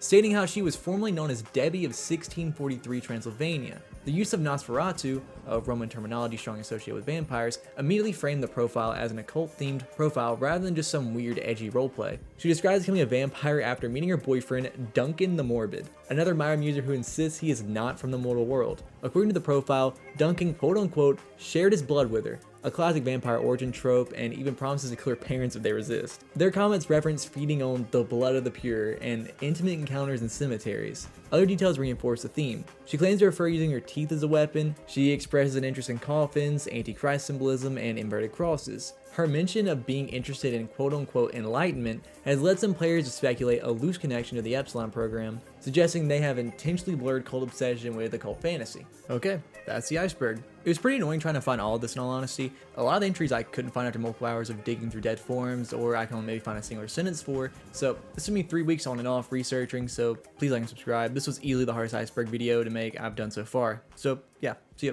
Bigfoot. Bigfoot is by far the most famous myth in San Andreas and likely the most famous myth in any GTA game ever. Bigfoot is one of the biggest internet-based rumors from the 2000s. The debate on whether Bigfoot existed or not in the game has been talked about for literal decades at this point. All the evidence of Bigfoot were either very low quality images or were blatant mods where he was put into the game. The reason people believed of Bigfoot's existence in the first place is because if you open the brochure that comes with the game and got to the thanks to section, they randomly thanked Bigfoot in the credits. People found this weird because if it was a developer and not a myth, why weren't they thanked in the Vice City thanks to section as well? Even the identity of Bigfoot itself would have fit in perfectly to the Flint County and Whetstone areas with all the forest and spooky locations it had. Of course, the most popular sighting location was always near the Mount Chiliad Natural Arch. There were tons of screenshots and videos that claimed to show Bigfoot in the base game. In 2005 though, there was an interview with Terry Donovan, who was a co-founder of Rockstar, where he stated, "There is no Bigfoot, just like in real life." This was something that still was somehow debated by the community, with a small vocal minority still believing Bigfoot existed. For some reason, those same people took that message and thought that meant he was telling them to look for Bigfoot. And there was also another group that took that as a hint to search for other myths like Pigsy instead of Bigfoot. People have dug through the files for over 20 years trying to find textures or even as much as a string of code to find Bigfoot or other assets in the games, but nobody has ever found anything, of course. This was so popular that Rockstar would reference Bigfoot in their later games. There was of course the side quest with the release of Undead Nightmare, You eat babies. but there was also multiple Bigfoot references in 5 before they added the 100% completion quest with the next gen ports of the game. Lil Probe Inn. Lil Probe Inn is a UFO themed bar in Bone County next to a dried up lake, and it's also fairly close to Area 69. Inside the bar is a pool table where you can play pool, but the bar is also a place for girlfriend dates in the game. The bar itself is full of real life UFO photographs on the wall, but in the Definitive Edition, all the UFO photographs were replaced with screenshots of games like GTA 5 and Red Dead 2 with an unknown image of a game that people are assuming is the first screenshot of a location from GTA 6. Panopticon. Panopticon is one of the prettiest areas in the entire game, at least in my opinion. It's this open hilly area with a logging company, but if you actually explore this area and go inside the empty cabins, you can find bloodstains on the floor. The in-game explanation is that it's a joke about how low safety standards typically are when working for a logging company, and to further that, a chainsaw spawns in the camp. Back in 2004 though, the entire community on old forums thought this was a reference to Leatherface being in the game, which made literal thousands of people spend hours upon hours convinced that he was going to just spawn in the trees to hunt him down. Of course, this is obviously something that didn't happen, but like Bigfoot, a lot of people fake screenshots or modded him into the game. Although the Leatherface part is a pretty weird thing looking back on it, the weirdest thing comes from the name of Panopticon itself. Panopticon is actually a term for a specific concept of a prison where a single watchman observes all inmates without them knowing they're being watched. This is a term that was later popularized by philosophers to describe how a state controls its citizens through constant surveillance, which is really weird to name a logging company after, which is at its core a term for an invisible psychological prison. Liberty City interior. During the mission St. Mark's Bistro, you go back to a snowy Liberty City. Because of the hardware limitations of the PS2, they of course couldn't put the entirety of Liberty City in San Andreas, so in the files, the section of Liberty City they do add in is considered an interior in the internal game's files. That's why you can't see the sun or moon during this mission when playing it. Back Beyond. If you've read any of the mythos prior to this video about San Andreas, you already know this is the center of almost every urban legend in the game. It's this forest that's covered in fog and feels completely disconnected from the rest of the game setting wise. There are also the myths that are real from this area, such as the ghost cars, which is a really good segue for ghost cars. In Back Beyond, you can randomly come across damaged cars that, even if you bring to a pay and spray, will always stay damaged. What makes these cars referred to as ghost cars is when you come across them, they spawn in front of you already rolling down a hill. Back in the day, there were literal thousands of forums convinced these cars were possessed or being driven by a ghost NPC. A lot of people didn't believe that though, and at the time, linked them to the Epsilon cult, which we will cover later, don't worry, because of a part where the website about them mentioned a member must search for a red truck with a dented fender. There was also a glitch in the PS2 port of the game where when they would roll down the hill, they would phase through a tree, and once the car stopped, the wheels would still continue to spin. Of course, there's a technical explanation of it being developer oversight since they did spawn on hills. It is still creepy though nonetheless, and it's fully understandable why these people thought they were ghost cars back in the day. Suicidal photographer. When you're on the coastline of Flint County, there's a small chance a photographer NPC will spawn. If this NPC does spawn, it follows a route to take pictures of Los Santos, then will fall into the water, dying on contact with the water. The reason this happens is because the path itself is a glitch, believed to never have been fully finished by the developer in charge of the path. It will always eventually go off course because its path itself was never finished, so it tries to go to the nearest one in Los Santos across the water. There is also theory there was supposed to be a footbridge over the inlet he falls into in the beta version, but was removed in the final version of the game. Hot coffee. This one's gonna be a doozy. In 2005, modders found out that in the files there was a mini game where you could indulge in nefarious acts. If you know, you know. This was purely something on the PC port, but the remnants of it were also found in the PS2 and Xbox original ports of the game. This was originally thought to be something a talented programmer had made themselves and put in, but it was later found to be something in the files. The fallout from this at the time was insane and could have ended Rockstar overnight. The game went from its original M for mature rating to an adults only rating, which forced retailers like Walmart, Target, Best Buy, Kmart, for those of you that remember Kmart, and others to remove every copy they had on shelves. Take-Two, who is Rockstar's parent company, had to recall literal millions of discs from stores and ended up paying about over $20 million in class action lawsuits as well as FTC settlements. This also caught Hillary Clinton's attention, who is notorious for her morals, who used the scandal to push further regulations on video game content. The most frustrating part of this disaster is this wasn't even accessible content unless you went in and activated yourself in the files. It wouldn't be left in the game if it had been a game released today, but back then, cutting something from the game like this with all the animations, voice lines, as well as the rest of the content involved could lead to a domino effect that would ruin the game and push deadlines even further back. As you can tell, they clearly just underestimated the persistence of the data mining section of the community, with this turning into likely the biggest found piece of cut content in gaming history ever. Shout out Hillary Clinton though for standing on what she believed in when she she had nothing to gain from this though. Big ups to her. To commemorate Hillary for her bravery, she was put in GTA 4 as the Statue of Happiness, which is a direct parody of the Statue of Liberty, and instead of a torch, she holds a cup of hot coffee. Blue Hell. Blue Hell is the name of when you fall under the map and can only see the skybox. It's in every 3D GTA game before and after this. If you fall through the map, there's an invisible bottom point that, when hit, teleports you back above onto land. Xbox 360 and PS3 port. If you bought San Andreas with the 10-year anniversary of the game on the PS3 or 360, you probably regretted it. It was noticeably better visually running at 720p, but the lighting looked awful, the performance was inconsistent, and was full of literal game-breaking bugs, almost exactly in the same way the Defective Edition's release. At first, people thought they just emulated the prior generation's console version and then scaled it up, which would have explained all the bugs with the game, but they couldn't even do that. They straight ripped the mobile ports of the game and then made that run on consoles instead. They basically decided the cheapest and quickest way to port the game to the new generation of consoles was to take the mobile version and just put higher quality textures in, but completely forgot that the already very simplified code to match the PS2 and original Xbox was even further simplified to be released on the mobile ports, meaning any quality life changes added to the mobile port, like the aircraft mobile controls using 2 sticks, were then made to work with a controller. Even worse than that though, they got rid of all of the color filters, like the orange one used in Los Santos, which was literally the signature look of the game. Add in on top of all of that, the draw distance was somehow ruined with objects popping both in and out, and it was known as the worst port of the game until years later when we got the Defective Edition. And I think that stands to show how bad the Defective Edition is, since it was so bad we actually forgot about how bad this port was itself. Mike Torino beta map. Inside Mike Torino's ranch, you can find the beta map for San Andreas. There are only a few, but noticeable changes between this map and the final version we do end up playing. For example, there's a small noticeable detail of the Bayside town not existing at all. There's also a little island in the middle of the San Fierro Bay that doesn't exist in the final release of the game. This map can also be found in the little probe in from earlier as well. Franklin from GTA 5 voicing NPC. For those of you that don't know, the real life voice actor of CJ, Christopher Bellard, also known as Young Melee, is cousins with real life actor of Franklin, Sean Finito, who is one of the main antagonists of GTA 5. Because of this, when the studio was asking around for people who could authentically talk as someone who is from the streets, Young Melee told them about Sean, so unknowingly, they hired their future voice actor for their biggest game so far for a small time role. You can hear him when you're on Grove Street walking around, as well as any other game territories owned by the families.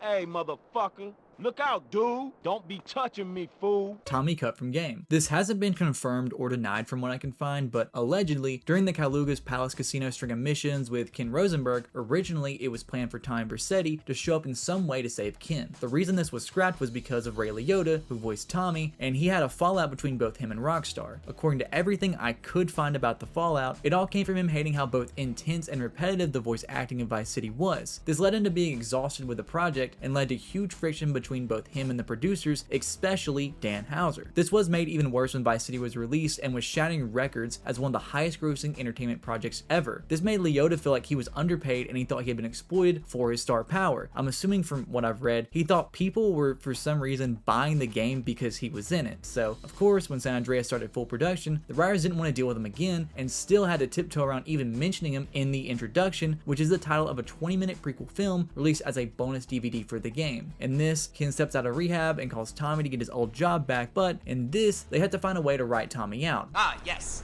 Tommy Vercetti, please. Tell him Ken Rosenberg called. Ken Rosenberg, you haven't heard of me? Who are you? Ken Rosenberg. Rosenberg. Oh, really? You told him I called? Look, I made that ingrate, and now he won't take my calls? Just put him on the phone right now. Hello? Hello? Basketball minigame. Playing basketball is an exclusive minigame to San Andreas that for some reason has never returned at any point in the series since. You get nothing from actually doing this in the game, but you score points as you normally would, dependent on which line you're behind. You can also spin the ball in your fingers and slam dunk. To unlock this minigame, you have to complete the mission tagging up turf, where then after basketballs will show up on every court you can find, but exclusively on the PS2 version, you can play it from the very start of the game. Drive-through confessions. Behind the Palomino Creek Library, there's a small confession booth that's named Park and Pray, where people confess their sins into a McDonald's-styled microphone setup, which completely gets rid of the privacy in how a confession should be done. Casino debt. If you're anything like Julie, friend of the channel by the way, you love to gamble. You can go to the casino, get married, visit a pawn shop, go to the casino, explore this giant castle resort thingy, check out this pirate ship, and oh yeah, you can also go to the casino as well. If while playing you end up running out of money, you can then borrow money from the casino, which leads you to a negative money value on screen screen in red. The max amount of money you can use is also dependent on your gambling skill. If the skill level is 0, you can only borrow $100, while if it's maxed out, you can borrow $1 million. If you go $500 or further in debt, once you leave the casino, CJ will then start receiving phone calls from the loaner. Mr. Johnson, I hear you're in the neighborhood.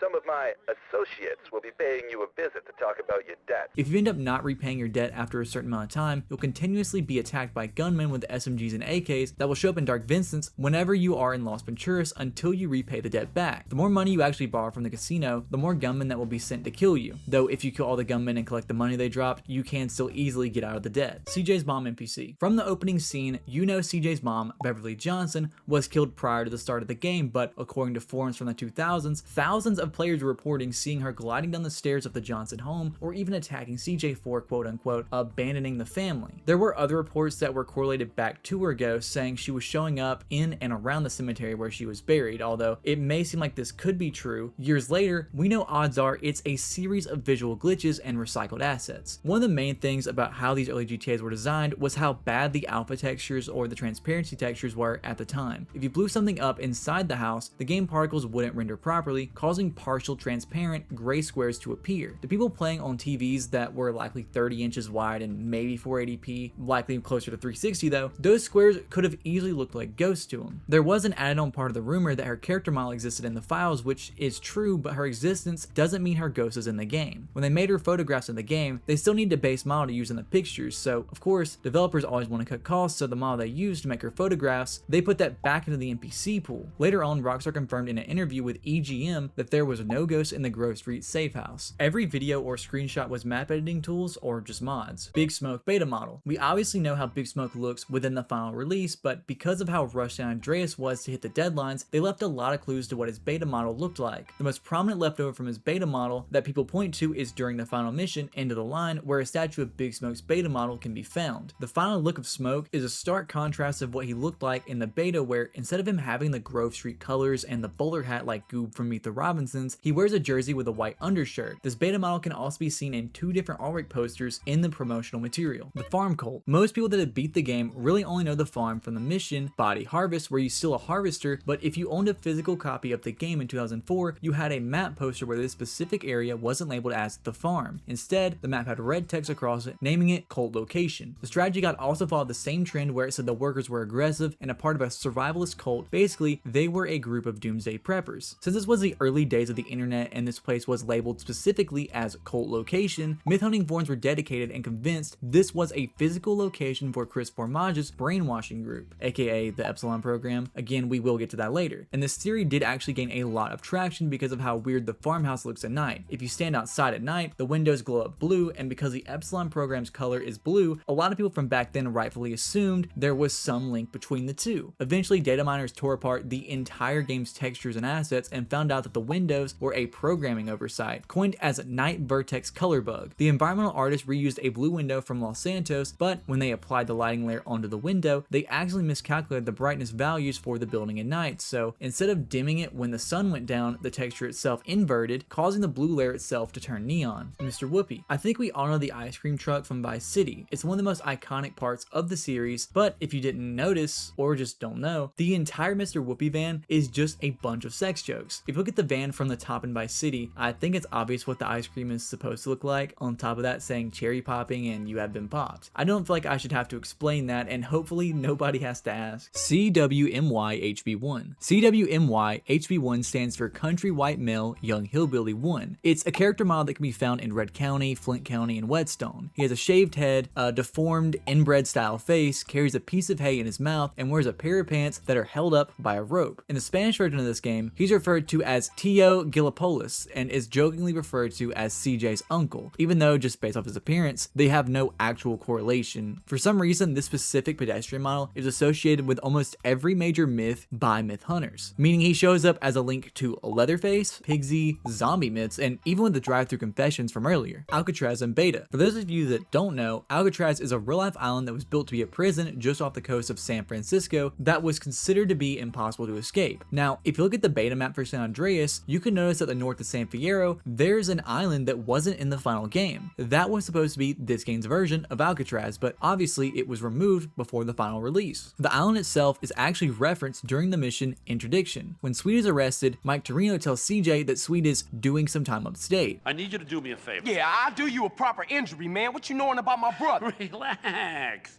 He's in prison upstate. If you know the map, there's no prisons in the game within San Fierro or Las Venturas, and this logically leads to the conclusion that this is where the prison could have been. It's believed that this was written into a mission during development before Alcatraz was cut as a whole. Area 53. Area 53 is a call-in talk show hosted by Marvin Trill, who also appears on GTA 4 but under a website instead with the same name. He broadcasts from his trailer somewhere in the desert on the West Coast Talk Radio. There's only 3 episodes that equal the whole runtime of about 7.5 minutes. He discusses with people such as The Truth and Manuel things ranging from aliens and UFOs to the Epsilon program, mind control, water pollution, and just strange noises that he's heard. Cut skateboard. Originally there was a weapon and possible vehicle with the skateboard that wasn't even really removed from the files. It's just impossible to obtain through normal means. The only reason it's speculated to be a possible vehicle type is because Mad Dog's driveway is referred to as Skate Track, leading players to believe he was supposed to ride the skateboard during his mission where he escapes the mansion. Now, we notice the weapon because in practically every version of San Andreas besides the PS2 port, if you save the file you have, then rewrite the melee weapon you have in your inventory to be the skateboard, you get the skateboard as a usable melee weapon. There was also a skater pedestrian who was removed. It's not confirmed if he would have been riding the skateboard around the map or what he would have done in general, but he of course would have had some form of interaction with the skateboard. Angel on a rock. Near the entrance of Leafy Hollow, there's a big rock that has what appears to be an angel or some form of a winged creature on it. There has been reported sightings of angels in the game, so people thought the rock was a confirmation of a hint towards their existence in the world. What really made this feel weird is that it looks like the angel has tits. It's pretty much been debunked as just an optical illusion from the texture, basically 2 parts of the picture used to give the rock detail randomly colliding to make this image. Floating trees in Back Beyond. With Back Beyond being a huge hotspot for areas of people claiming to see creatures or things like the ghost cars as mentioned earlier, the floating trees you can find in Back Beyond became what people believe to be indicators for cryptid or just general creatures people believe to exist in these areas. I mean, people thought this was where you would find their spawns at. As we know, since nobody has ever found anything, it's a simple error from the development standpoint. Instead of placing each tree individually, they used pre-baked object clusters for the environmental detailing, meaning they didn't account for random geometrical dips or big elevation changes in the terrain. Another part of this is if you use certain weather cheat codes, a similar error appears with vegetation like grass and bushes because of a vertex memory loading overflow. Degenitron. The Degenitron is a game or maybe game system that is said to psychologically manipulate its players. Marvin Trill from Area 53 claims during an episode that the game puts subliminal messages in the players' heads, and this is all thought to be a part of the wider mind control conspiracy which he brings up during the show. This is actually a parody of the urban legend of Polybus, which is said to be a real-life government crowdsourced psychological experiment, with gameplay that would produce intense psychoactive and addictive effects within the player. The few machines that existed in real life were said to be visited periodically by men in black with the purpose of data mining the machines and analyzing these effects on the players. Ganton Gym Glitch. If you've ever for some reason wanted to enter a near infinite blue hell, the Ganton Gym allows you to do it. If you use a jetpack inside the interior, you can go through the non-collidable ceiling, clipping into the unloaded render of the map. Since this is basically a parallel dimension of the real game, if you fly around, you can find other interiors floating around the map that are typically only enterable if you go through the normal yellow marker to the designated building. If you somehow manage to save your game during this, it causes CJ to infinitely fall through the map every time you load the save file, so if you try to do this glitch, don't do that. Drug dealing in beta. Early in development, Rockstar designed an entire fully fleshed out drug dealing system for CJ to be able to make quick cash. CJ would go to certain areas of Los Santos, NPCs would walk by, CJ would shout to them basically pitching the drugs to them, then they could come by and buy the drugs. The system had a stat where you could sell for higher profit margins and likely a higher success rate with the more that you sold. This was scrapped for obvious reasons. The entire plot in the first third of the game is about how devastating drugs have been to the Grove and how much CJ dislikes the idea of selling drugs in general. Allowing this game mechanic to stay in will completely contradict the entire story and CJ as a person. Sharks. Sharks are the rarest aquatic NPC in the entire game. They do exist in the game but are entirely peaceful and won't attack by any means. If CJ even gets too close, they'll instantly swim away. The easiest way to find this, although still pretty hard, is in the San Fierro Bay under the Gamp Bridge. This is meant to align with the real-world San Francisco Bay, having 11 different shark species in the area. Coach minigame from Vice City. In Vice City, there was a minigame where you could go around to bus stops to pick people up, then go to the next. next. You would get paid for each individual drop-off of course, but most players didn't know about this because it wasn't mentioned anywhere in the game, meaning you had to go out of your way to find this. The minigame had been left partially in San Andreas, but the game stopped tracking the passenger count and doesn't pay for completing stops. This entire minigame is pretty weird though, since it's basically the same thing as the taxi missions, but you don't have random spots to pick people up at. The spots are always going to be the same, and the vehicle can carry an infinite amount of people. CJ Pedestrian and End of the Line. During the last mission, End of the Line, if when you're supposed to get into the SWAT car, you go to the road by the Cluckin' Bell instead, you can see an NPC version of your exact CJ with members of the Ballas next to a car. Oddly enough, this glitch can also happen in management issues, and as far as I can find, these glitches work on every version of the game. I did also read you can duplicate Sweet in the End of the Line mission as well, but there seems to be no gameplay of it while researching for this video. Store that has Pokemon and Mickey Mouse texture. There is a store that appears in two areas of the map, once in East Los Santos and once on East Beach, that you can't enter yourself, but is named Huguette's Regalos. If you look closely at the sign of the store, you can see Ash, Squirtle, and Pikachu from the Pokemon series, as well as Mickey and Minnie Mouse. Sadly, with the release of the Defective Edition, they changed these characters to fit the in-game parody version of Disney with Infinite Rage, pets from Robot Bubblegum, and Fred's Pictures mascot, Psychopath Pedestrian. There's an unused texture in the files labeled as psycho.txd that shows what appears to be a Hispanic dude with a Van Dyke beard, toboggan, green bomber jacket, black boots, and a white undershirt. This specific pedestrian model doesn't have a defined role and was rumored to originally spawn in on the street as a criminal. People have given him fictional backstories like him being a member of the military at Area 69 until his mental just completely decayed, which is why he turned into a killer. Of course though, none of this can actually be proven. If you read deeper into this though, coding wise, he has stats inside of him like lawlessness being 0 and temper being 100. Of course, this is an indication that at some point in development, he was meant to be super aggressive, with the code referencing him being a street criminal. This one is a weird one because unlike the supernatural ones mentioned, this actually is of course in the game's files. There have been reports of him appearing at Leafy Hollow and Flint Range, but none of these have been confirmed, so take that with a grain of salt. Discovered cheat codes. Everyone knows about the cheat codes in the GTA series. It's a given that they exist, and it's one of the most iconic parts of really any GTA game, with the water level cheats, weapon cheats, vehicle spawning cheats. It's what really rounds out the sandbox for the casual players. So a YouTuber named Vadim M found a bunch of cheat codes that had never been found in the mobile port of San Andreas. As far as I could see, these didn't exist in the original 2004 port of San Andreas, but they were added by Wardrum Studios when they ported the game to mobile. These codes, unlike the prior ones, weren't meant to be found by players and were only created as a way for the team to test during development. Because the version they built for mobile was used for the remastered console ports on the 360, PS3, and Xbox One, these cheats carried over to the console ports. The way these would work is that you would have to plug in a keyboard to your phone or tablet to access these cheats, and then you would type out phrases to trigger the cheats. These cheats included Weapon Set 4, which would give you the minigun, the vibrator, MBG goggles, and smoke bombs. There was also a true invincibility cheat where, unlike the one found normally in the game, it made whatever vehicle you were in immune to any form of damage, even direct hits from tanks. But the most important cheat found was cheat code Script Bypass, which was meant for developers to use to instantly skip missions to progress in the story, and as you can probably already guess, people use it to finish the game really quickly. Real life Epsilon websites. As I'm assuming everyone knows, the Epsilon cult in GTA 5 was a string of side missions, probably the most popular string of side missions in the entire game. Although a lot of people think that this cult started in GTA 5, they actually started back with San Andreas. It was originally built off the ideology of Mormonism, realism, and Discordianism instead of being mostly based off of Scientology like it was in 5. This original version of Epsilon was only a promotional website created prior to the release of San Andreas. It was on the main Rockstar page before given its own unique website after a while. They made out this whole website for the cult, and as far as I could find, they didn't even mention them outside of this website again until the release of GTA 5. This did lead to a lot of rumors like the ones mentioned before, as well as people believed characters like Big Smoke, Ken Rosenberg, Mad Dog, and even the Priest Pedestrian were all a part of the Epsilon program somehow. Make the World Go Away was released after 1992. The song Make the World Go Away was covered by Mickey Gilley on the K-Rose Classic Country Station, but the song was recorded in 1999 rather than in 1992 where the game's timeline takes place. This did happen a lot, like with Two Tickets to Paradise also using a 1999 version rather than the original 1977 version, and even in Vice City Stories, Stone Cold Crazy by Queen used the 1991 remastered version rather than the 1974 version. It's nothing too crazy or game-changing of course, but it's still a cool fact to know. Headless CJ. There's a console-specific glitch where you can remove CJ's head. The way it starts is you have to use the ninja-themed cheat code, then find a multiplayer symbol on the map. You can choose any of them since it's not an area-specific glitch, and and when you press start on the second controller and start playing, you have to, with the second character, kill a pedestrian that has a katana, then you have to use that katana to cut player 1's head off. Once you do this, CJ will die and respawn near the multiplayer symbol Headless. BMX Poker Chip Contest. This all was inspired by the You've Had Your Chips mission, where a Sindako family put out baked chips that had the Four Dragons Casino logo with sunglasses and a white cane. In 2005, you had a chance to win a San Andreas themed BMX bike. On the Xbox official magazine, there was a promotion called the Blind Dragons promotion. This was a USA themed contest, and the July 2005 issue of the magazine will give you a Four Dragons package inside. The package read, to celebrate the upcoming launch of GTA San Andreas on the Xbox, we've teamed up with Rockstar to provide each and every OX sim reader with a commemorative poker chip from the famous Four Dragons Casino in Las Venturas, San Andreas. 10 lucky readers who find a blind dragon on their poker chip, easily identified by his sunglasses and cane, will win a San Andreas branded BMX bike and a sorted pack of Rockstar apparel. You could get different colored chips like purple or blue, but the only one way you would win the BMX bike was if it was the cane and sunglasses on a red dragon chip. Las Brujas Cult. Las Brujas is a western style town next to Area 69 that's only really used in the mission High Noon. It's really nothing special if you just look at it, but there's rumors of the town that come from a specific audio file that's in the game's emergency dispatch radio system, where it says, we got a hysterical old woman in Las Brujas, says she's a witch or something. I should also mention that Las Brujas means the witches in Spanish. This audio sent the community into a myth hunt for literal years. People tried to trigger what they thought would be a nighttime spawn of a hidden NPC or some form of a pagan-styled cult in the area, likely from the church in the town. People got so into this, a lot of the data miners tore the game's files apart from top to bottom and script folders until they found there was literally nothing there, and it's really weird how many of these San Andreas had back then. And finally, Kurt Cobain. If you go to Los Santos, or more specifically, the Vinewood and Temple area, there's a pedestrian with long blonde hair, a green jacket, white shirt, and gray pants. This is coined as the Kurt Cobain NPC since it looks exactly like the outfit he wore during Nirvana's MTV Unplugged concert. Outside of the visual similarities though, there is nothing else they have in common. He of course doesn't mention the band or sing, so this was all left up to the players to accidentally find him just wandering around the city.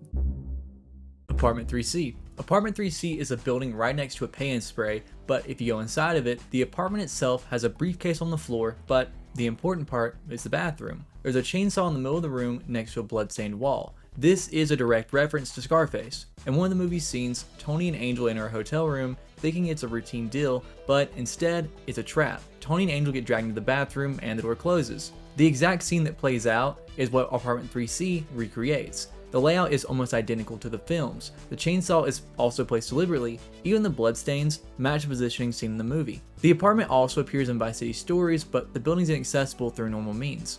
Ghost ships. If you've ever stood out at the ocean, you've probably seen the ghost ships. They show up way out on the horizon, just dark silhouettes out in the ocean. They appear for maybe 5 or 10 seconds before they just fade out and vanish. It's one of those things that used to creep people out back in the day, especially since you can't actually reach them. If you try to fly your boat there, you'll hit the game's boundary before you can even get close. The weirdest part is that these ships don't look like any other boats you can see in the game. Some of them look like small Navy vessels or like cruise ships. Every once in a while, the game glitches out and spawns them above the sea level, so it looks like you got a massive flying ghost ship hovering over the water. It's rare, but it's enough to make anyone do a double take. If you dig into the actual game's files, you find that these aren't actual 3D models. They're just 2D gray textures, basically paper cutouts. In the files, they're labeled as boats _1 through boats _8. There are 4 main designs: 2 yachts, a sailboat, and a cruise ship, with the additional 4 being mirrored versions. These were simply just meant for design to make the world feel more alive. Over the years, people have tried to link these two ghosts to the shipwrecks you find at the bottom of the ocean,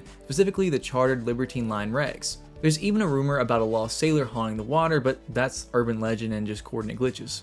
Ghost Tower. If you've ever been flying or driving towards the airport and noticed a random tower standing near Fort Baxter that disappears when you get close, you've seen the Ghost Tower. It's one of the most famous map glitches, and it's basically a haunting from the game's development phase. The story is that originally, the airbase was supposed to have its own runway and its own air traffic control tower. If you look at the beta maps at Sunshine Autos, you can actually see the original layout, but during development, Rockstar probably realized that having a military runway right next to the airport's runways looked a bit ridiculous, so they scrapped the runway and deleted the tower. The problem is, they forgot to delete the level of detail texture. Basically, in older GTA games, the world uses low resolution images for things far away to save memory. So, When you're standing across the water or on a bridge, the game loads that old distant texture of the tower, but when you cross from the mainland and the game loads a high resolution or real map, the tower disappears because there's actually no 3D model there to replace the image. It's literally a ghost of a building that doesn't exist anymore. What's even weirder is that the ghost tower actually shows up in Vice City Stories 2. Since that game was built using the same map as the original, the developers accidentally carried over the same mistake years later.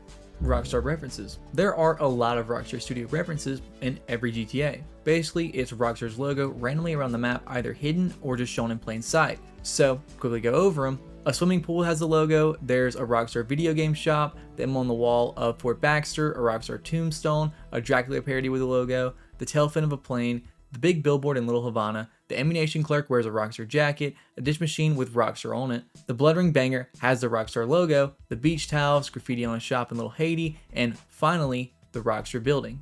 Hotel lights at 11 p.m. If you've been in the Vice Point area, you've probably seen the hotel across from the Malibu Club. The hotel is a legend in the community because of what happens every night at exactly 23 in game time or at 11 p.m. If you stand back and look at the hotel, the lights in the window turn on to form a shape of a Woody. That's the best way I can describe it while keeping my monetization on. It's one of the most famous Easter eggs in the series, and in Vice City Stories, the lights at the top of the shape flicker in a way it's supposed to look like an explosion, for lack of better terms. Again, I love money.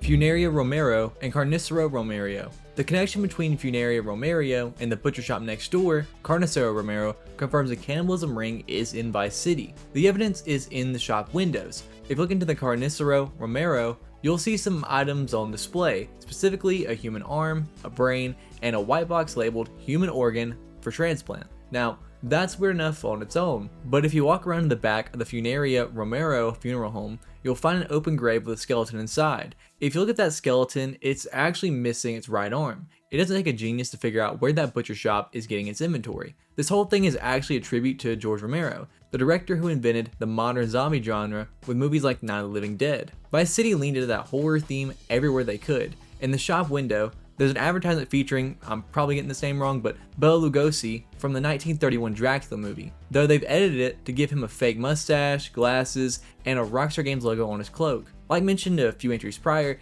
even the headstones on the back have some Easter eggs. One of them uses the Rockstar R for RIP, and another belongs to one of the game's map artists. Cement Shoe Men. If you've ever gone to the water near the golf course, you might have seen one of the Cement Shoe Men. There are two of these men located underwater. One is just north of the Island Bridge Apartments, and the other is between Leaf Links and downtown. They are both identical, overweight, stripped down to their underwear, and standing upright at the bottom of the sea with their feet in blocks of cement. While the game doesn't explicitly name who they are, the dialogue in the final mission, Keep Your Friends Close, likely confirms who is responsible. During the heat of the shootout, Ken panics and mentions that the Forelli family is coming to fit him with cement shoes. It's an indication that Sonny's crew used this specific method for people who owe them money or cross them. From the developer's standpoint, these aren't unique character models. If you look closely at the pedestrians walking around, you'll see a specific NPC who wears the same face and body type. They simply took the character model, stripped his clothes, and coded him to stay submerged as a static map object. Sunken ships. If you take a boat out past the mall or near the docks, you'll find some shipwrecks. Since Tommy can't swim, these wrecks were always a mystery because you could never get a close look at them without using a helicopter or specific camera glitches.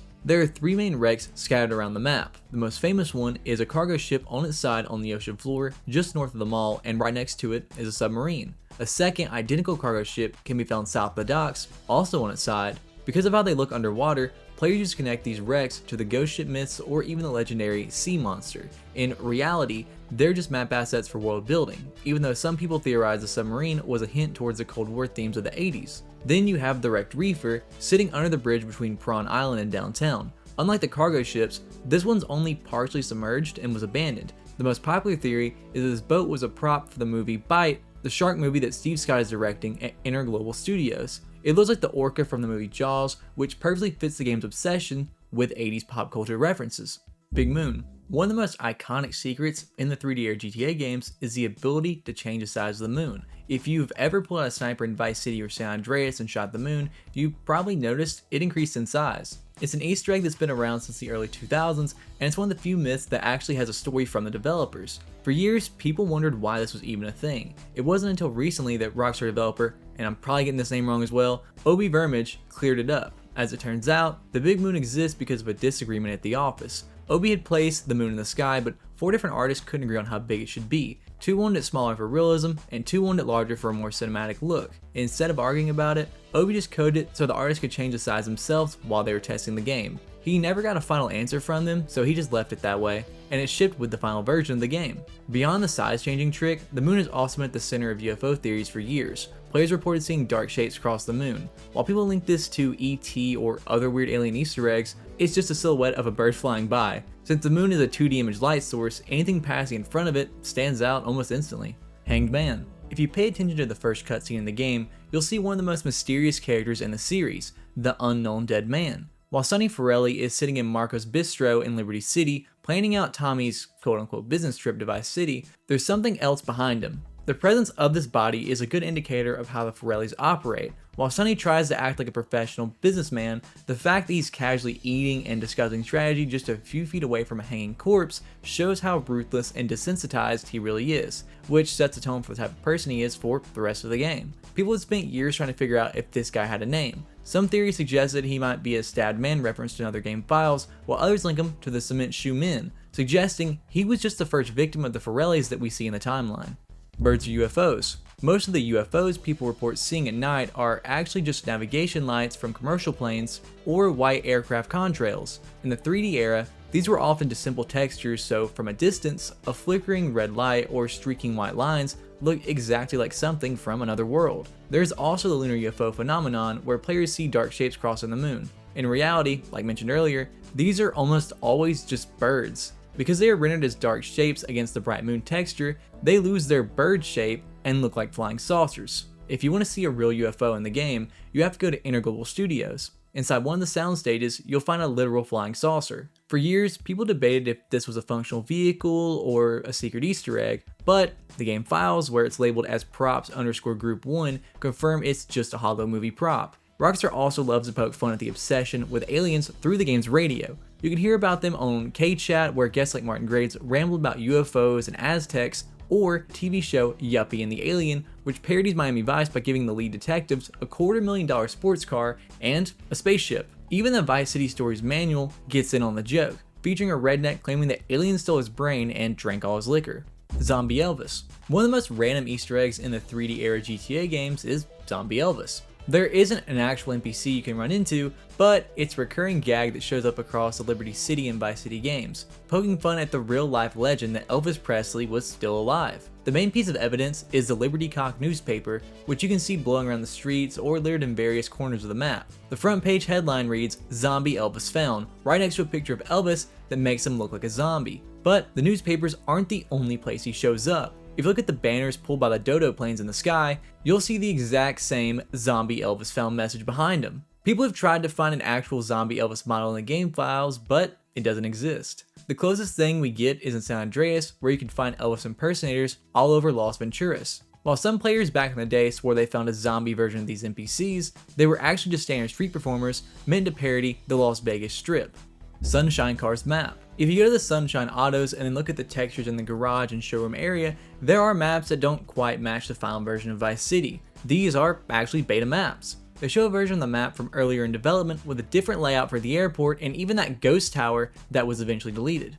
Diaz's Ghost. The Vercetti estate after the mission rub out feels a little off. For years, players have been obsessed with the idea that the mansion is haunted by Diaz. Players have reported everything from strange whistlings in the hallways to hearing voices in the main hall at night. One of the big pieces of evidence people point to is a religious portrait on the first floor. If you check the game files, it's named Bible 1. In the world of paranormal theories, a religious painting like that is usually there to keep a spirit from acting out, which has led a lot of fans to believe that even Tommy knew the place was haunted. But if you look at the actual technical side of things, the ghostly activities start to look a lot more like 2002 game glitches. Take the famous green glow that people see near the staircases. It's just a transparency glitch. The game uses a specific waveband of red and green in its texture files to tell the engine where a surface should be clear, and sometimes it just doesn't render properly, leaving a glowing mist. Then there's the ghost light behind the stairs. You'll see a light bulb that looks completely out, yet the area around it is fully lit up. It looks a little spooky, but it's just a developer oversight where they place a light source but forgot to turn the light bulb on. As for the photos of smoky figures on the stairs, most of these have been debunked as either blurred textures or just players using smoke grenades and mods to mess with people. Life's a Beach.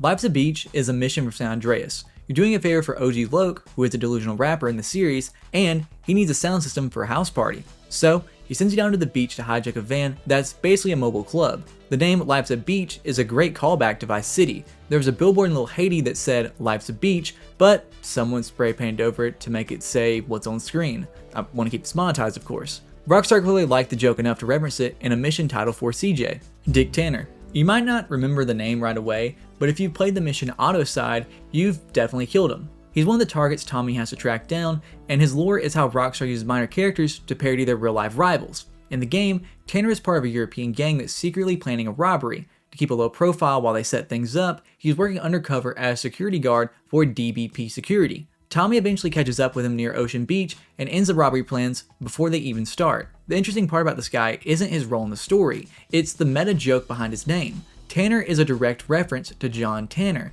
the main character from the Driver series back in the early 2000s. Driver was seen as the biggest GTA clone rival on the market, and Rockstar loved taking shots at them. The rivalry actually got pretty personal between developers. After Rockstar put Dick Tanner in Vice City, the team behind Driver fired back in their next game, Driver with a 3 instead of E, by including a character named Tommy Vermicelli, a parody of Tommy Vercetti, who even wore water wings because Tommy couldn't swim in Vice City. Tear gas. The history of this is actually a bit of a headache for completionists. If you're playing the original version of Vice City on the PS2, you can find it right away behind the police station, but for some reason in almost every other version of the game, say PC or Xbox, it was swapped out for regular grenades. It's still in the game files, but you usually need mods to actually get to them. When you do find them though, it's surprisingly effective. It leaves a stream of gas behind the canister, and anyone caught in that cloud is basically dead just within a few seconds.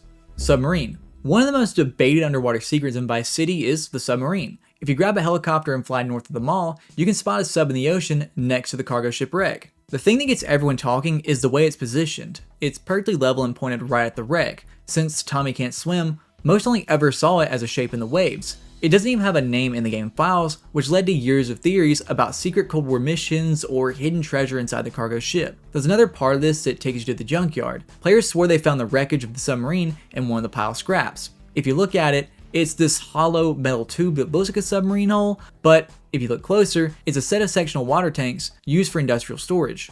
Phil's arm. Phil Cassidy is one of the few characters who's in all the 3D era games, showing up from 3 to Vice City stories. Most people know him as the one-armed bandit gun dealer. If you started the series with GTA 3, you'd meet Phil at his army surplus store in Liberty City. Back then, he told Claude that he lost his arm during a heroic stand in Nicaragua. He leaned into the whole war veteran persona, claiming he had flashbacks to Vietnam and ridges where the bogeys were everywhere. But when Vice City came out, which takes place 15 years prior, we found out it wasn't heroic at all. During the mission Boomside Sagan, a drunken Phil tries to show Tommy his new remote bomb. The remote fails, so Phil walks right with the explosive to change the batteries. While drunk, he accidentally triggers the bomb while standing right next to it. The explosion doesn't just blow his arm off, it sends Tommy through the city to find a surgeon who isn't afraid of a little boomshine. There's also the whole question of whether he was even in the military. While he wears dog tags and talks about combat constantly, other characters like Cam Jones explicitly say Phil never served. His actual record suggests he was rejected from the army because of his temperament and drinking habits.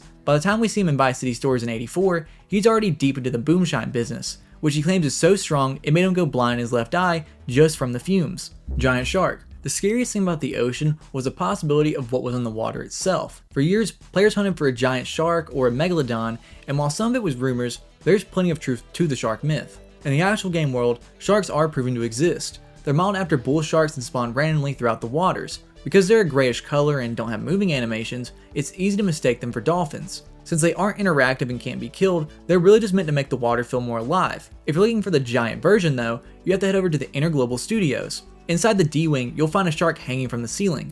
This is a movie prop used for Steve Scott's film Bite. It's a direct reference to the movie Jaws, and it's likely what fueled the rumors that a giant predator was actually in the ocean. The game's instruction manual actually leans into the fear, warning players that shark attacks happen often, even a few times a year, and giving the best advice possible: stay out of the water. While there isn't an animation for a shark eating Tommy in the files, this warning was a way to explain why they hadn't implemented a swimming mechanic yet. Welcome to Hell. There's a sign in Little Haiti where instead of saying Welcome to Haiti, someone painted over Haiti to make it say Welcome to Hell. Chase stat. If you scroll through the pause menu, you know the game tracks just about everything you do. From the distance you walked to the number of kills you've had, really everything you could realistically expect a game from 2002 to track, and then some. But when players dug into the game's code, people found how the game handles your chase stats, basically the underlying math of how the police tracks your rampages. In the vanilla stats menu, there isn't an actual line called chase stat, but there are a few interconnected numbers that change a wanted chase. The most famous one is your highest media attention. Whenever you get a high wanted level, the game starts calculating a hidden score. It factors in how many police cars you've destroyed, how many helicopters are on you, and how long you survived the chase. As that internal number climbs, your media attention rank changes. It starts at boring stuff like UFA or under the radar, but if you keep the chase going long enough, you can hit legendary ranks like Stuff of Legends. It is basically the game's way of rewarding you for surviving a 6-star chase without getting busted. Then you have the hidden side of the chase mechanic. In the game's code, it uses timers to manage your wanted level. If you have a 2-star wanted level, the game is constantly looking for a chase timer. If you break the line of sight and don't commit any crimes for a certain amount of time, that stat drops, and your stars start flashing before disappearing. This was added to make chases dynamic because you could actually lose the cops just by outdriving them rather than being forced to find a paint spray like in 3. Ghost Girl. If you go to the beach, you might run into the Ghost Squirrel. It's a bug in the game that you can trigger yourself just by getting on a motorcycle and picking up a female as a passenger. Once she's on the back of the bike, all you have to do is drive into the shallow part of the water. When the tires hit the water, your passenger completely vanishes. When you turn the bike around and drive back onto the sand, a pool of blood splatters directly underneath the motorcycle and the girl just pops right back onto the seat behind you. From that point on, her character is broken. She will constantly flicker in and out, disappearing and reappearing over and over again. Sometimes, the game even makes her entirely invincible to gunfire. What's really happening here is the developers didn't write a specific line of code to handle what happens to an NPC passenger when a vehicle enters shallow water. Normally, touching the ocean is an instant death for pedestrians. The water kills the NPC immediately, which makes her vanish, but the motorcycle itself doesn't sink deep enough to be destroyed. When you drive back onto the beach, the game gets confused. The code knows you had a passenger, but the environmental code says the passenger just drowned. The game panics and tries to load both states at the same time, spawning her back on the bike while repeatedly applying the dead status, which causes the blood splatters and the flickering. Deleted calls. When you look into the files, you can find ghost missions that were written, voiced, and then cut at the last second. In Vice City, there are 3 big ones that almost made it. The most famous one is the Mr. Moffat phone call. After Tommy starts taking over Vice City, he was supposed to get a call from an old friend named Moffat who'd escaped the coop and was hiding at a payphone. Tommy was supposed to go and rescue him before his pursuers caught up. The script is still sitting in the files, though most people think Rockstar just recycled the idea for the mission where you break Cam out of jail. Then there's Avery Carrington. He originally had a job for Tommy called Chaperone. You were supposed to pick up one of his real estate people and escort him to the Keys to scout land. It sounds like a standard protection mission, but for whatever reason, the Gator Keys never became a fully playable part of the map, so the mission got cut. Steve Scott at the film studio also had more work for you. He was supposed to call Tommy, complaining that the movie's budget was too tight for a stunt team, so he wanted you to go to the airport and film a car chase yourself. Pole Position Ghost. The rampage inside the club has an urban legend, the Pole Position Ghost. Players reported seeing a figure standing at the end of the club's back area where the NPCs usually don't even go. Some people claimed it was a spirit of a victim from a past massacre at the club, but as it turns out, this is a glitch being mistaken for a ghost. Here's what's actually happening. If you start firing shots or throwing punches, the AI pathfinding for the NPCs freak out. Usually they run for the exit, but sometimes a pedestrian gets confused and sprints towards the back hallways instead. Because that part of the club isn't fully mapped for regular NPC behavior, they just hit a dead end and stop moving entirely. If you find them back there just standing perfectly still while the music thumps in the other room, it looks creepy in all fairness, but it's not a restless spirit, it's just a club goer whose AI broke. Deleted Haitian references. If you're playing a newer copy of Vice City, the Haitians are different. There are these weird gaps in the dialogue where a character should be saying a specific word, but it just goes silent, or they swap in some generic line like them or those gangsters. Back in 03, right after the game blew up, Rockstar got slammed by some groups in both Miami and New York. They were basically looking at lines in the script like kill all Haitians saying, hey, this is hate speech. The pressure got so heavy, as in potential lawsuits heavy, that Rockstar actually did have to give in. They apologized and pulled the game. They literally went into the files and cut the word Haitians out of the audio. If you play the censored versions, you can actually hear the background noise dip for a second when they cut the word out. It even messed with the timeline. In Vice City Stories, which came out later but is set earlier in '84, they just skipped the Haitians entirely to avoid the headache. They made up a new game called the Cholos just to fill the gap, which is why Lil Haiti is in the game, but there's nobody there to represent it. If you really want to see how it was meant to be, you have to find an old PS2 disc or the original PC release or ROM, otherwise you're playing the polite version where Rockstar had to play it safe. Mr. Moffat. I mentioned him briefly a minute ago, but to go further in depth, there's a string of text hidden in the code, specifically labeled under MOB, which is what the game uses for cell phone calls. In this cut mission, Tommy's phone rings and it's this guy Mofat on the other end. He's panicking, telling Tommy he escaped the coop again and that they were closing in on him. He's stuck at a payphone somewhere in the city and needs Tommy to come get him before they show up. The weird part is we have absolutely no idea what he looks like. There's no character model left in the files and the audio for the call is gone too. All we have is a text from it. But we know he was a big deal at some point because of the old promotional website for the game. There was an unused Polaroid with Mr. Mofat written on it. He was supposed to have his own criminal record and everything just like the rest of the main characters. A lot of people think he was eventually just replaced by Cam Jones, who, as mentioned earlier, is the guy who break out the police station for the bank heist, which that makes sense. Both are guys in trouble with the law who needs Tommy's muscle to get free. Donald Love Romero Butcher. This is one of the longest rabbit holes in the entire series. It basically connects a funeral home in Little Haiti to cannibalism and Donald Love. It starts at Funeraria Romero, you know, the connections from earlier, but it gets weirder. People started tracing where that meat goes. There's a theory that they're supplying a place called the Riverside Pavilion, and even the pizza place across the city. There's even a theory about a network of manholes near the Steigen houses that the Romeros use to move the product around underground so nobody sees the deliveries. The crazy part is when you get to the connection of Donald Love. If you remember him from 3, you know he's a straight up cannibal. In Vice City, he's younger and still learning the ropes under Avery Carrington. Fans have theorized for years that Donald was the Romero's biggest client. He had the money to fund their business, and they had the kind of meat that he wanted. Pause. It's this massive web that links the high society of Donald Love to a butcher shop in the slums. It's never explicitly spelled out in any missions, but the clues are all over the map. Voodoo Zombie. So, you ever hear about the Voodoo Zombie in Auntie's Shack? This one's a huge thing on YouTube back in the day that people really wanted to believe. The whole thing started because of a video where someone was using a mod to walk through interiors that are usually locked. They had to pull that his place in Little Haiti, and right there behind a curtain is this creepy pale zombie. The theories went wild. Since she's into voodoo and even gives Tommy mind-altering tea, everyone figured that she just actually resurrected a corpse to do her bidding and guard the shack. But like most things, the truth is a lot more boring. Years later, the guy who made the original video came clean. It turns out he wasn't running an open interiors mod. He also had GTA Long Night installed, which was a conversion mod that replaced every pedestrian in the game with zombies. The Voodoo Zombie was just a regular NPC that the mod had turned into a zombie, and it just happened to spawn inside the shack while the camera was rolling.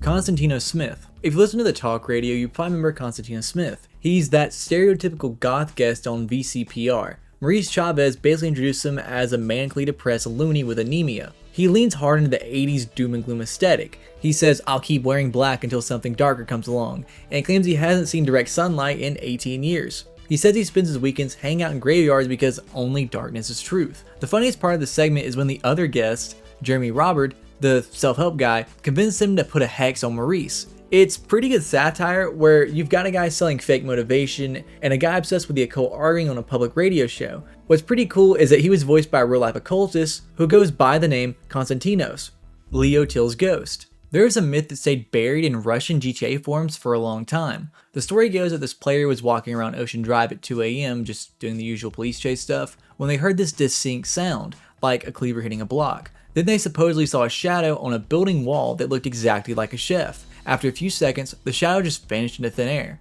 Since Leo Till is a cook you kill in that alleyway early in the game to get his cell phone, everyone assumed it was a spirit coming back for revenge. But for one, shadows in the Vice City engine, especially back on the mobile version this guy was playing, just aren't programmed to work that way. There aren't any dramatic shadows that look like any specific characters just floating on walls. What most likely happened is the player saw some of the weird low-res textures in the alleyways. If the lighting hits those old textures just right, your brain starts seeing faces or shapes that aren't actually there, basically turning you into a schizophrenic. Mr. Black. He's the most mysterious of the people in the game because despite giving you a huge chunk of the missions, you never actually see him. The way Tommy even meets him is a total accident. After you beat Leo to death in an alleyway and take his phone, Mr. Black starts calling it, thinking Tommy is Leo. He's got a European accent and clearly runs a high-level hitman agency. Tommy just rolls with it because he pays well. The Vice City Bureau of Investigation is actually terrified of him. If you look at their records, they've got him flagged for money laundering and a string of hits, but they have no idea who he actually is. He always leaves the instructions taped under the phone or hidden nearby with a weapon, like that sniper rifle, and there's a popular theory that Mr. Black isn't even his real name and it's just an alias.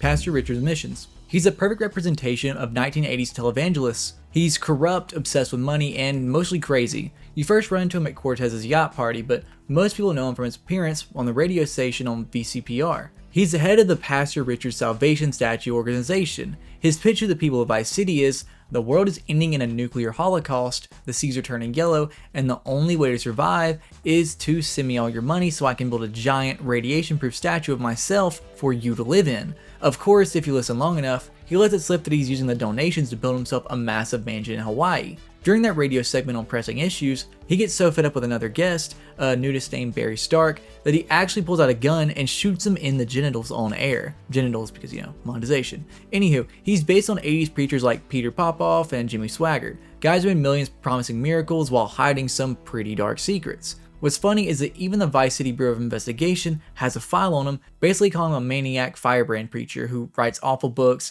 that he usually has to give away because nobody wants to buy them. He even has a star on the Vinewood Walk of Fame in GTA 5, which shows that his quote-unquote legacy of scamming people lasted way beyond the 80s. Shadow Man. If you go over to the Avery Towers construction site, where Avery gives you missions, you might see a homeless pedestrian hang out in a spot where NPCs aren't usually supposed to spawn, wearing a torn black shirt which, in the dark lighting at night, makes him look like a black shadow just standing there. The Shadow Man name stuck because of how he looks in the dark, and obviously the internet ran with ghost stories as they usually do. One of the most popular theories is that he's the ghost of a guy Avery had killed to keep his land grabbing schemes a secret. People even point to a sniper that spawns nearby in the tower as the quote-unquote murder weapon that took him out. Some people claim that he will chase you, but that's just the old AI acting up. If you spook a pedestrian in a cramped space like a construction site, their pathfinding just breaks. Instead of running away, they sprint right towards you.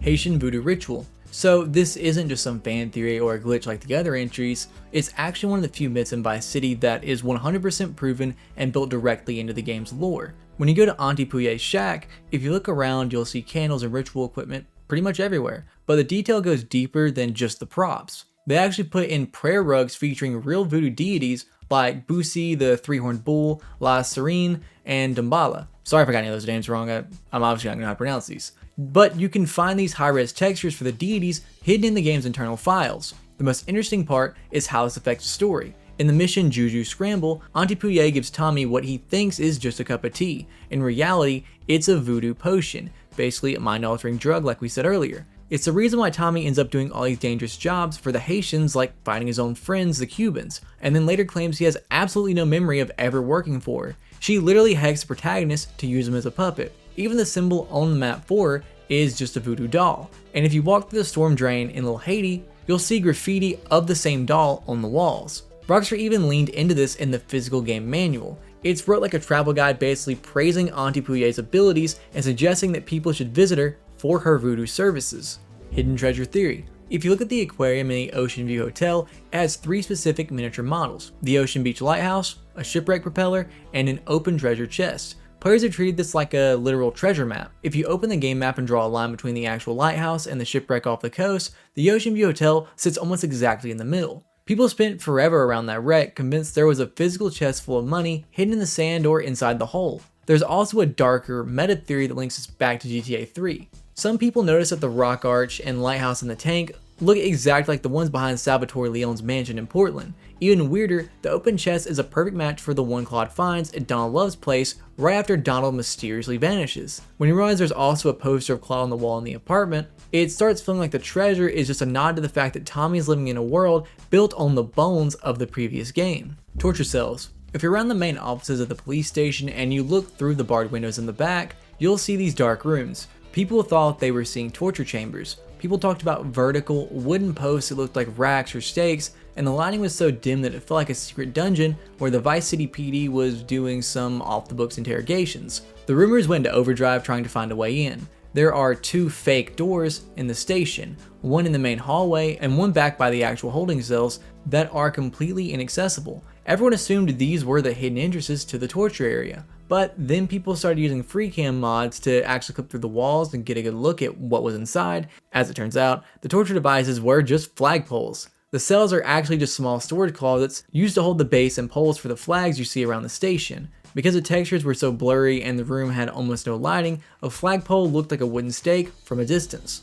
Circle of Death. It all happens down at the docks at the spot where the opening deal goes wrong and Vic Vance gets gunned down. Players reported seeing a group of pedestrians gathered in a perfect circle, standing still. Sometimes they're silent and other times they're like they're talking to someone or something in the middle of the ring, but there's nobody there. The The Circle of Death name comes from the theory that these NPCs are performing a ritual. If you listen to K-Chat, you'll hear from this guy named Starhawk Moonwalker who talks about covens and spells. People started connecting the dots, wondering if her followers were down at the docks trying to summon Vic's soul back from the dead. Since the area is already cursed by his murder, it would technically be the perfect spot for a ritual. But if we're being realistic, it's a glitch in the pathfinding again. In the original version, pedestrians follow specific nodes or paths. Sometimes, if a few NPCs get stuck on the same coordinate, or their AI routines clash, they'll just pivot towards each other and stop moving, creating the illusion of a deliberate gathering.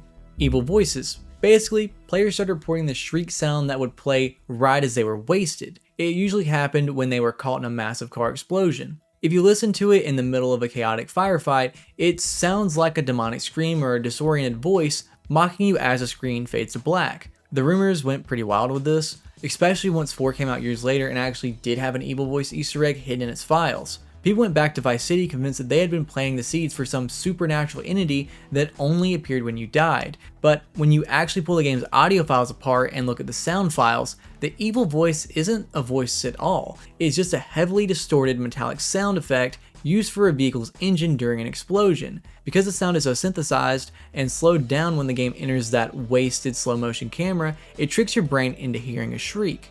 Real world theory. So for the last century, this is one of those massive franchise-wide debates that have been argued over since the 3D era. The idea is that the fictional GTA world with its parodies like Los Santos and Vice City actually coexist on the same planet as the real-life places they're mocking. It sounds crazy at first because obviously Los Santos is Los Angeles, but then you start listening to the radio or looking at the environment, and for example, in San Andreas, you've got characters explicitly mentioning LA and California. There's a news report after a mission where they say, Mad Dog missed a concert in Los Angeles. If Los Santos is all there is, why does LA even have a name in their universe? It gets even weirder in the HD games. If you go to the gas station by Trevor's trailer in GTA 5, there's a collection of license plates on the wall, and they aren't for San Andreas or North Yankton. They're for real states like Ohio, Colorado, Maryland, and even California. The theory suggests the GTA version of the US is just way bigger and more crowded, say 100 states instead of 50 and double the population. It's like a funhouse mirror version of Earth, where Liberty City and New York might both coexist just a few hundred miles apart. Of course, a lot of this is just Rockstar wanting to use real licensed music from Katy Perry to Snoop Dogg, and those songs mention California and Long Beach. They probably aren't overthinking the geography as much as the fans are, but for the people who love the lore, it's a possible hint that the GTA universe is just one layer of a much larger world. Claude Speed. Claude Speed is the main character you play as in GTA 3. It's not actually known whether his last name was Speed or not, but the community has assumed it based off the character in GTA 2 named Claude Speed. Catalina. Within the first 30 seconds of the opening, she shoots Claude and leaves him for dead during a heist before walking off with the money and a cartel leader named Miguel. She's basically the boss of the game because by the end of the game, she's even betrayed Miguel, literally leaving him to get interrogated and beaten with while she takes over the drugs. A few years later, when San Andreas was released, we found out that back in '92, she was living in a cabin in the woods in the middle of nowhere. You actually play through a romance with CJ, which mostly consists of her screaming at him and threatening to kill him. The Leones. If you've played 3 or Liberty City Stories, you know these guys are the family of Portland. The family is led by Salvatore Leone, a guy who is pretty powerful, but by the time we see him in San Andreas, he's trying to run Las Venturas. But after CJ robs him, Salvatore retreats back to Liberty City. In Liberty City Stories, we see the Leones at their absolute peak. Tony, who is a character you play in the Liberty City Stories, helps Salvatore win a 3-way war against the Forellis and the Syndicos by blowing up entire city blocks. By the time Claude shows up in GTA 3, things are a bit rougher. The Leones lost Chinatown to the Triads and Hepburn Heights to the Diablos. They're stuck in St. Mark's, and Salvatore's paranoia is at an all-time high at this point. The turning point is Maria Latour, Salvatore's trophy wife. She tells Salvatore she's having an affair with Claude just to make him jealous. Salvatore, being Salvatore, tries to blow up Claude with a car bomb. It backfires, of course, because, plot armor, so Claude joins the Yakuza and ends up killing Salvatore as he leaves Luigi's club. The Diablos. The Diablos are a street gang that is basically the little brother of the gangs. They aren't as organized as the Leones or as high-tech as the Yakuza. Their leader is a guy named El Burro, an adult movie star. He never actually meets you in person, he only calls you from a payphone to give you jobs from street racing to pornography. In Liberty City Stories, we find out that the Diablos didn't always own Hepburn Heights. The Silicons promised them the turf if they helped weaken the Leones. Even though Tony beats them back in '98, he admits the Leones can't hold the area forever. By the time 3 takes place in 2001, the prediction comes true and the Leons are gone and the Diablos take over. While the Mafia is out here with shotguns and the cartel has Uzis, the average Diablo on the street is usually just carrying a baseball bat. They might pull out a pistol or a micro SMG during a specific mission, but for the most part, they're just brawlers. The Yakuza. The Yakuza start with an internal collapse back in Liberty City stories. At the time, they're led by Kazuki Kasen. His wife, Toshiko, hated him so much that she hired Tony Cipriani to destroy his empire. She had Tony blow up his money, steal his weapons, and then eventually kill him. After the job was done, she quote-unquote self-deleted. It's one of the darkest storylines in the series on such a forgotten game, and by the time Claude arrives, the Yakuza are led by the siblings Asuka and Kinji. They're your allies on the second island. Asuka is cold and definitely a bit sadistic. She spends half the game interrogating Miguel with a wooden stick. Their downfall is caused by Donald Love. He wants to drive down real estate prices in the city, so he has Claude assassinate Kinji. This triggers a gang war between the Yakuza and the cartel. The Yakuza even take over the construction site in Fort Staunton as their new base of operations, but Catalina eventually raids the site and kills Asuka. In advance, they were more ruthless. Asuka actually had Mike kidnapping Mafia members to sell them into slavery in Asia. Pager. Before every protagonist had some form of a handheld phone, Claude relied on a pager. It's a time capsule of the era's technology. Whenever that distinctive beeping sound starts, it's usually a signal the story's progressing or a new side mission unlocked. Stunt jumps. There are 20 unique stunt jumps across Liberty City, and completing them is a massive payday that most people don't even know about. The reward system is cumulative, meaning the further you go, the more you take. Once you do them all, it ends up totaling over 1 million. Rampages. Rampages are a spiritual successor to the Kill Frenzy missions from the 2D era. They show up as white skull icons in back alleyways or on rooftops, and once you pick one up, you're locked into a 2-minute time challenge with a specific weapon and a goal, usually involving a rival gang or a certain number of vehicles. There are 20 rampages in total. You'll be tasked with everything from sniping yardies to using a flamethrower. What makes them unique is the rotating spawn mechanic. If you fail a rampage at its first location, it actually moves to a secret secondary location, forcing you to hunt it down again if you want to retry. Hidden packages. Hidden packages are a scavenger hunt in the game. They're white bells of product. There are 100 of them tucked away in the city's corners, whether that be under bridges, on rooftops, they can really be anywhere. For every 10 packages you find, a permanent weapon spawn is added to the front of all your safe houses. It starts small with a pistol at 10 packages, but by the time you hit 90, an M16 spawn gets added. Collecting all 100 of these packages unlocks a rocket launcher and $1 million. It's the game's way of rewarding players for exploring the map. Payphone missions. The payphone missions represent the arcade-style roots of the 2D era games. Across the 3 islands, you'll find ringing phones that act as contact points. In Portland, you're working for El Burro, who is the leader of the Diablos. On Staten Island, it's King Courtney, the leader of the Yardies. Then finally, in Shoreside Vale, D-Ice, the leader of the Red Jacks, needs help.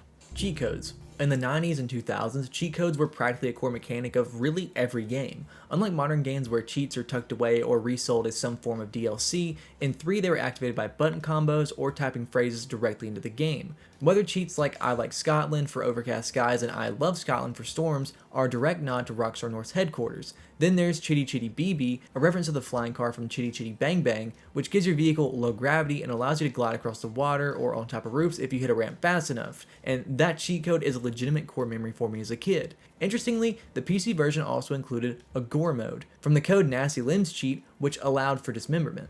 Loading screens. If you try to go from one island to another, you're gonna get stuck in a loading screen at some point. Even if you don't drive directly over the bridges and you boat across, you still have to go through some form of a loading screen. The Yardies. The Yardies operate from Staten Island as a Jamaican-American gang that's led by King Courtney. They're recognizable by their lowrider that has a hydraulic system letting you bounce the car. In the lore of 3, the Yardies act as a bridge between street crimes and organized crime. By 2001, they formed an alliance with the cartel to help distribute across the city. Back in Liberty City stories, they were actually muscle for the Leon family, helping Tony clear the Forellis out of Newport. However, they are notoriously fickle, famously betraying Claude by siding with Catalina.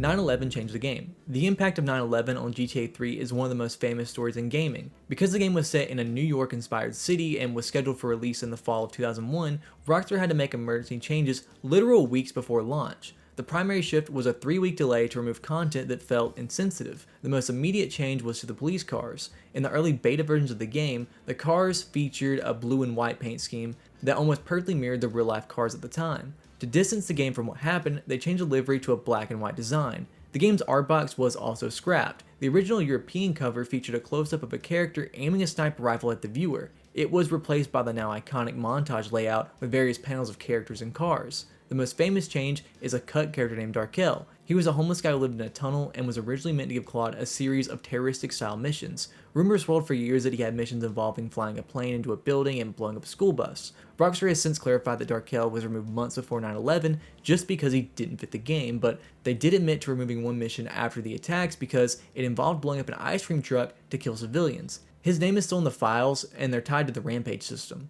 The flight paths of the planes at the airport were also changed so they didn't fly too close to the skyscrapers. Many believe the Dodo's clipped wings were a last-minute nerf to prevent players from flying into buildings. While they claim the Dodo was always meant to be a failed plane that was just hard to fly, the timing led to a lot of people to believe it was just a safety measure. Bulletproof Patriot. You obtain the Bulletproof Patriot by finishing the mission Marked Man. After you escort the corrupt cop to the airport, he pages you the location of a lockup in Newport. Inside, you find a Patriot with a stash of weapons. Because Ray is officially off the grid, this is the parting gift to Claude. What makes the Patriot legendary in the community is its utility for the endgame. Once you finish a story, almost every gang in Liberty City is hostile towards you. The only catch is that while it's bulletproof, it isn't everything proof. It can still be flipped, crushed, or destroyed by explosives and fire. A lot of players, from what I can tell by old forums, made the mistake of taking it to a rampage involving Molotovs. Because there's only one in the entire game, losing it usually means reloading a save or starting a new playthrough.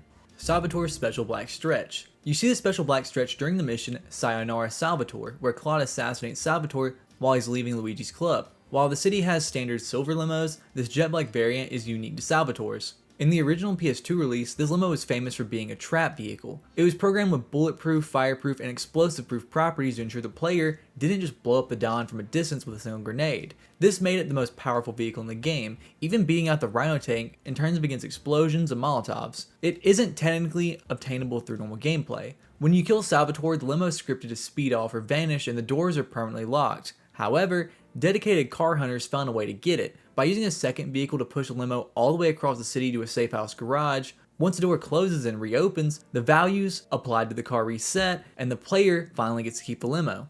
Different yellow weapon hub on PC version. If you play on a PS2, the PC's version HUD looks weird. While the console version has a blue tinted weapon icon box with a semi-transparent design, the original PC release from 2002 swapped it out for a bright yellow weapon hub. It was a part of a larger UI overhaul intended to make the game feel more at home on higher resolution computer monitors. The yellow HUD is often the first thing purists notice because it changes the temperature of the game's atmosphere. The blue HUD on PS2 blend into the atmosphere, whereas the yellow PC icons pop up with an almost industrial aesthetic. This version also introduced a mouse-driven crosshair for weapons like the M16 and sniper rifles. Vigilante. By getting in any police vehicle like the standard cop car or even the Rhino tank, you can trigger a never-ending string of chases and gunfights. The mechanics are pretty simple. The game spawns a criminal in a vehicle somewhere in the city and you have a limited time to kill them. As you progress, the criminals get better cars and escorts. If you manage to take out 20 on each of the 3 islands, which is in total 60, you unlock police bribes. These floating star icons that allow you to instantly drop your wanted level, making you practically untouchable during the game's more difficult missions.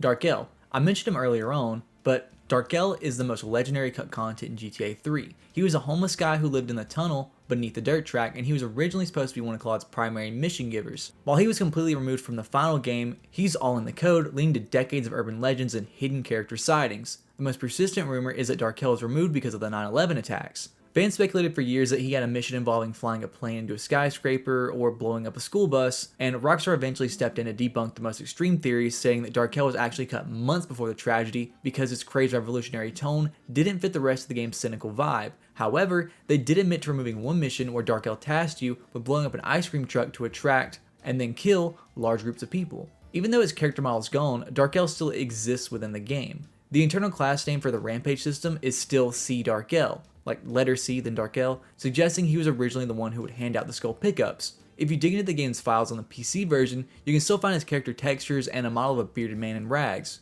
Rhino. I don't know why a Rhino tank entry wouldn't be in the first section of the Iceberg or after the Vigilante stuff, but the Rhino is a tank. There is 3 ways to get it: a 6-star wanted level, fill his army, or if you deliver all emergency vehicles to the crane at the harbor in Portland, you can order a Rhino for free. A cool thing about it is if you turn the turret 180 degrees and spam the fire button, it actually gives you a speed boost that's big enough to jump the broken bridge to Stun Island before it's even opened. Spank. Spank is a central drug that drives the entire story of 3. Nearly every major plot point traces back to it. It's a white powder drug manufactured by the cartel and distributed across the city. The cartel pushes Spank through multiple fronts, from coffee stands to gang networks like the Yardies and the Triads. The drug is first mentioned early in the game during Luigi's missions, where he's concerned that prostitutes using Spank are bad for business. As the story progresses, Spank becomes more dangerous and unpredictable. In the mission Kingdom Come, Catalina and the Yardies send Spank-addicted attackers with explosives to ambush Claude. Spank shipments enter Liberty City through the airport disguised as cargo. In the mission Sam, Claude intercepts one of these shipments, destroying a cartel plane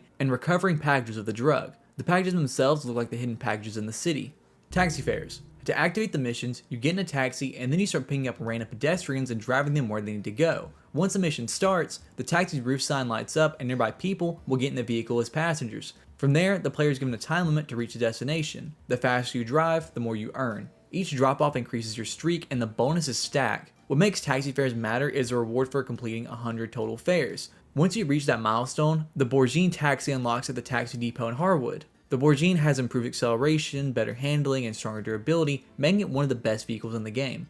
Special cars. Most vehicles are disposable. If they get damaged or destroyed, you can just find another one, but a lot of special cars only appear once during specific missions and then they're gone forever unless you reload a save. One of the most well-known examples is a teal-colored Kuruma from the very first mission. Normally, Kurumas spawn in standard colors, but this exact teal variant only exists during that mission. If the player stores it in a garage before completing the mission, they keep a vehicle that technically isn't supposed to exist. Other vehicles have special protection properties. Some are bulletproof, meaning gunfire won't damage them, while others are fireproof or even explosion-proof, making them more durable than normal cars. Vehicles like the Patriot, Mafia Sentinel, and certain mission-specific cars can survive things that normally would destroy other vehicles. These properties exist because the vehicles were designed to survive scripted mission events. But if the player steals and saves them, those protections remain permanently. There are also stranger cars, especially on the PC version, involving the ghost car glitch. Using a specific taxi driver exploit and the vehicle crusher, players can create cars that lose their collision entirely. These vehicles can phase through walls or fall through the map and enter what players call blue hell.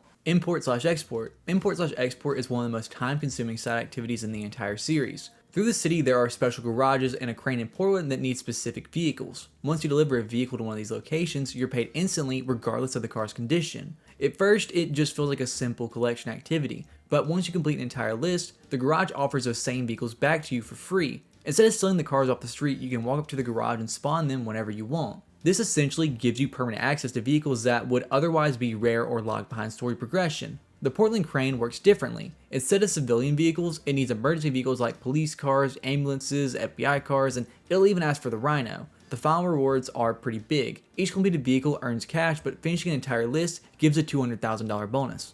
Canonly, Kingdom Come needs to be completed for the exchange. One of the more subtle story details is that the mission Kingdom Come has to happen before the final mission, at least from a canon perspective. Kingdom Come is a mission where Claude meets Kenji's contact in the parking garage only to be ambushed by Spank bombers. This shows that by this point in the story, Catalina is fully aware that Claude is working against her. She's actively trying to kill him at this point. If Claude had never interfered with her Spank shipments, there would have been no reason for this ambush to happen. After this mission fails, she stops using other people entirely to try to kill Claude. Instead, she captures Maria and personally confronts Claude in the exchange, which is the final mission of the game. Dog food. In Portland, the dog food factory seems like just another building, but during the Marty Chonks missions, you learn it's for getting rid of bodies. Marty Chonks, who is a corrupt business owner, uses the factory to get rid of people. Throughout his missions, Claude is tasked with luring victims to the factory so Marty can kill them and dispose of their bodies inside the machinery.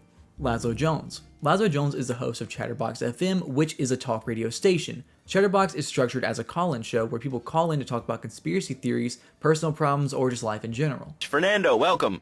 The pleasure is mine, Laszlo. It is an honor to be here. I feel blessed. Thanks. So tell me about Fernando's new beginnings. Truly, Laszlo, it is a miracle, a blessing. It is a revolution in the marriage guidance. For my people, marriage is, how'd you say, sacred. The bond between the father and the mother. It is made in heaven and in the bedroom, if you know what I mean. I think so. What makes Laszlo unique is that he exists across multiple games. Laszlo is also a real person who worked at Rockstar and helped write and produce for the series as well as other games related to Rockstar.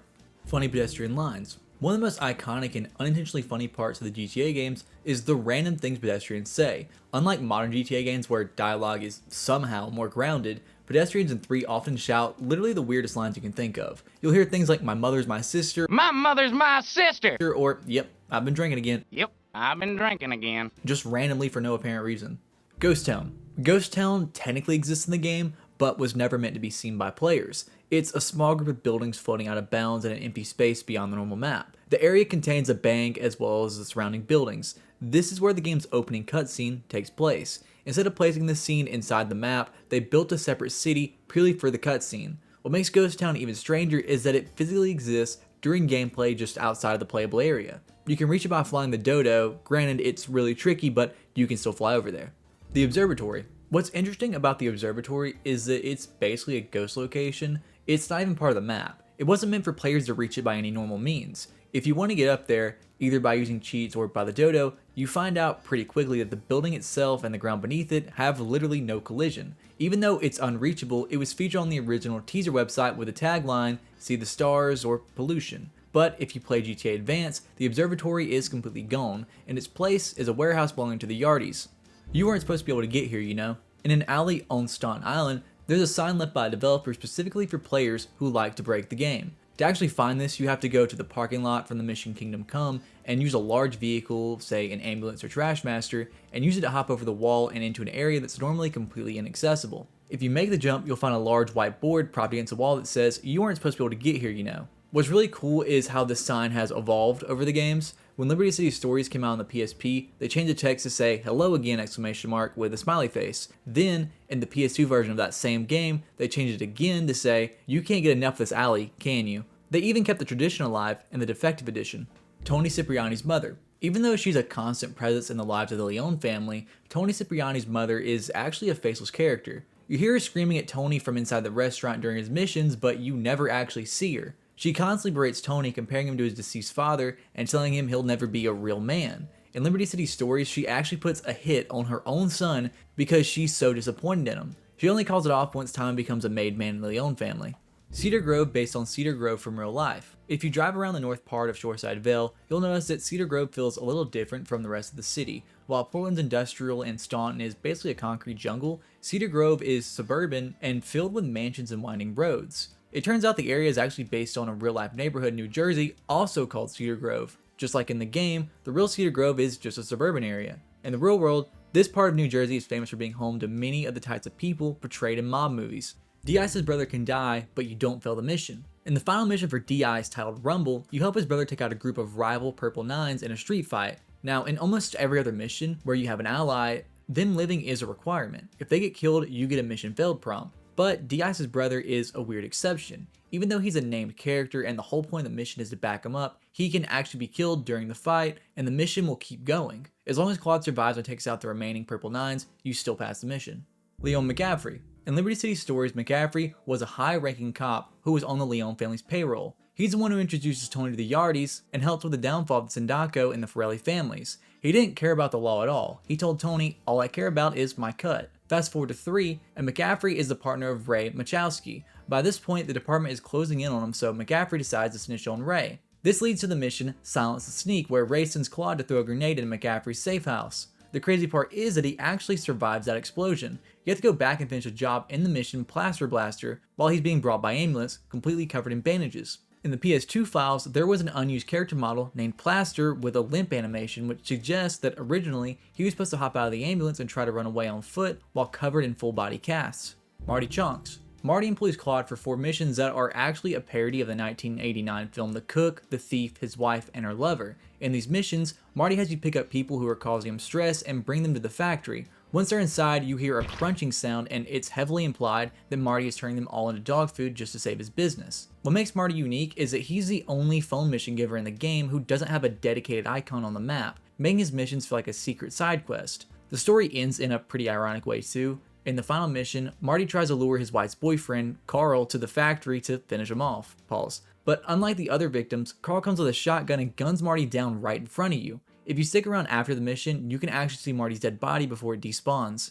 Ghost Missing Boat. The Ghost is a unique boat that looks like a normal version of the police boat, but just without the machine guns. If you get inside one, the vehicle name pops up on screen is actually Ghost Missing. This happened because the developers forgot to point the game's text files to the right name, leaving a missing string error in the released version of the game. You only see this boat during one specific mission, Going Fishing, where you have to hunt down Ray Machowski's partner when he's on the water. It's a pretty fast boat, but because it's a boat, there's no normal way to save it in a garage, unless you're dedicated enough to push the ghost all the way from the beach to a garage using another car. But if you do that, the game starts to break. In the original versions, the garage door would close on the boat, but when it tries to reopen and spawn the vehicle, the game would either freeze or crash entirely. Prostitutes. With the 3D era, they introduced a system where you could pick up prostitutes to regain health, a feature that became a staple for the rest of the series. To do this, you have to pull up next to a prostitute with a car. You don't even have to honk in 3. As long as you have more than $100 and you aren't driving an emergency vehicle or a gang car, they'll get in. From there, you have to drive to a somewhat quiet spot. The game doesn't actually check for seclusion like they do in later games though. The actual act itself is just the car bouncing up and down while your money count slowly goes down. Once it's over, your health regenerates up to past the 100 limit to 125. If you're driving a convertible or a topless vehicle in general, the health regeneration happens instantly instead of over time. Most hated island. If you ask any GTA 3 fan which part of the map they hate the most, usually they're gonna say Shoreside Vale. Portland has that industrial feel and Staunton feels like a true city, but Shoreside is remembered as awful to navigate. The biggest issue is the terrain. There's relatively flat terrain on the first 2 islands, but Vale is a weirdly vertical island. It's filled with these weirdly steep hills, winding roads, and elevation changes that make traversing a chore. Because the radar is 2D, it's pretty hard to tell if a blip is on the road you're on or if it's above you. From what I read, a lot of players felt the island felt unfinished, especially compared to the others. While it has the airport and some cool mansions to it, large chunks of it feel empty or like they were rushed late in development. Combine that with the fact that the cartel here have M16s, Shoreside Vale pretty much became the place that nobody liked. M16 is broken. If you've played through the later stages of GTA 3, you know how overpowered the M16 is. It's arguably the most broken weapon of the 3D games. The stats on this are pretty crazy on paper. It has a fire rate of around 3,000 shots per minute. To put that in perspective, it creates a continuous stream of bullets that shreds through pretty much every car in the game in just a matter of seconds. The only thing that can survive constant M16 shots is the tank, but it really can't take that long either. It's fun to use when you're using it, but it's a nightmare when the NPCs use it. In Shoreside Vale, the cartel members start carrying these during missions. Because the AI has perfect accuracy and doesn't have recoil, they can blow up Claude's car before you even realize you're being shot at. There hasn't been an official confirmation from Rockstar on whether this was a balancing mistake or a deliberate choice to make the endgame itself harder, but people have theorized for years that the fire rate was accidentally set higher than it was meant to be. It's so powerful that when the M16 returned in San Andreas and Vice City, it was significantly nerfed to make it feel like a normal AR. The stadium. The Liberty Memorial Coliseum is a massive landmark. If you look at the map or the signs around the building, it's officially the home of the Liberty City Cox, the city's football team. American football, by the way, not soccer. This is a Western game. From a gameplay perspective, the stadium is mostly just a massive prop. But if you fly a dodo, you can see in the stadium where it says Cox in the stand. Unlike in 3, in GTA Advanced, the stadium is actually a playable location where you can participate in a mission involving a bomb. Wreck the Yardies car. In the mission Uzi Rider, 2 Yardies pull up in a perennial, which is one of the slowest and most fragile cars in the game. You have to drive them to kill some Diablos. The catch is that they don't trust you. One of them tells you, "We'll make sure you don't get cold feet." This turns into a gameplay mechanic actually. If you try to get out of the car for more than 5 seconds, or if you're a reckless driver like me and manage to flip the vehicle, the mission doesn't just end with a standard mission failed screen. Instead, the Yardies will immediately get out the car and just start shooting you. One-armed Phil. You meet Phil at his army surplus. He's a paranoid, one-armed alleged veteran who needs Claude's help to fend off a cartel hit squad. During the mission, he tells Claude a story about how he lost his arm in Nicaragua. But if you've played Vice City, you know it's a lie. Back in 1986, Phil was actually a drunken arms dealer in Florida. He lost his arm during the mission Boomshine Sagan, when he accidentally detonated one of his own Boomshine bombs while trying to show off to Tommy. Even though he's a recurring character with a full name, the original credits simply list him as One-Armed Phil. This was a nod to his character art, which was labeled Phil the One-Armed Bandit. There's also developer oversight that people noticed. In Vice City, the cutscene where the bomb goes off, you can actually see his right arm get blown off, but in the very next scene, and in every game afterwards, his left arm's the one that's missing. GTA Vice City was supposed to be a DLC. It's hard to imagine now, but Vice City almost never happened, at least as a standalone. According to Obi Vermage, who was a technical director at Rockstar North back then, the project actually started as a mission pack for GTA 3. The original plan was much smaller in scope. Rockstar New York came up with the idea to set a series of new missions in 1980s Miami, which would have been like a modern day DLC or expansion for Liberty City. At the time, the developers weren't sure if they could pull off a full sequel so quickly, so a mission pack seemed like a lot safer of a bet. However, 2 things changed. Once the team realized they had a massive cultural phenomenon on their hands, the want for a full sequel grew, and about 6 months into development, the team realized the 80s aesthetic and the Miami-inspired map looked and felt sufficiently different from the dark and gritty Liberty City. It was too good to be a sub-menu in GTA 3. The decision to pivot to a standalone game was actually made very late in the process, which is why Vice City was only released 1 year after 3. Because they use the same engine and a lot of the same assets, they were able to put it out in a crazy turnaround time. Leon McCaffrey survived. This is centered around Plaster Blaster. This mission is a follow-up to Silence the Sneak, where Claude tries to kill Ray Machowski's former partner, Leon McCaffrey, by throwing a grenade in his safe house. In Plaster Blaster, Ray is frantic because he's learned that McCaffrey somehow survived the explosion and is being transported by an ambulance. Claude's job is to intercept the ambulance and finish him off, pause. The mystery here is that McCaffrey is completely immobilized. He's in a full-body cast from head to toe. When you finally knock him out of the ambulance, he just lies there like a prop. Since he is essentially a static object, some players theorize that he might still be alive after the mission, trapped in his own body while Claude walks away. Shoreside Vale to Upstate Liberty. If you drive to the northern part of Shoreside Vale, you'll find 2 tunnel entrances that look like they should lead somewhere. In the original version of 3, these tunnels are blocked off. You'll see roads closed signs and massive piles preventing any traffic from going through. For years, people thought that this was the gate to Upstate Liberty, a suburban or rural area that Rockstar supposedly cut from the game. If you try to walk past the dirt piles, you hit a hard invisible wall, which only fueled curiosity, of course. However, the Upstate Tunnel actually became real in Liberty City stories. Since that game takes place 3 years before 3, the tunnel works and is open for traffic, but the tunnel is essentially a giant U-turn. It goes into the mountain, curves around, and spits you out the other entrance on the opposite side of Cedar Ridge. Unused radio. There are massive billboards advertising radio stations that just don't exist. The most prominent stations are Liberty FM, Liberty Soul FM, and WLLC The Zone 34.9 FM. They have logos and professional looking advertisements as well. For years, people debated whether these were fully functional stations that got cut in the last second, or if they were just filler to make the game feel real. We do know that the radio changed a good bit during development. Moving Shadow was the original name for MSX FM. KJaw's early logos had a specific slogan of Reggae to Rock. There was also a dedicated rock and metal station that was planned but ended up getting scrapped. There's even songs hidden in the game's trailers and code. You can actually hear a snippet of a song called Wash 'Em by Mary Danson during the Lips 106 station preview, but the song never plays on the radio. The weirdest one is Orbit. It has a logo that looks like a radio's, but it doesn't have the FM tag. From what I could find, some people think it was just a fake brand for a tech company though. 2000 Beta. If you could play the version of 3 that existed in December of 2000, you'd be playing a much more experimental game. The leaked design document, labeled as version 1.39, lets us know that gameplay was much more complex before being streamlined for the PS2's hardware. One of the biggest what-ifs is the first-person mode. Before GTA 5 added a first-person view with the release of the next-gen version, they were trying to build one for the PC version of GTA 3. Internal files like weapon.dat still contain unused animation tags for things like FPS_punch and FPS_M16.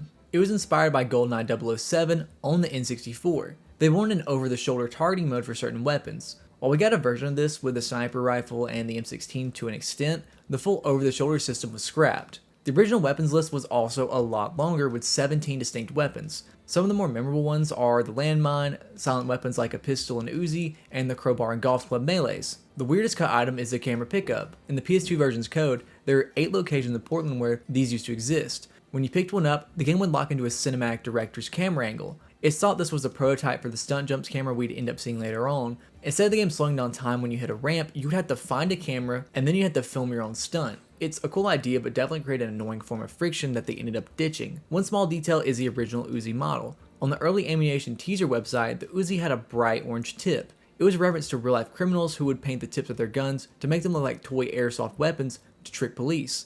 Eventually they decided this was a bit too real or maybe distracting, and the final Uzi was all black. Donald Love killed by Darkel. Love Hurts is a mission where it's said that Darkel would get Claude with a flying dodo to fly into the Love Media building to kill Donald Love. For decades, people believed this was the reason why Donald Love disappears after the mission Love's disappearance and why the dodo is so hard to fly. But because 3 was released a few weeks after September 11th, a lot of people assumed any mission involving a plane hitting a building was cut. While Rockstar did change the police car colors and a few lines of dialogue, they've explicitly stated that no major missions like this existed, and in the 2000 design document, the dodo was referred to as Wingless Cessna, even from the early stages. It was designed to be a joke vehicle in the documents as a plane that couldn't take off. Donald Love and his media empire also weren't even in the original plan. He was added late in development to replace a character named Toshiro. Rockstar's lead writer, Dan Houser, later clarified that they just liked the idea of a character being so wealthy and mysterious that he could simply exit the story without any explanation. Donald Love is a cannibal. In Liberty City stories, you see Donald Love eating human ribs during a cutscene.